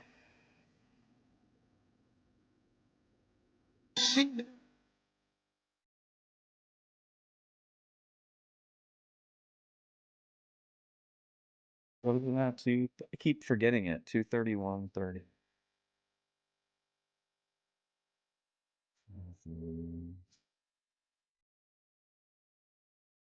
Let's just start from a few seconds before that. No shot Stardust is still alive. No, she's alive. She's condemned destiny.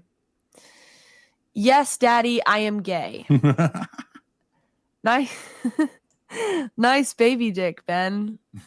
Shave your beard, it's too prickly. Okay.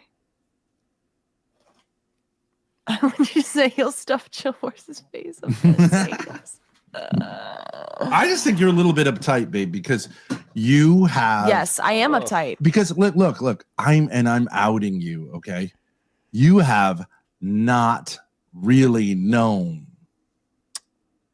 where you stand with me until very recently, although it's become much clearer over the last year, right? Yes. And I think that you still feel the residual, like having to you had the problem of having to like have a public face and a private discussions with me, which were sometimes super crazy, where I'm saying like, Grace, like you're saying I can't, like I'm your slave. I can't like spend 2 hours away from you. I can't date someone if I wanted to, right? And you're like, no, you can't. This is a permanent, what's the word? Relationship. This is a permanent what is it called? Vocation. This is a permanent. She stays inside all the time, John Easton, so she had no exclusive exposure. Relationship. Exclusive, yes. Yeah. And like I was like, so like if I dated someone, you'd be angry, and you're like, yeah. Okay. And I think that's all very cute. Nobody cares. No one's gonna judge you about that. You got confused, honey. And so like sure. I think people will judge me, but whatever. It's well, fine. Whatever. If they will judge you. Me. Do they judge you? I mean, they don't, if they know the context, it's like this crazy thing where you're put in this situation. Put a by 1 in the your mother. chat if you judge me. All right, here you go. Daddy, it's okay. It's too small to fit in the end of the penis pump. I really think this is the right therapy, Grace. Hold on a second. Oh, Joe Shabatoni in the chat live said that there's a great Mark Fusion video of Grace dirty talking Ken. One. Daddy, I'm horny. I want to suck your cock. Try that one.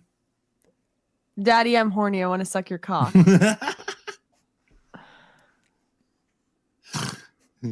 How does that feel? It feels like people are going to clip that and make it look like you're making me say things, which I don't Say want it them again. to do. So say it again. I just... Daddy, I'm horny. I want to suck your cock. That's the basic one, right?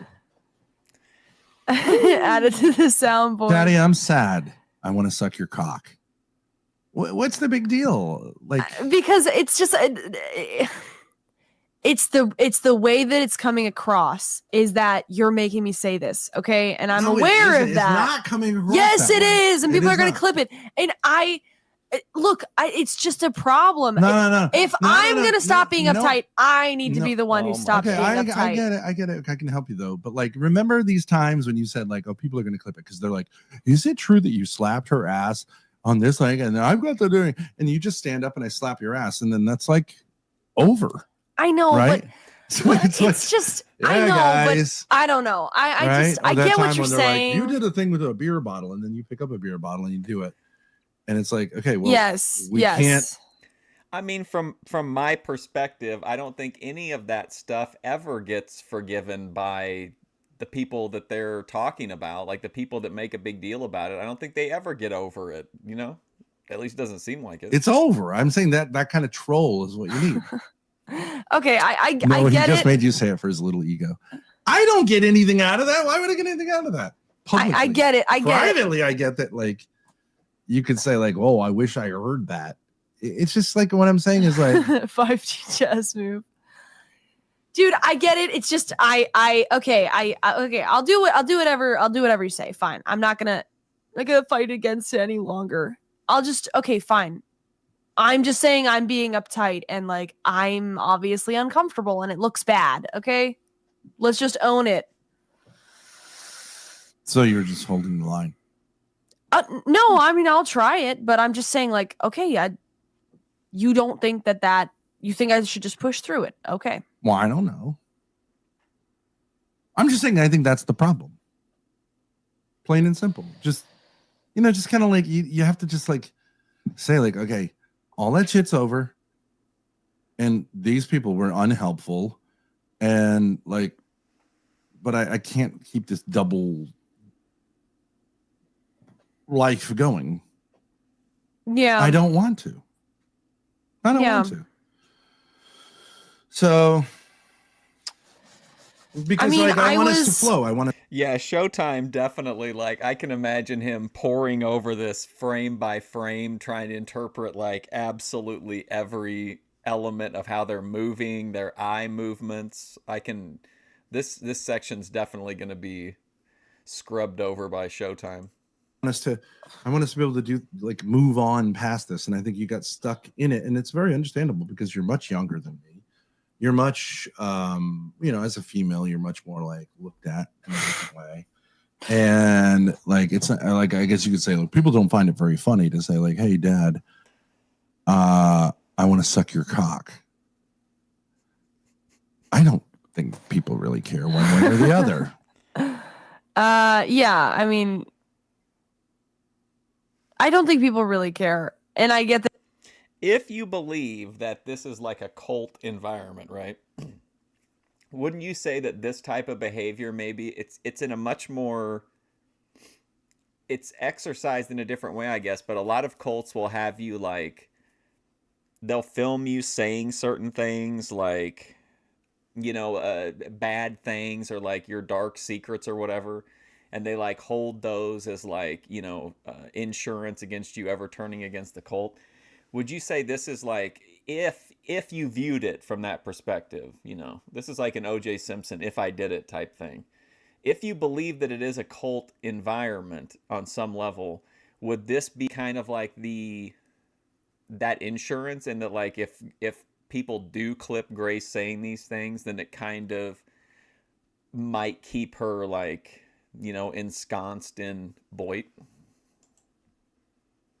That like, I'm just, I don't know if I'm gonna. I don't know if I'm gonna get out of this tonight. It's just like at a certain point, it's like you kind of start spiraling because you're like, okay, well, now if you can't relax, then Teddy people are gonna Schleifer. take it a different Ben way. is dirtying up Grace's reputation, so she'll never be able to leave him.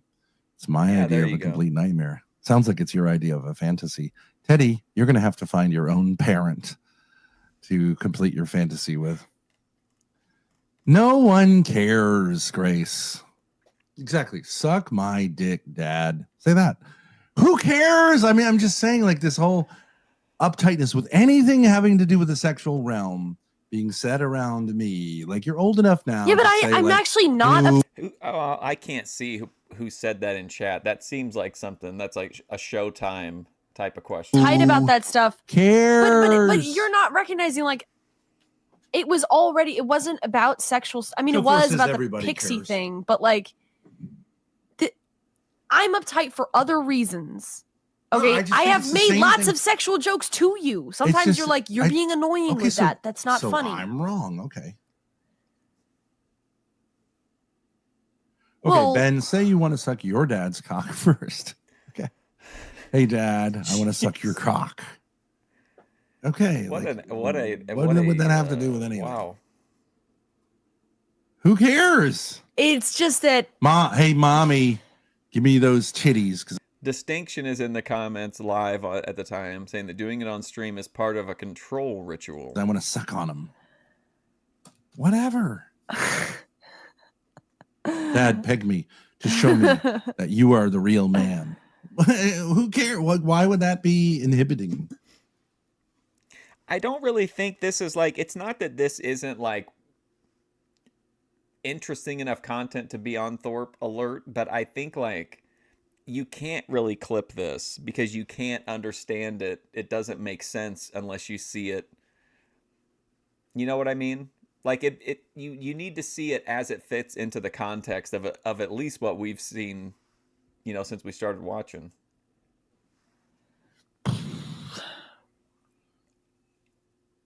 I don't know. What's Destiny's thing? What did he say? I want to. Lick the cum off somebody's soul. No.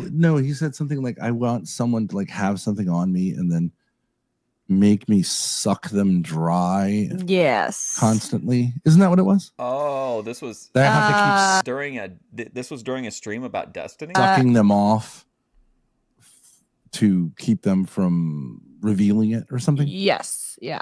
Okay. Yeah. Blackmail.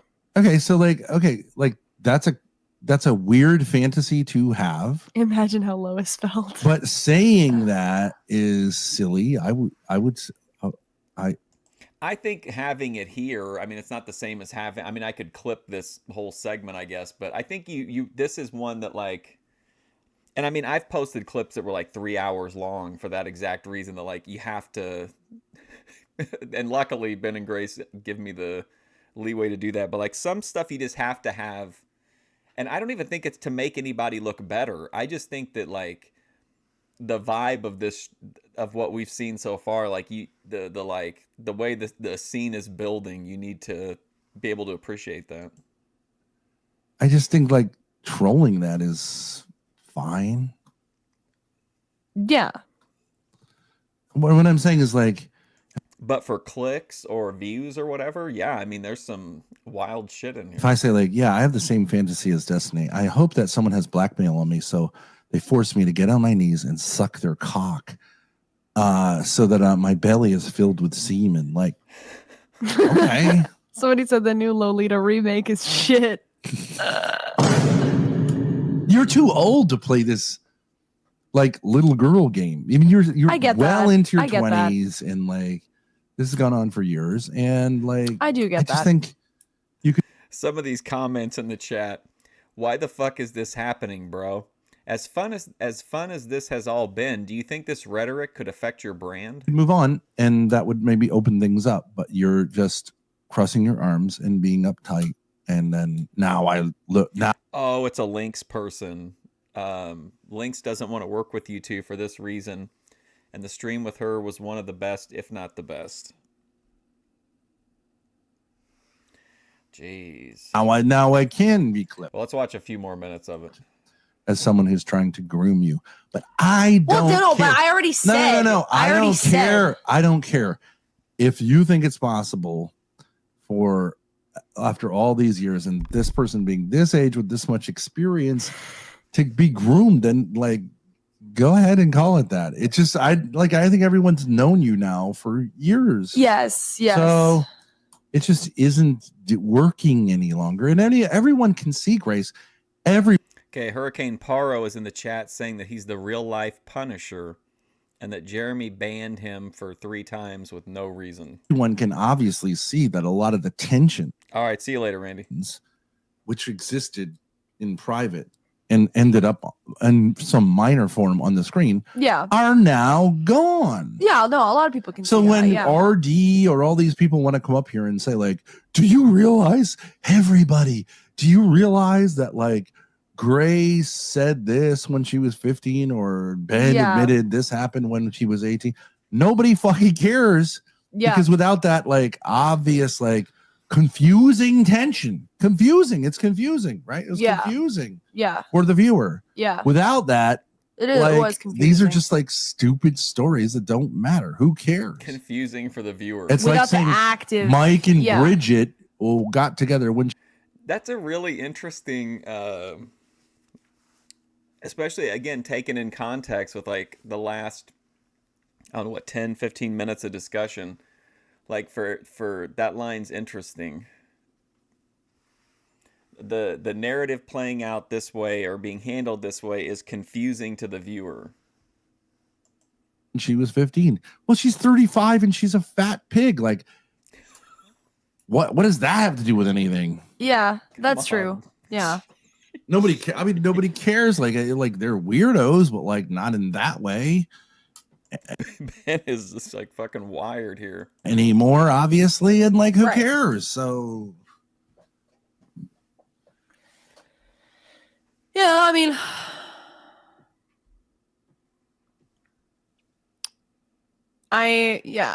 I hear you. I'm too old to be acting like this. why don't you bend over Daddy's lap and I'll spank you? Oh my God. Okay. Take your underpants off. There you go. No. All right, Showtime. Hang on, buddy. Buckle up. I said take your underpants off. Well, I, for logistical reasons, cannot do Just that. kidding, Grace.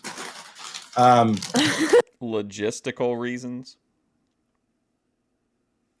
I'm gonna have smoke after that. You gotta go whack it. Yeah.